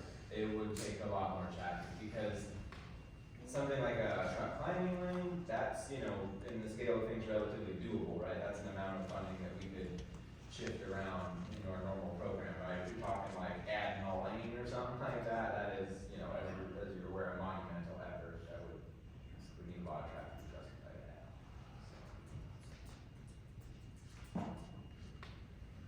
Especially with, you know, the current, you know, federal mindset is the Federal Highway Administration capacity projects aren't always their go-to solution, so. Council have any questions? Mr. Hill? I guess a couple of questions. So one, when you mentioned capacity, what's the threshold when you put your little highway deals out there? Is it so many cars per second? Is it, what kind of constitutes 100% capacity for a? I know you have semis and longer and little cars, but just to kind of give me an idea on what. So, capacity yeah, look like. the traffic counters just record the number of vehicles, and then when you look at, capacity of a facility, you know, that engineers have charts, and it shows, you know, once you get below a certain speed, you're actually moving less vehicles per hour through the facility than you could be. So the charts are based on vehicles per hour, and then they're based on speed. And, it's, you know, if you're going over 45 miles an hour, you're still actually, you're not happy about it, you're moving a lot of cars per day, so a lot of different vehicles. So, unfortunately, some of those, capacity equations in use in terms of the way they manage freeways and urban settings, you know, how slow they let those things get, before they really consider it. And then you mentioned that capacity isn't always a factor when determining where we're gonna improve roadways, so safety. I've heard that a lot, where we'll look at the safety of a road and we'll determine if there's action that can be taken to improve a road. Could you speak to that? Well, yeah, we don't. Unfortunately, I guess accidents have to happen before they're looked at. Well, and I think we want to use the data we already have on 95. I mean, if we even have like a sense already that there's any type of problem involving truck speeds or passing or climbing, that's something we could say, well, it's certainly going to be exacerbated by future developments, not improved, so we should bump that up in the rankings of where the truck climbing lane based on that. Yeah, I mean, our goal as a department is to take care of, you know, issues before they become major ones, like the capacity of the roadway is simply insufficient. That is a huge issue. Whereas if, you know, okay, we're noticing an uptick in accidents and crashes here, and it's related to slower trucks, then, you know, is there something we can do to fix that, like a truck climbing lane, before it becomes a huge problem? Yeah. No, answer your question. Yeah, it's just one of the concerns, the citizens' concerns is 95 is already deemed locally as a fairly hazardous road. We've had a lot of issues on it now, add a bunch more truck traffic on it, and just historically, more cars are gonna have problems. Yeah, I'll have to double check. I want to say that there's a, you know, some truck lining that we can consider, but I'm not 100% sure, so I would need to investigate that and be sure. I can relay that back to this commission. Thanks, Bill. The Highway 95, just an example for you. I realize you're not from this area and you don't get up here to see what the rest of the scene. I was out there in December and I was watching the road right through Nevada. There was a truck ride south coming through with 18 cars behind it. The next truck came through and it had 22 cars behind it. That's what we're experiencing now. We've had several deaths due to that same thing that you're talking about. Somebody decides, well, I can't pass. Well, it doesn't happen. And we're very concerned about it. I mean, we've been talking to the state for quite some time just to get that fixed. And now they're proposing to put more traffic on it. Another thing, in this proposal, if they were to leave the airport with trucks, they're gonna go on your roads. Yes, the state maintains. So, and they're gonna be very heavy, there's gonna be a lot of them, because they gave us some numbers, that's phase one. Yeah. Okay. 5 years from now, phase two that was there would be double or triple that amount. Can we rely on the state to be there and fixing those roads yearly, or every 6 months, or how much do you think that we could get from the state to help us? I did reach out to the chief of the roadway design division and asked him, what he thought it was gonna take. Unfortunately, with that time crunch you mentioned, I haven't heard back from him. In terms of, he's gonna, and a lot of it is on an as-needed basis. If you notice the pavement condition is deteriorating, to get out there and do a repair project more quickly, because the longer you wait, the more expensive it gets. It's not like linear, like wait is twice as long, it costs twice as much. No, you wait twice as long, it's gonna cost exponentially more because you damage the pavement space and things like that. So I think the state will be forced to get out there and be paid more frequently just due to necessity. The unfortunate part is, I think we've all seen this winter, it's just open potholes everywhere, on every street. So, and the state continues to talk about their maintenance budget shortfall in terms of, we're getting less money from the fuel tax, but construction and everything else is increasing in price, inflation and everything else. So the challenge is definitely out there, but, we are aware that heavy trucks are gonna beat up the roads like none other. And that they're all state maintained roads that they're proposing to use, for this project. And, where I live is actually, funny enough, closer to the Leviathan mine that was mentioned before, and that's on another stretch of Highway 395. And you have the same problem. You got trucks or people that are not going as fast as other people would like. It's only one lane each way, very limited passing opportunities. You got the one hill coming out of town, and after that, no more passing, no more truck climbing lanes. It's only a few passing opportunities. And it's not a popular solution, but what I'm seeing when I personally drive it is that there's simply become too many trucks, so there's no point to even pass, because you manage to pass one for the rest of your life, you're just gonna be stuck 100 yards ahead. So unfortunately, it's supposed to be more level of service than capacity, but you're just gonna be behind a line of trucks and they're doing 55 for all of them. So I don't know what else to say. I'd like to appreciate that too, yeah. But at some point, there's just so much traffic that it's, one line of 20 cars, one line of 18 cars. It should never stop. I don't imagine being able to pass all the trucks and buses that are gonna be on that road, especially during peak hours, the bus people out there and stuff in the morning. So, I don't know if that answers your question, Adam. Mr. Reader, any more questions? Yeah, what's the capacity of this spaghetti bowl?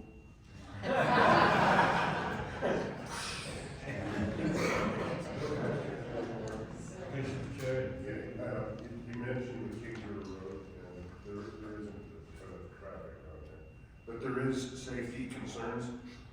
If the truck breaks down, because of the way the road is built, there's nowhere to pull off. So that needs to be considered too. That at least some pull-off places where you gotta fix a tire, you don't have to park in the middle of the highway. And I think that's absolutely a wonderful point to make, because I've seen mine haul roads, where they have little pull-offs, even if they're not paved, structurally sound enough for the truck to pull off, and that way, if they break down, or even if they're radioing and they say they got a really heavy truck coming down and they need someone to pull off, just let them all by, or whatnot. Pull-offs are huge, just, need some, Mr. Chairman, there's one more point that went the other day, I forgot about it. As you turn to go up to mine, and there's 2 feet of snow on the ground, you're gonna need to chain up, Yeah, coming and going, and we have nowhere out there to do it. and that would take a pretty large area, because each of those trucks is gonna take 100 feet. Yeah, so, and I think that some of that can hopefully be incorporated into maybe pushed onto the developer or something, because, it seems like, an impact that is solely related to the development of this packer pass facility, and could reasonably perhaps be expected for them to make some kind of little pull off. Could you mention that for us, please?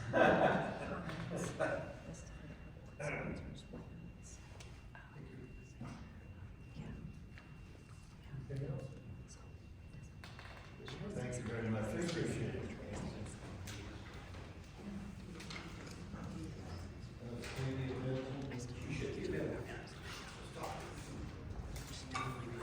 Good afternoon, Commissioners. Can you hear me? Yes. Thank you for your patience. I'm having some internet difficulties. Can you see my screen? No. Yes, we can. Fantastic. Here we go. Good afternoon again. Peggy Hicks with Union Pacific Railroad. I am here to give a general overview of our safety and operations. I am the Senior Director of Public Affairs based out of Sacramento. Yes? Peggy, can you make your screen bigger? Pretty small. Can you enlarge Is it small? Yeah, let me see if I can.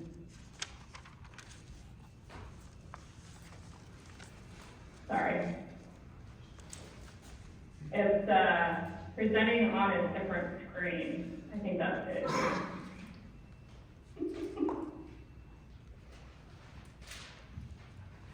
Oh, let me try this. Is it better now? Yes, thank you. Alright, sorry about that. So I'll go to my second slide. Just a little bit about Union Pacific Railroad. We have a little over 32,000 miles of track, almost equally that amount of employees, about 10,000 customers, and we operate through 7,300 communities. We have a $3 billion capital spending, as you all are aware. Union Pacific is a privately owned company, and we do all of our own maintenance on our own infrastructure, which includes 36,000, a little over 36,000 crossings, 257 of which are public at grade in the state of Nevada. So, in the actual state, what we have here is, 1,193 miles of track, and our operations in Nevada are split between 2 main lines that run across the state. One main line spans northern Nevada, which is central California with Salt Lake City, and then of course our second line that runs through the southern part of the state. From 2018 to 2022, we did invest $265 million strengthening Nevada's transportation infrastructure on rail. Union Pacific Freight Operations handles an array of important commodities, including chemicals, aggregates, lumber, and consumer goods. Safety is Union Pacific's #1 goal and #1 priority. Throughout the year, from 2013 to 2022, we have a reduction of 27% of employee injuries. Not only is rail the safest mode of transportation, it's one of the safest industries. At Union Pacific, we diligently focus on safety. Our goal is to send all of our employees home every day. At a minimum, we set an annual record on our way to zero. In order for UP to be the safest and most reliable freight rail service, everything we do must be done safely, or we won't do it. That is the promise our employees make to one another and to the communities in which we operate. Here's a little graph showing Union Pacific, or actually all the Class 1 information relative to railroad safety. Railroad derailments per million train miles have dropped 31% since 2000. That's on the left-hand side of the screen. On the right-hand side, you'll see that in last year, over 95% of rail-related fatalities were grade crossing users or trespassers. Families deserve to feel safe within their communities, and that's why railroads are steadfast and committed to safe solutions-oriented steps to prevent accidents from occurring. While 99.9% of all hazardous materials moved by rail without incident, the rail industry will not rest until it can eliminate that less than 1%. Until that day, the industry will continue to take measures to meaningfully boost safety, prepare communities to make them whole following any incident. The railroad's first goal is to prevent an accident before it can happen. At its core, a well-maintained railroad is a safe one. Union Pacific helps America thrive by providing safe and efficient transportation of products that power the country's homes and businesses. Some of these essential projects supporting America's daily lives are classified as hazardous materials.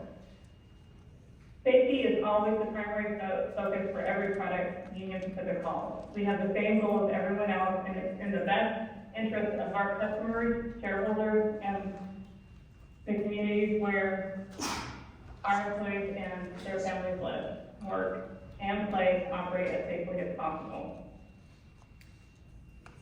The federal government's common carrier law requires railroads to transport hazmat if customers deliver the commodity in conformity with US DOT requirements.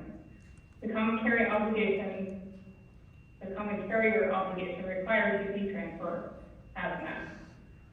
Union Pacific works with rail regulators, suppliers, shippers to improve tank car design law, since tank cars are owned by shippers and leasing companies, not the railroad.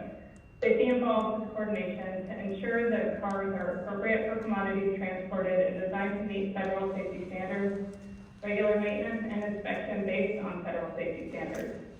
Importantly, most tank car safety design enhancements involve stainless steel, which increases weight and reduces carrying capacity. A little bit about Union Pacific investment in prevention. We have actually increased the ability to detect problems earlier, thus reducing derailments and other accidents. These detection methods include implementing safer car designs and higher frequency of inspections prior to rail car departures. We have scanners, video analysis, and we use new technology in inspections. Technology improvements, including the use of autonomous track cars, drone inspection of tracks, train inspection portals, and machine vision systems. In addition to that, we have 7 types of wayside detectors that we currently utilize on our network to improve safety, timely risk identification, to monitor our fleet health, our asset utilization, reduce inspection variability, and enhance Carmen repair capability. A type of wayside detection system is the hot box detector. Hot box detectors are used to measure bearing temperatures on trains passing over the detector. Union Pacific is committed to stopping trains and inspecting bearings whenever temperature readings from a hot bearing detector exceeds 170 degrees above ambient temperature. This action does establish a new industry standard for stopping trains and inspecting bearings. We have a team of roughly 400 tracking system-wide dedicated to ensuring the railroad is safe and reliable every day. Each inspector undergoes rigorous classroom and hands-on training before taking a test to earn their FRA, that's Federal Railroad Administration, Part 213 certification. In addition to primary inspectors, hundreds of Union Pacific management employees are also certified track inspectors. They're responsible for overseeing and evaluating as well as observing track conditions. Anytime a train passes a track through, all work stops and a visual inspection is also made. Track inspections and rail monitoring technology keep our community safe mile by mile. Union Pacific also has hazardous material management training that we offer. We are a charter member of TransCare, a voluntary national outreach effort focused on assisting communities to prepare for and respond to a possible hazardous material transportation accident. We also have information sharing through the Ask Rail mobile application that is available to trained emergency first responders. On the right side, you'll see some of our training courses offered by Union Pacific. In the event of a hazardous material incident, UP follows the process, the incident command structure and protocol, which requires analyzing the problem, planning the response, implementing the plan, and evaluating and adjusting the response as necessary. The Response Management Communication Center is a 24-hour, 365 days a year emergency response center where critical call dispatchers follow a pre-defined protocol to manage emergency calls. And that's the number that you see right here. With that, here's our contact. I did add Michael Algott, who does our managed hazmat training. And I'll wait for any questions. Thank you. Council, have any questions? Yeah. Yes, Peggy, thank you for your presentation. This is Pam Coates for the record. And on your incident response protocol, how soon and where does this team come from? And do you work with local emergency responders? Yes, thank you for the question. As soon as we get the call, we make contact. Depending on who the call comes from, we will actually contact local emergency services, unless the emergency services call comes to us. And then we dispatch our hazardous managers to the site along with our response team to respond and basically work with our local emergency responders for the incident. Thank you. Do they take over as an incident commander of the spill? Or We work in conjunction. We don't take over the incident, but we provide all the necessary information and cleanup crews, contractors that we work with to get them out. So depending on what the situation is, we're right there hand in hand with our emergency responders. And so typically, what is the response time? For Union Pacific, I can get back to you. I mean, it would probably depend on the exact area, but we dispatch our track team, our signal team, our bridge team, all teams go out depending on where they're actually at physically in the state and go to the site immediately. And how often do you have these kind of incidents in Nevada? Do you have any kind of statistics? I can provide information relative to the number of derailments. Like I said before, nationwide, the Class 1 railroads are at 99.9% hazmat incident derailment, but relative to Nevada, I can get you that information. That would be greatly appreciated. Thank you. Anything else? Commissioner Cherry? I'll ask it, I doubt you have an answer there. Do you have any idea what percentage of what you haul today is chemicals, fuel? Those types that would be considered hazardous, I guess? I can probably get that information for 2022. Do you want it? Yeah. I don't know if I can get it for the state of Nevada, but I can probably get that for our system. That'd work. What did you have? I will get that information. I do not have that answer right now. Thank you. Yeah. Commissioner Hill? Commissioner Ross? Commissioner Thank you, I appreciate it. My questions have been answered. No more from the city? More, you said? Okay, we will open this up to public comment. Would like public comment, try to hold it to 3 minutes. Get your names for the record, speak in the microphone, please. My name is Roberta Rockwell, and I'm Humboldt County. And first off, I just wanted, I'm not buttering up you guys or anything. I'm impressed with the questions you're asking today. They basically, you've answered a lot of my own questions. So, while I respect all the experts today, they don't live here. They're making their companies and their processes and things sound really good because it's the best foot forward. And all the places that have had experiences of spills, etc., fires, they never thought it could happen to them. It's one thing you'll always hear them say, well, we thought we had it covered. For us folks who live out along and east and west of Grass Valley Road, south of Grass Valley School, Westmoreland Airport Road is the main access road we have to catch I-80 when going to Reno or other points south, or to hit the west end of Winnemucca without having to go all the way to Hanson and backtrack. The added truck traffic alone this rail facility will produce is not something we should have to put up with. And what about the road closure when the trains are parked on the tracks across Airport Road as they drop off or hook up to the rail cars at the facility?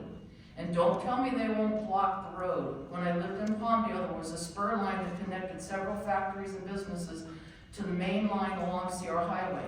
The intersection of Avenue P, the main road from the neighborhoods west of Sierra Highway to Lockheed, Rockville, Norway, Northrop, and the Palmdale Airport, and Sierra Highway would be blocked for 20 to 30 minutes while these trains took their time to couple and uncouple cars on the spur section. If the main train was long enough, they blocked not only Avenue P, but where the tracks crossed Sierra Highway a half mile away, blocking the next closest access point. Star City groundwater is already undrinkable. What is a chemical spill going to do to that area's water supply? And the winds. Today there's the National Weather Service has ordered a wind warning, which has already started if you looked outside, will stay in effect until tomorrow morning. The wind is more times than not will be blowing from the west to the east. Do you really want to put all those citizens, let alone the police and fire crews that will be sent out to force an evacuation of the residents, in harm's way? Did you learn nothing from the East Palestine, Ohio incident? On a road trip along US 2 about 7 years or so ago, I remember driving through North Dakota. I was emailing friends during the trip, keeping them updated on my travels. One of my friends, Sam, enjoyed looking up things that caught my attention and explaining what they were. The railroad tracks pretty much parallel the highway, and I mentioned big piles of burned-up railroad cars in the name of the town it was close to. He researched it and found that it was a derailment, chemical spill, and resulting fire from over 3 years prior. The railroad company had never fully cleaned up the mess they had created, even though it had already been 3 years. While trying to find the exact incident by Googling North Dakota train derailments, I came across several other train derailments that included chemical spills and giant fires.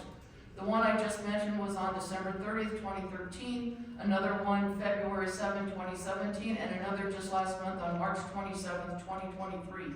There were several more that I just didn't bother to write down, and this was only in North Dakota. Everyone was in an uproar over the landfill, which was what, 20 to 30 miles out of town, and would contain no hazardous materials and no road traffic? Yet you embrace this disruptive activity coming into our town. And we're not even going to expand on what this will do to Highway 95 traffic and accidents, and the closures that it would cause if a chemical spill happens along that route. And trust me, as a professional truck driver of 30 years, those drivers are going to get bored driving that same route day in and day out, and maybe even multiple times each day. They will get distracted and complacent. Other folks will get tired of following the trucks and stupidly pull out to pass out of frustration. But my main reason for opposing this facility, and quite frankly, the lithium mine itself, we can't do anything about the BLM and the US government from allowing the mining to go on. At this point in time, it's nothing new to see them selling out their own country. They don't care what impact it will have on our area. They will not fast track the cleanup or repairs needed when something happens. The bridge pilot, gas station down there, one way for what, last year? And no reason, I've never heard a reason why it is closed like that. Did you know that the Lithium Nevada LLC, the front company running this operation, is a wholly owned subsidiary of Lithium Americas Corp. Name sounds nice, huh? Americas, whose largest shareholder is the world's largest lithium mining company, Chinese Ganfeng Lithium. Yes, a Chinese corporation. That means they are from China, which also means the Chinese Communist government. Stop the selling of our lands and resources to foreign countries. You commissioners have the power and duty to at least protect our town and its citizens. Turn down this shiny object that looks so pretty on the surface, but hides the many downside effects so cleverly. Don't be a Judas just because you were offered 30 pieces of silver. Is that under 3 minutes? I promise. Thank you.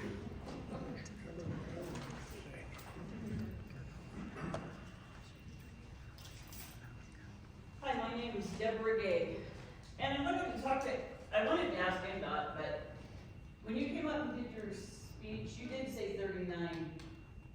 That's the cars from the transloading. So my first question is, who gave you the numbers of 39 trucks? We all know, if you read the feasibility studies, it starts at 50, they're gonna tell you 39, because they wanna make it look good for you. It starts at 50 for the first phase. Second phase goes up, third phase goes up. It goes up to 200 trucks per day. One way, that means 400 both ways. And why do you guys keep letting these people do? Can your highways accommodate 400 trucks a day? Because that's what it's gonna be. That's what it will be. Mark my words. You always, the newspaper did the same thing, 39 trucks for the first phase. Why are we giving these people wrong information to calculate on so we can make it look good for our people? And then you got Savage coming in here. It looks really good, they're really good, they're good. They are good. Now, if they were gonna stay here and run this thing, great. But they're not. They're not gonna be here. They're gonna get some third-party person to come in here and run this thing. You won't know what they're gonna do.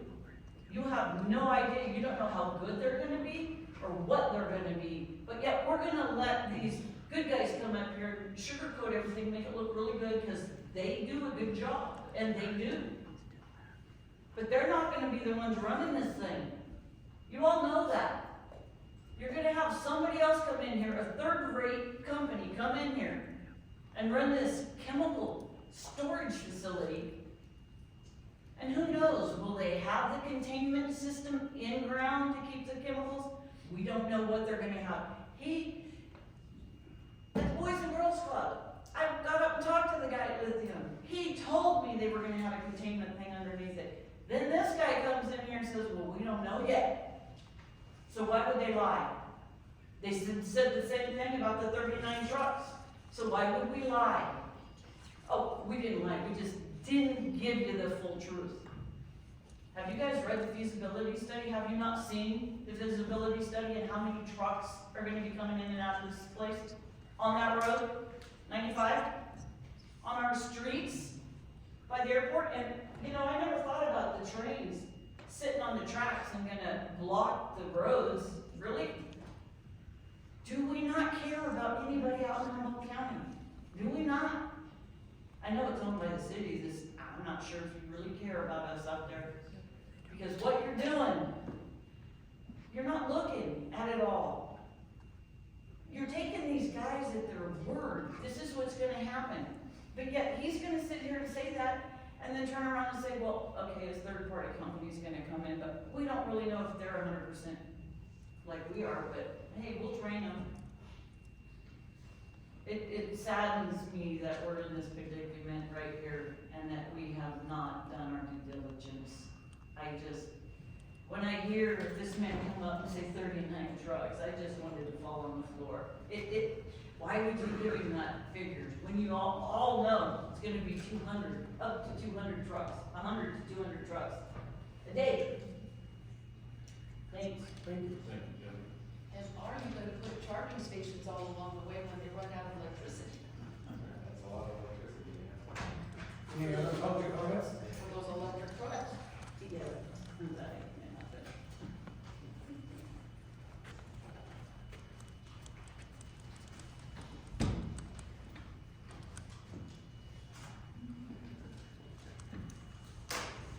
My name is Jamie Matera, and I'm a Humboldt County resident, and Can you pull that mic down to you? you can't hear me very well. No. That's how it is back there. I get that all. Good either. My name is Jamie Nicotera, I'm a Humboldt County resident, and I'll make it really short and sweet for you, way under my 3 minutes, maybe I can share that time with someone else. I've come to you at least 3 times telling you that this is not a good idea. We don't want it. It's literally in my backyard. You've already diminished the property values of my home. I couldn't sell it right now on bail if I wanted to. This is my life we're playing with. I don't have a home here in town to drive to when things go wrong. So this plan of yours, in this direction, I agree with growth. I agree with, all of the things that a county and a community and a city without growth becomes stagnant. So don't misinterpret that. There are just a lot of places that are a lot better and a lot just safer. I mean, are you aware that our elementary school has over 461 students, K through 4, and that's not staff. They're directly impacted. If there's an accident, those parents will not be able to get their kids out of that school. And that's really wrong. I mean, it's one thing if it's already in place, but we're talking about implementing this in our area that we are already established, not the other way around. The industrial facility at the airport is light industrial and has to be conducive and compatible with those things that aren't going to jeopardize our airport. Anybody ever use Life Flight? They don't call that. They're here, it's Care Flight, something else, MedX. If you've ever had to be flown out of an area hospital, if they can't get to the helipad, can't use the helicopter, a fixed wing is the only way. If there's an emergency, there will be nothing in and out of the airport. Not even aircraft or fighter. All of our crops, all of the ranchers and farmers here use all of that. Highway 95 is already rated the deadliest highway in Nevada. I'm pretty sure I read that. So I'm asking you, I have all these things here, comes down to caring about our neighbors and our communities and doing the right thing. And I'm asking you to not change the shape and the quality, our quality of life, my quality of life. I appreciate your time. Thank you. I'm going to pray for your decisions.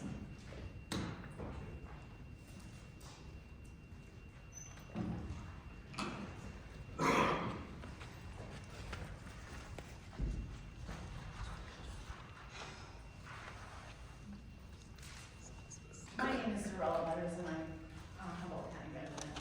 And my question for you is, why can't we put it off and do a third-party audit? Do we have a feasibility, I mean, they have their feasibility study, do we have a risk assessment done? Every time they build something, they do a risk assessment. Do we have one done? I don't think so. If we do, no one's seen it. And the third-party audit, that's only common sense, especially when there's questions about some of the things that they're doing, whether they're legal or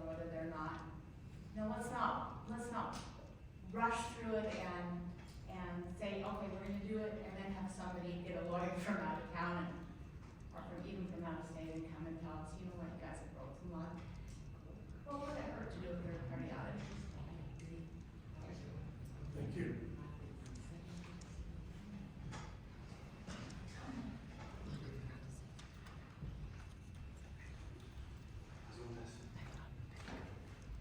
So I have a question, Commissioner, for these guys, but they've already left. My name's Jason Billingsley. So we talked about their cleanup procedures of the sulfur spills and all that. This will obviously undoubtedly make 95 less safe. As many of us do, I have family and friends that drive that road every single day, and the old lane despite a couple of us. So I guess a lot of time I'm going to ask, but what's the procedure for cleanup on the bodies of my family and my friends? All right. With that being said, I wrote something down, and it's going to take about 4 minutes. Thank you for holding this meeting today and allowing us the opportunity to speak on behalf of this very important issue. And this is very important. More important than you, more important than me, and than all of us in this room. So because of this, rather than rely on my subpar speaking skills, I chose to organize my thoughts as a letter and read this to you today. I'm sure most everyone here knows my stance on lithium mining and the effects this destructive extraction has on communities and the land. But perhaps you do not fully understand. So as the earlier groups presented their information, I will do my best to educate you on the consequences we will see if this increasingly infamous, corrupt green agenda continues to infiltrate our unique and beautiful town of Winnemucca, which I have called home as a fourth-generation citizen. I would like to start by acknowledging the fact that this meeting is specified to the transloading station and not to lithium mining in general.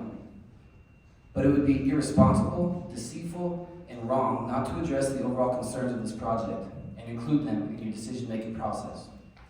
We are a mining community, but there is also a balance that must be maintained in order to sustain a high quality of life and a way of living that makes Winnemucca an amazing place to live.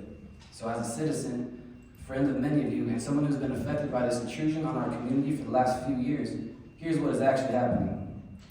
Extraction companies associated with green energy are in the hot seat. They have failed to fulfill their promises to local communities and failed to greenwash the public into believing that what they are doing is good for the environment. They have significantly depleted valuable water resources and destroyed important ecosystems all around the world. They have greatly overwhelmed habitats, vital resources, and it has only just begun. Imagine the dangers we will face if we continue down such a path. As important as this is, it does not even compare to the criminal abuses of human rights that have taken place because of this push for green energy. There's a movie that recently came out that paints this picture quite nicely, and it plans to be a trilogy. It is sickening to hear of the atrocities these companies have enacted on other people and countries. However, one might say Winnemucca could fit that bill as well. These companies have inadvertently, but deservedly so, created a pushback from a very strong-willed worldwide community. And the truth is, they are right. This is not green, clean, nor is it a long-term solution. And the push by government agencies here and around the world have resulted in cultural, racial, spiritual, and physical crimes. I advise you to not find yourself on the wrong side as this fight continues.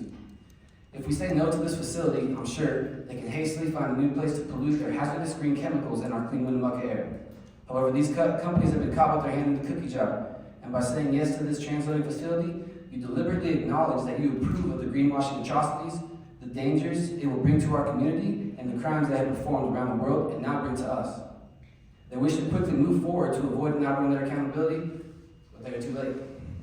I have one more thing that's most important, that is, what will happen to younger generations?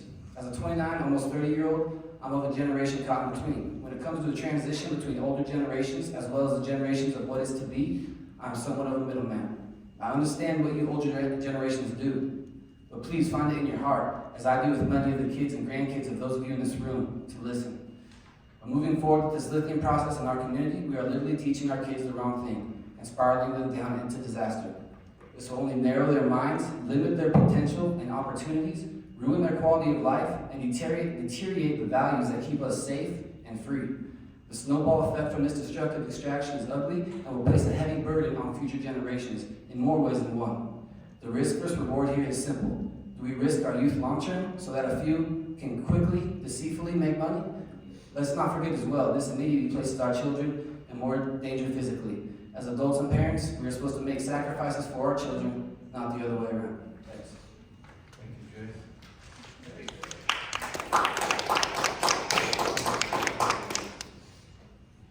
Any other public comment?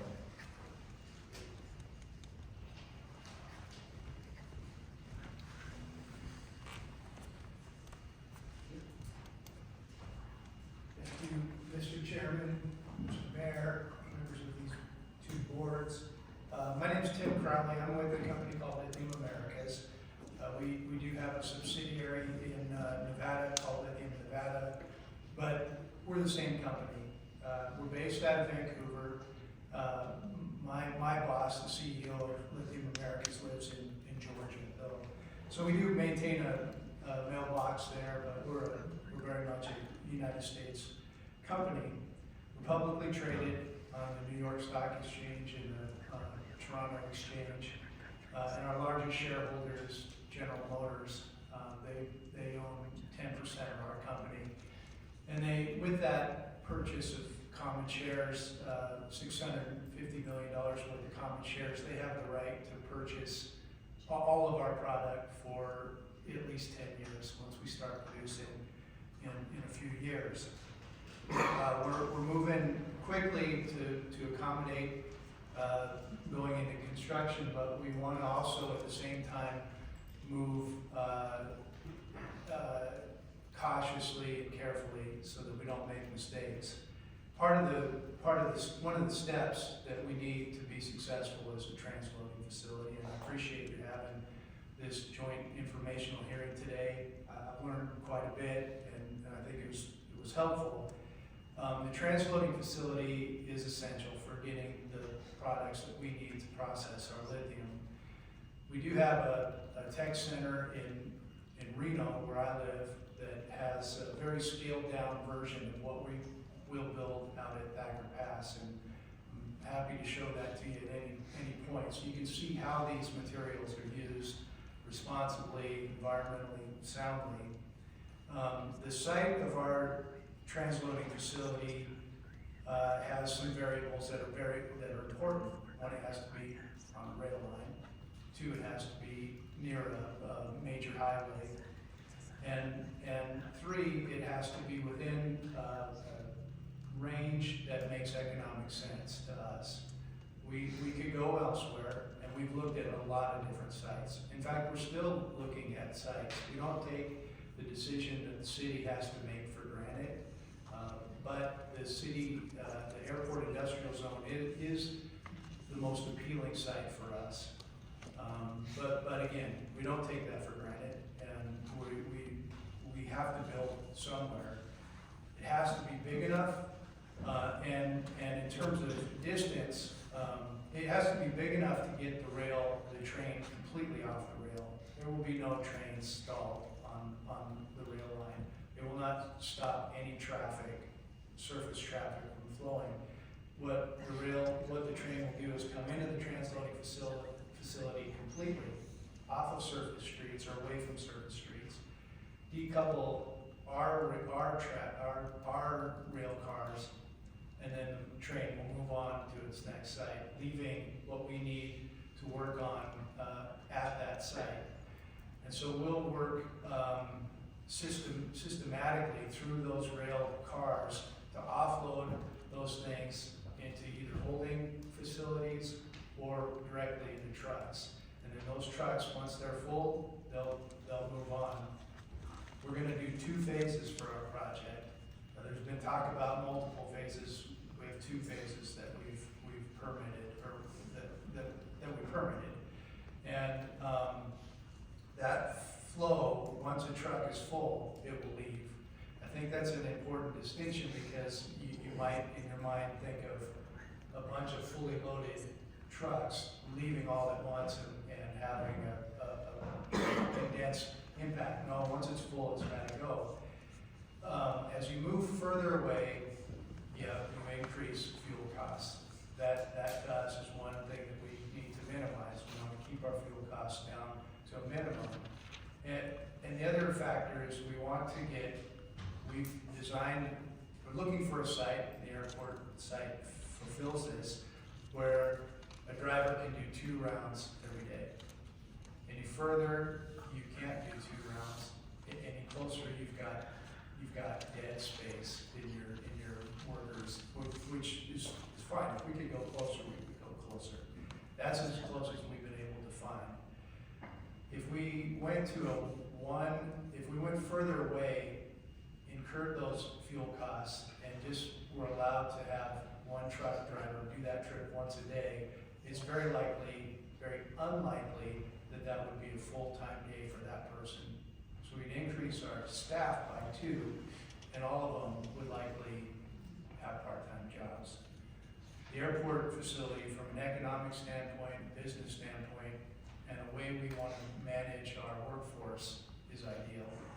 We also like the fact that we're accommodating the economic development objectives that have been set out by this community, and we hope to provide significant economic development here.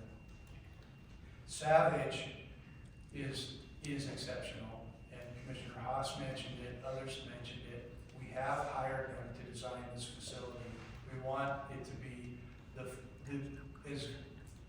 as responsible and professional as possible. So we went to the best company to design it. We will not award a contract on who operates it until the design is completed. We're pretty close on that, but right now Savage, they didn't come here solely out of the goodness of their heart. They're the designers of this project. The chances that they end up becoming the operator are quite high, but we'll have to work on that systematically. We're not at that step yet.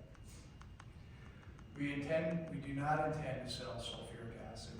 Sulfuric acid, we're in the lithium business. We're in the battery business. We need sulfuric acid just like a gold miner needs sodium cyanide. It's used to leach the ores that we use. We're limited by how much sulfuric acid we can produce in a day. That dictates our output. And I can tell you with great confidence that if we could produce more than what we anticipate, which is 40,000 tons a year, General Motors would want it. So if we could produce more sulfuric acid and run more product through there, we would. That's our limiting factor. We're going to do enough for 40,000 tons in phase 1 and double it to 80,000 tons in phase 2. As for repairs to the road, that is as important to us as it is to everybody else on that road. We will be on that road, and our safety, the safety of all the people around us, is paramount. We have worked with NDOT already to analyze the impacts that were known at the time, and we are obligated to improve the intersection at 293 and 295.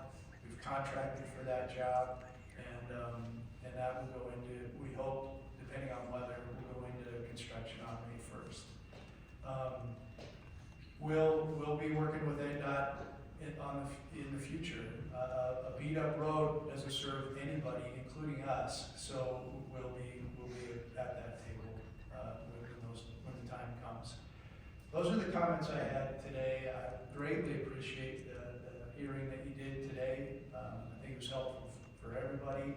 We have a full-time presence in Winnemucca. I work at Reno, but my partners are here, and regardless of who you decide to call, our door is open. We're happy to answer whatever questions you may have about our project, and we're at your service. Thank you. Can we ask questions of you? Are we allowed to ask questions of you?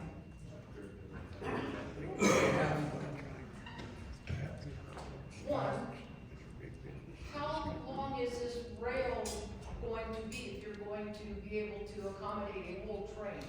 I can't imagine that you're only going to have 5 cars coming from Reno.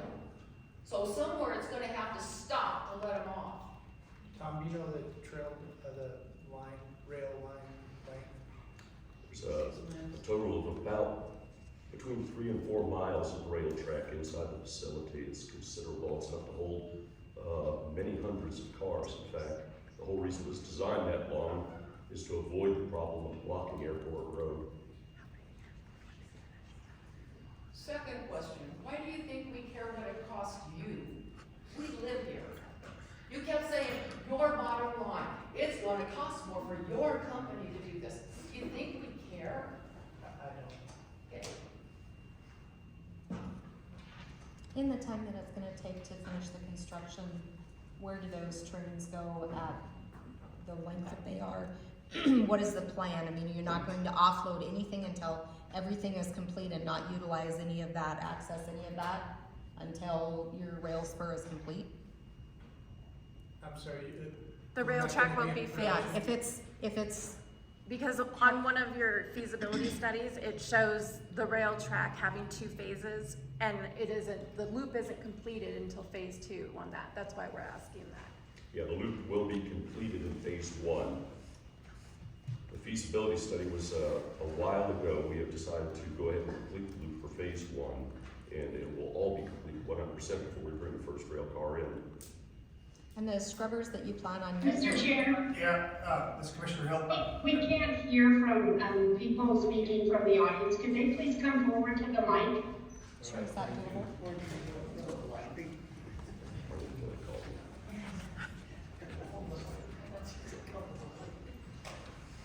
So again, my name is Jamie Nixter, Humboldt County resident, and we wanted to know, so you're not going to use the rail spur at all and not in practice or basically utilizing anything until you have it completed?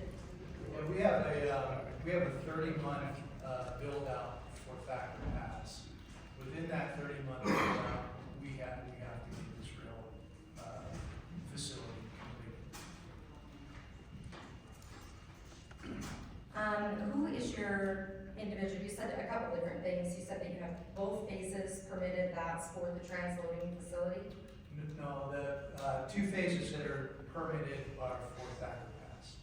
So nothing for the facility here? No, we have to secure a site first before we go through permitting on the transloading facility. Have you looked at the Bottle Creek facility or Bottle Creek area where they do have other things that are available that is further out, but the risk to public is less?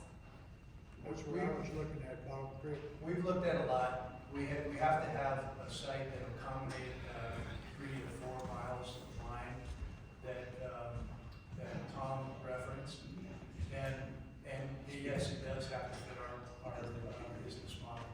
So still today, the leading site from those criteria is the site. And just a reminder for those online that's kind of ping with just make sure you keep that mic close to your mouth so those online can hear your comments.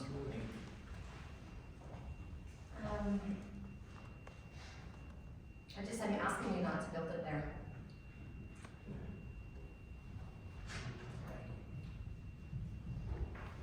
Really, that's my backyard. Unless you're gonna buy us all out, I guess that's an option.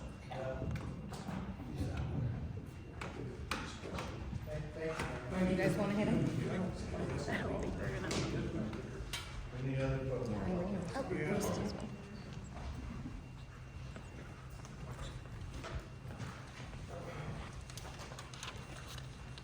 Christina Hanson.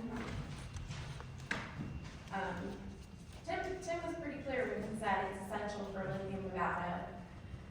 And, they don't wanna spend more money or do things that would cost them more money. But from everything I'm hearing, there's no benefit to the residents in the county. If anything, there's a lot of downfalls, and it's already being felt by us out there. I know I've repeatedly said we're risking the airport, but this transloading facility is bringing in 24 jobs. And the airport supplies about at least 36. So, and if they don't get the transloading facility at the airport, they're still gonna find a place to do it. And it just seems like when you start weighing the pros and the cons and actually looking at everything that way, it makes a lot of sense for Lithium Nevada and absolutely 0 sense for Humboldt County or the city of Winnemucca.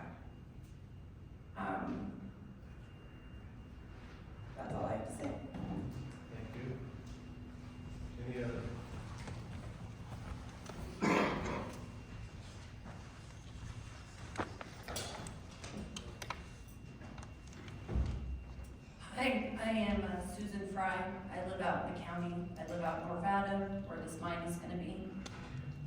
So just to review the timeline here, in 2008, 2007, the city approached the county to purchase this land from the BLM, to, you know, provide economic development around the area.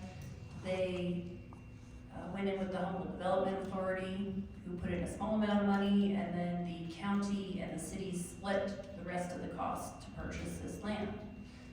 As recent as 2019, the city had approached the county to split costs, to have 30% engineering plans done so that they could show potential users what could be built there. But then when it comes time to actually make a lease or sale and entertain those potential users, the city says this is our land and our decision and our decision alone. And while I do appreciate this joint meeting today, and I appreciate everybody's time, and we've learned a lot of information here, we all know that it took a long time to get to this point. And in my opinion, this should have been the city's first stop when it came time to entertaining a lease for a specific company, plans from a specific company. It seems a little disingenuous to take the county's money, and then when it comes time to make decisions, say, well, thanks for your money, but this is our decision. You don't get input here. And I want to urge the commissioners to, you know, put yourselves back in the shoes of 2008 and try to figure out why anybody agreed to go ahead and purchase land for $55,000 plus, that you would at that point not have any say in what would happen there. And urge you to correct that going forward, especially for these areas that are owned by the city but populated by people that voted for you as their county commissioner. Thank you. Thank you.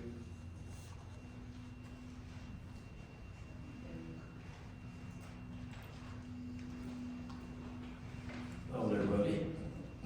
Jim Billingsley.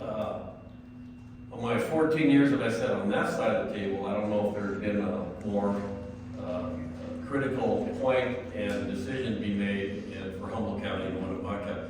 And I said in my last meeting, I told the council this before, that there's going to be outside influence that possibly want to come in and change this community and this town. And like I said before, this might be one of those moments. We have to be aware of that. So I just wrote up a little something to read here. So I'd like to thank the commission and council for this informational meeting on this very important topic. Because mine has been mostly a BLM project, and I feel the county and city have really been left out of the decision or discussion and decision of the lithium mine. I don't believe that anyone can argue that Humboldt County and the city of Winnemucca will be less safe, and there will be an extreme environmental impact at Thacker Pass, affecting wildlife, habitat, water usage, water contamination, as well as destruction to sacred tribal lands. Besides all these adverse effects, I'd like to talk about the long-term problems with the far left push for the green energy agenda. EV vehicles are not green, renewable, safe, or sustainable. We are about to destroy an important part of our county and make our city less safe based on an idea that will not improve the so-called climate change one bit. This is a feel-good idea that will do nothing but make America less powerful in the world while destroying our economy and making us more dependent on other countries. It is a money grab by corporate America at the expense of the little guy, us. I say it is time to say no to this lunacy. Not in our county. The whole lithium mine project has been totally rubber stamped because of the political climate that has been pushed by Washington, D.C. The transloading facility is the only time that the residents of Humboldt County will have a choice and a chance to voice our opposition. The push for EV vehicles will affect the way of life for everyone that lives in a rural community. Who in their right mind, who loves the outdoor that Nevada has to offer, would ever want to buy an EV vehicle? The politicians in large metropolitan areas making these decisions do not care about rural folks or their lifestyles. They believe we are here to provide for them and them only. You can start to see a trend even in mainstream media that there will be better solutions. By saying no to the transloading facility, we are saying enough is enough. Too long we have sat back and just went along with everything. Now is the time to say no. As you come to Winnemucca, the sign reads, Winnemucca, proud of it. Now is the time to prove it. I know every one of you guys and gals, you're great people, great folks.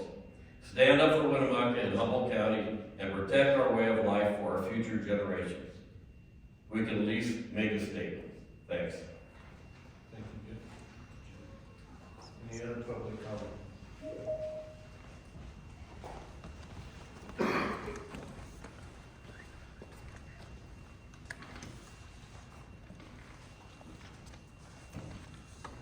Patrick Schumer for the record. I'm gonna be the only local that sits in front of you guys and tells you that I like the project. I live out in Humboldt County. I live next to Grass Valley School. I think it's time for Humboldt County and Winnemucca to start growing. If we're not growing, we're gonna die. This lithium, I don't agree with the electric vehicle push, but lithium's needed in many more applications than the EV.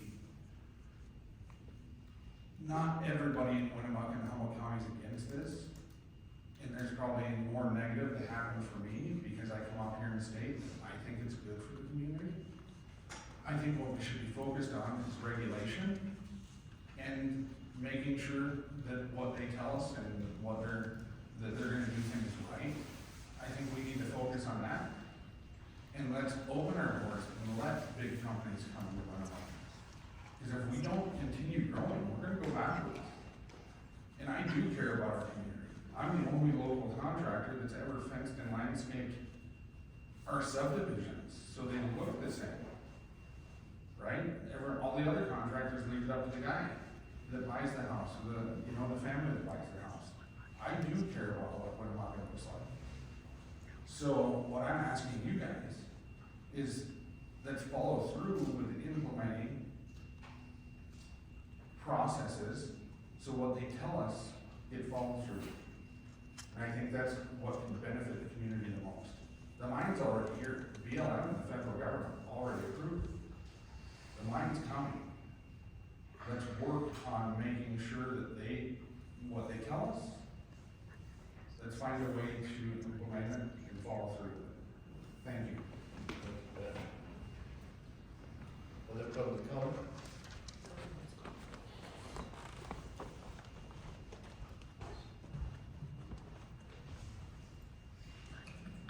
Anybody online have a comment?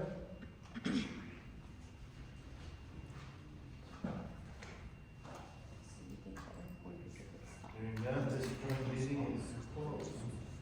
We will look at the city council portion of the meeting.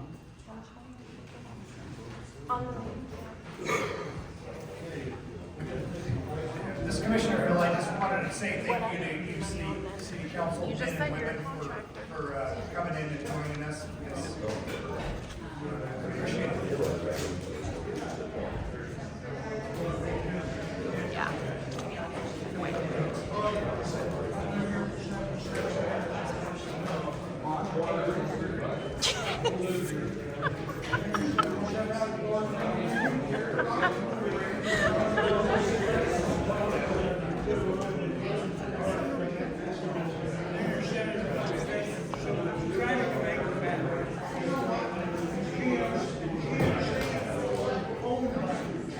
Just ignore him, he's a sellout. Seriously. He just literally, they're sold out.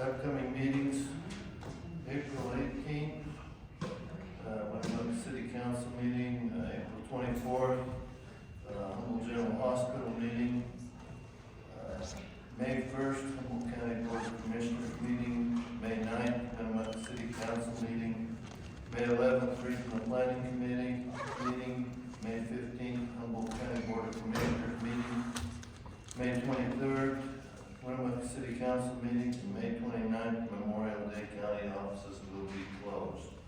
We'll go to commissioner reports and other boards and committees in which they serve. Let's start with Commissioner Hill. Okay, this is Commissioner Hill. So attended the opioid litigation summit at our last regularly scheduled meeting. Each gave me, the current one is canceled, the next one is May 17th, I believe. I lost that part. Commissioner Haas. This is Commissioner Haas. I also attended the opioid summit, and it was a great get together and a very informative meeting. That was on the 3rd of April. April 10th, I had an airport board meeting. I haven't been here too long, have we? Airport board meeting.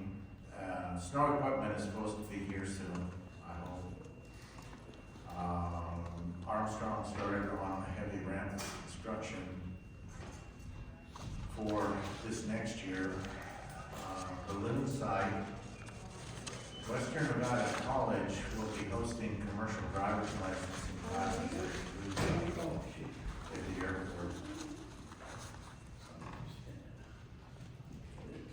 The city manager met with BLM on February 6th to discuss proposed revisions on the new lease for BLM.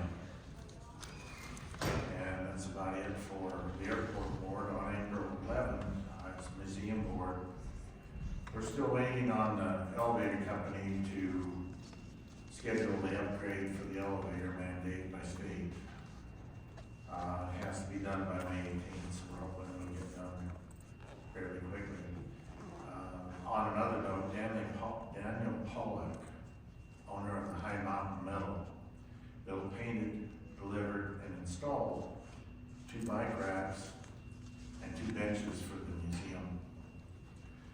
On April 11th, I had a landfill meeting, and we looked at all of the landfill monthly volumes, January, February, landfill totals, and landfill inspection reports for April 2023. We received a proposal from George DeLong Construction to renew their agreement to operate the Humboldt County Regional Landfill for an additional 5-year period.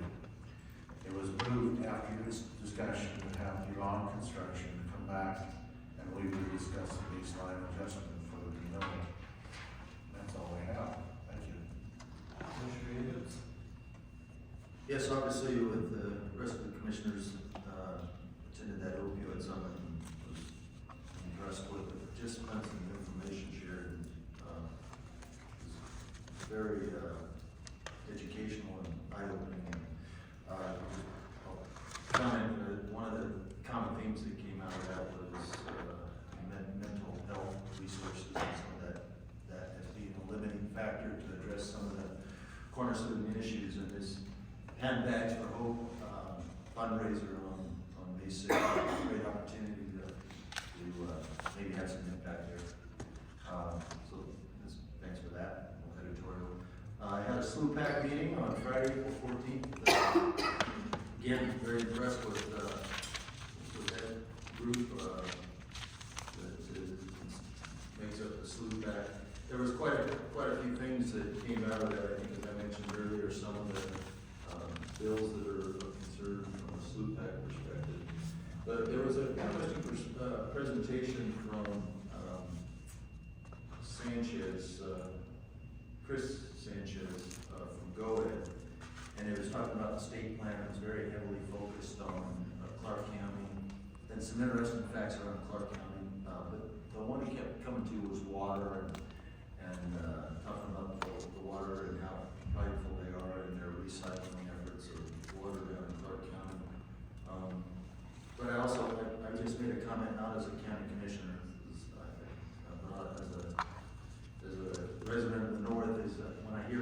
the South Top water, I always get nervous that they're gonna come after our water, especially in light of, like, I heard occasional comments around, well, flooding up north, flooding, in their minds might equal excess water, available water, and so I asked him to comment on that, and he said they have the governor's office, they can go in and have absolutely nothing, in play, or plans, or any discussions, around targeting water from, anywhere north, so. Whatever that means, but it was pretty interesting to hear, the focus on Clark County from a go-ahead perspective. He did comment on one item, the land supply chain, concept within the state and the state plan around that, and then, looking at some locations for that down in southern Nevada, and it was the western, had impact for the western region of mining. I told him they might want to look at points up north for that type of supply chain related facility, because the vast majority of the states that he mentioned, maybe excluding sand and gravel, the vast majority of mining would be much closer proximity to a supply chain potentially, remedy for some of this, if it was based in the northern part of the state. And he said they were looking at the industrial park there outside of Washoe County, so, anyway, that's all I have. So that. Commissioner Cherry? Yeah, like everyone else, I attended the opioid summit, and not to, I don't have to say much more about it, I echo everything everyone has said, I enjoyed it.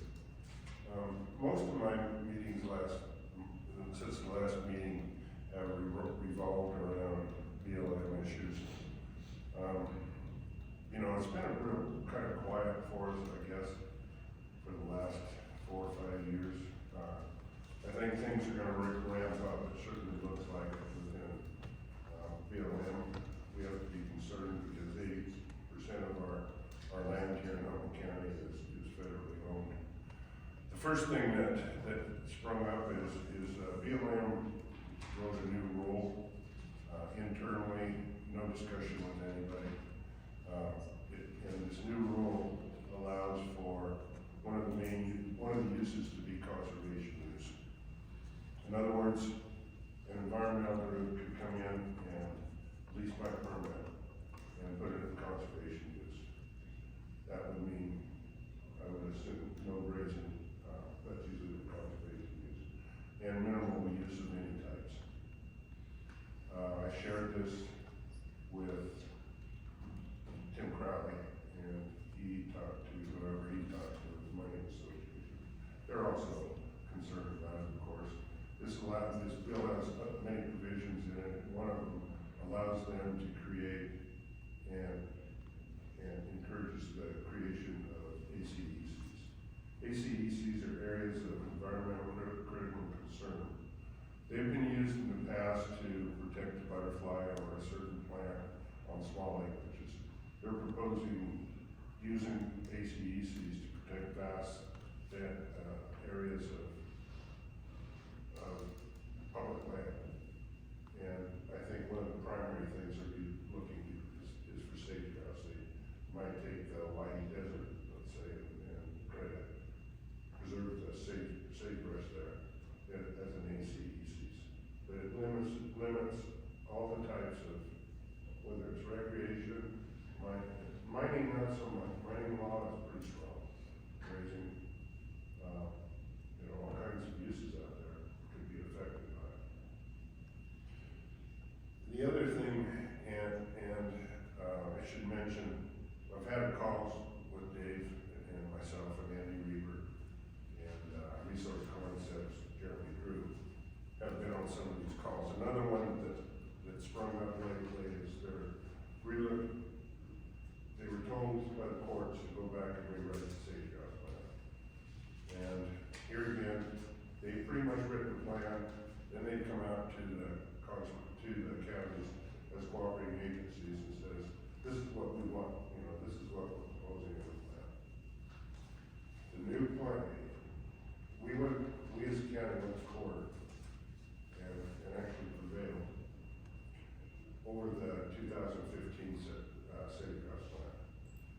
What it sounds like to Andy, I didn't make the call, I think Dave might, I don't know if he wants to add anything, but it sounds like that this new plan is even built in greater preservation for. And here again, it goes towards creating ACECs, so that seems to be the theme. They want and the reason they're going towards ACECs is because they don't have to go through the NEPA process, it can be done, it's absolutely, makes it easy. And, so there's a whole bunch of things that are concerning about the new Sage-Crest plan. I don't know where this is all gonna end up going, I think, at the west in particular, or, county governments, hopefully some state governments will join together and push back on this as much as we can. This administration, it makes it, they present it to be all about helping with climate change and all this stuff. But, yeah, that's what we're looking at, and I think we're gonna see more before this administration's done. And, so to top that off, I think, and we are, date is, I think, the next meeting, we need to get that natural resource committee set up sooner rather than later. Because there's gotta be people, I don't have enough time to put in on all this stuff, and somebody like our former Commissioner French, who is very familiar with NEPAs, with that whole dealing with BLM and stuff, and their process, how it's supposed to be done right and all that stuff, I think it's gonna be critical to get that natural resource committee going, and sooner the better. And so, yeah, I look forward to getting that created for the help that we need to fight. We're going to be relying, I'm sure, on resource concepts and Andy to provide some comments for us. I know, I got a few from Jeremy last week. He wrote some before he went on vacation, but they were very good. And, I guess when the time's right, we'll, show it to the rest of you guys. But keep tuned with this, because I think it's gonna require us to do it. Well, I went to the opioid meeting as well. I didn't get to stay clear through it. I sure wished I would have. I had a WIR meeting and it didn't really end up having much in that meeting. Pushing people to go to the state meeting in May, basically, and so I'll have to catch up on what I missed on that. And then had the NACO Ledge meeting, two of them, just going over bills, which ones were proposed, which ones look like we probably got bid back that we don't want.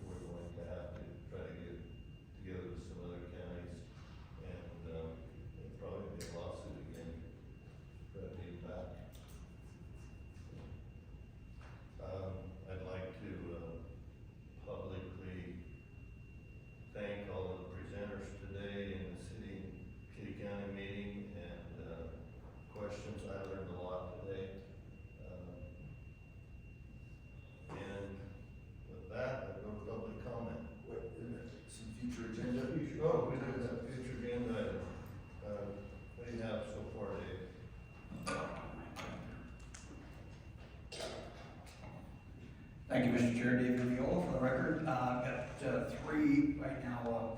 I did during Brad Wigglesworth's presentation, you had asked for him to come back. So I've got, I talked to him after the meeting, so he'll come back on May 1st with a presentation on that one. Possible bringing Don Kalkowski back based on the discussions this morning, but he sent me a text that says we may not need to come back. I don't know what it means, but I'll find out. And then also the Natural Resources Committee that Commissioner Cherry mentioned. We do have Jake Tibbetts from Eureka County. They have a conservation or a natural resources committee, and we're going to probably use their outline of how they created that group. And he's going to come in and talk about how they did it, why they did it, and give the commission some background and foundation from which to work from. And so we'll have that on the May 1st agenda. That's the three that I have right now.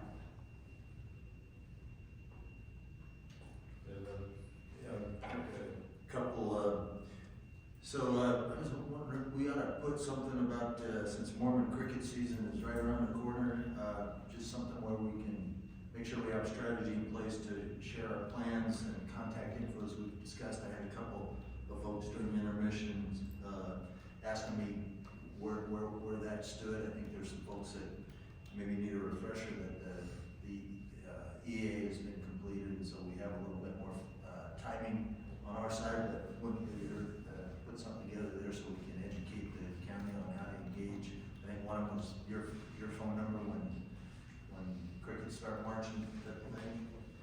Second one was invite Sam Burton from the new district, the BLM district manager, for an introduction, maybe an info share, but maybe ask him to share on what are the big projects, NEPA projects that are on the district's plate. How are their staffing levels? Are they staffed up to address those from, to get things done? Wildland fire season, is there anything anomalous that we want to be aware of? Maybe an expiration notice of intents, NOIs, and then maybe we could have him comment on some of this backdoor approach to land management and multiple use, and anything else that might hit his radar. I wouldn't mind meeting him, having him one, feel welcome, but also maybe understand that it's our expectation to come once in a while and make sure that he's keeping us informed as leadership for a very large county. And then one other was senior housing. I'm not sure whether we got some kudos. It sounded like there was still some resources we were hoping to bring in to give us some information on senior housing. Was it really Larry's arms issue? Well, separate from that. I thought it was just more of a comprehensive, it sounded like one of the issues had been resolved, but there were some others, and then I think we had even, as part of our budgeting process, had freed up or looked at how we might be able to help from funding for meals, etc. So anyway, I'm not sure how that would fit on an agenda. Yeah, I can kind of give you an update on that. So you did put aside some money for the senior center to cut that gap of the cost for providing those meals. So that was in there. We didn't talk about anything that I'm aware of. Can't remember anything as far as housing goes. That might have been related to Larry's Arms, because one of the questions was if somebody can no longer afford the rates that they're going to start charging July 1. If you recall, that was moved from April 1 to July 1 for these increases. What's their option? And the answer is that they do have other facilities and openings, and they would make sure that that individual got placed somewhere. So that's all I know about that today. And then my last one would be based on what I'll say, lack of respect for the commission from the director of NDOT. I'm not going to cut her any slack, because I don't think they deserve to be cut any slack. You might extend an invite for her to come and let her make the drive out here and meet the good folks of Humboldt County and just talk about some of the projects that are in our backyard and how she approaches that from a oversight and management perspective. I can do that. And she's new, so we need to meet her as well. So. We should have an agenda item on that fireland management contract. Yes, we do have that. I'm not mentioning any of those that we've already put on the agenda. I'm just talking that came out of this meeting. But yeah, we do have quite a few things for May 1 already. Sure. Go ahead. Do I have to call you later or what? Forget again. You wanna put, start on looking for a replacement for Dave on that? Yes, I think we should. As busy as we're getting, you know, with everything else. I'm fine. I think it'd be a good idea that we discuss it, see what, you know, we're willing to do about it and go from there. You know, that if Dave says, see ya, there is no manager and it's gonna be five commissioners that will be running the county.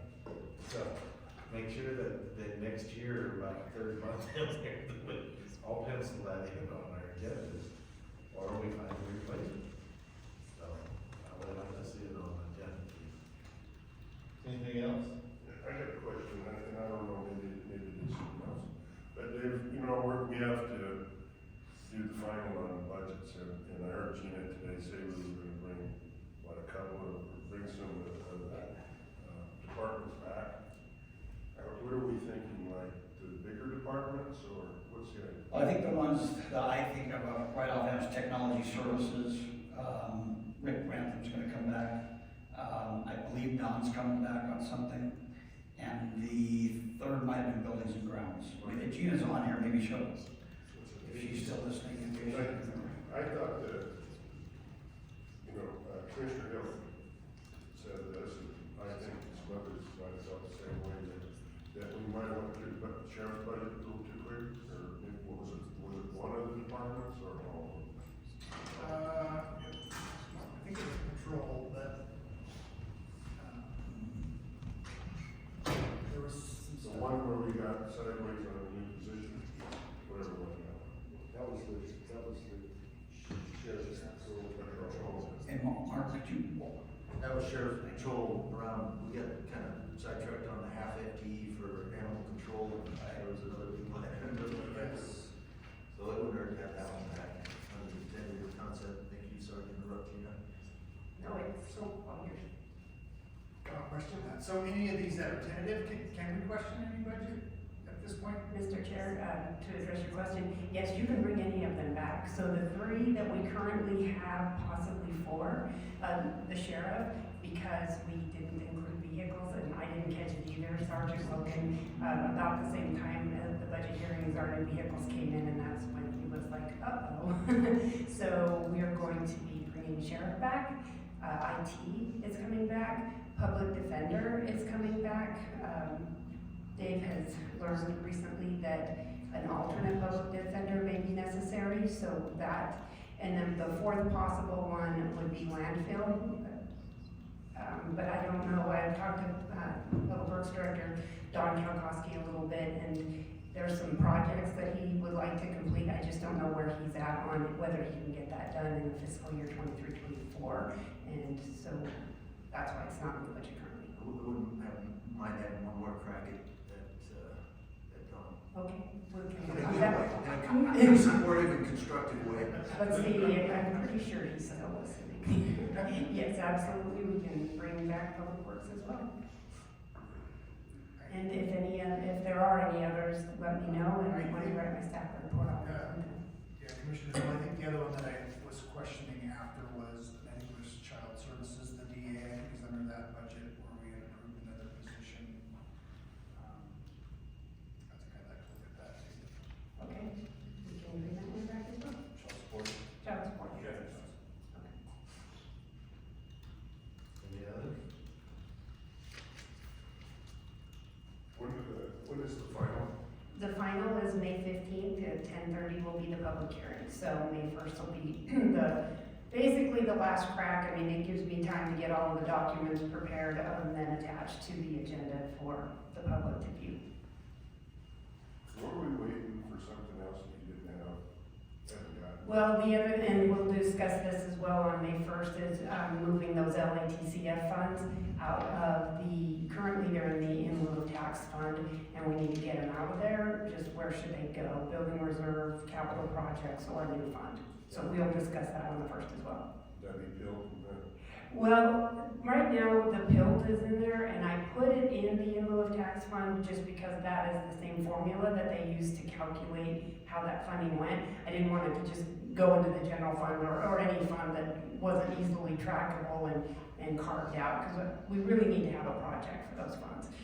Since we are receiving under 10 million, the federal government isn't, we could use it for anything we want except for lobbying, but I don't think that that's a good service to our taxpayers if we were to do that, so. Yes. All right, do you have all that stuff? Thank you, Gina. Next time I'm not gonna wear heels, that's kind of hard to run. Okay, so we're down to public comment. Any public comment? During no public comment, this meeting is adjourned. Lunch available.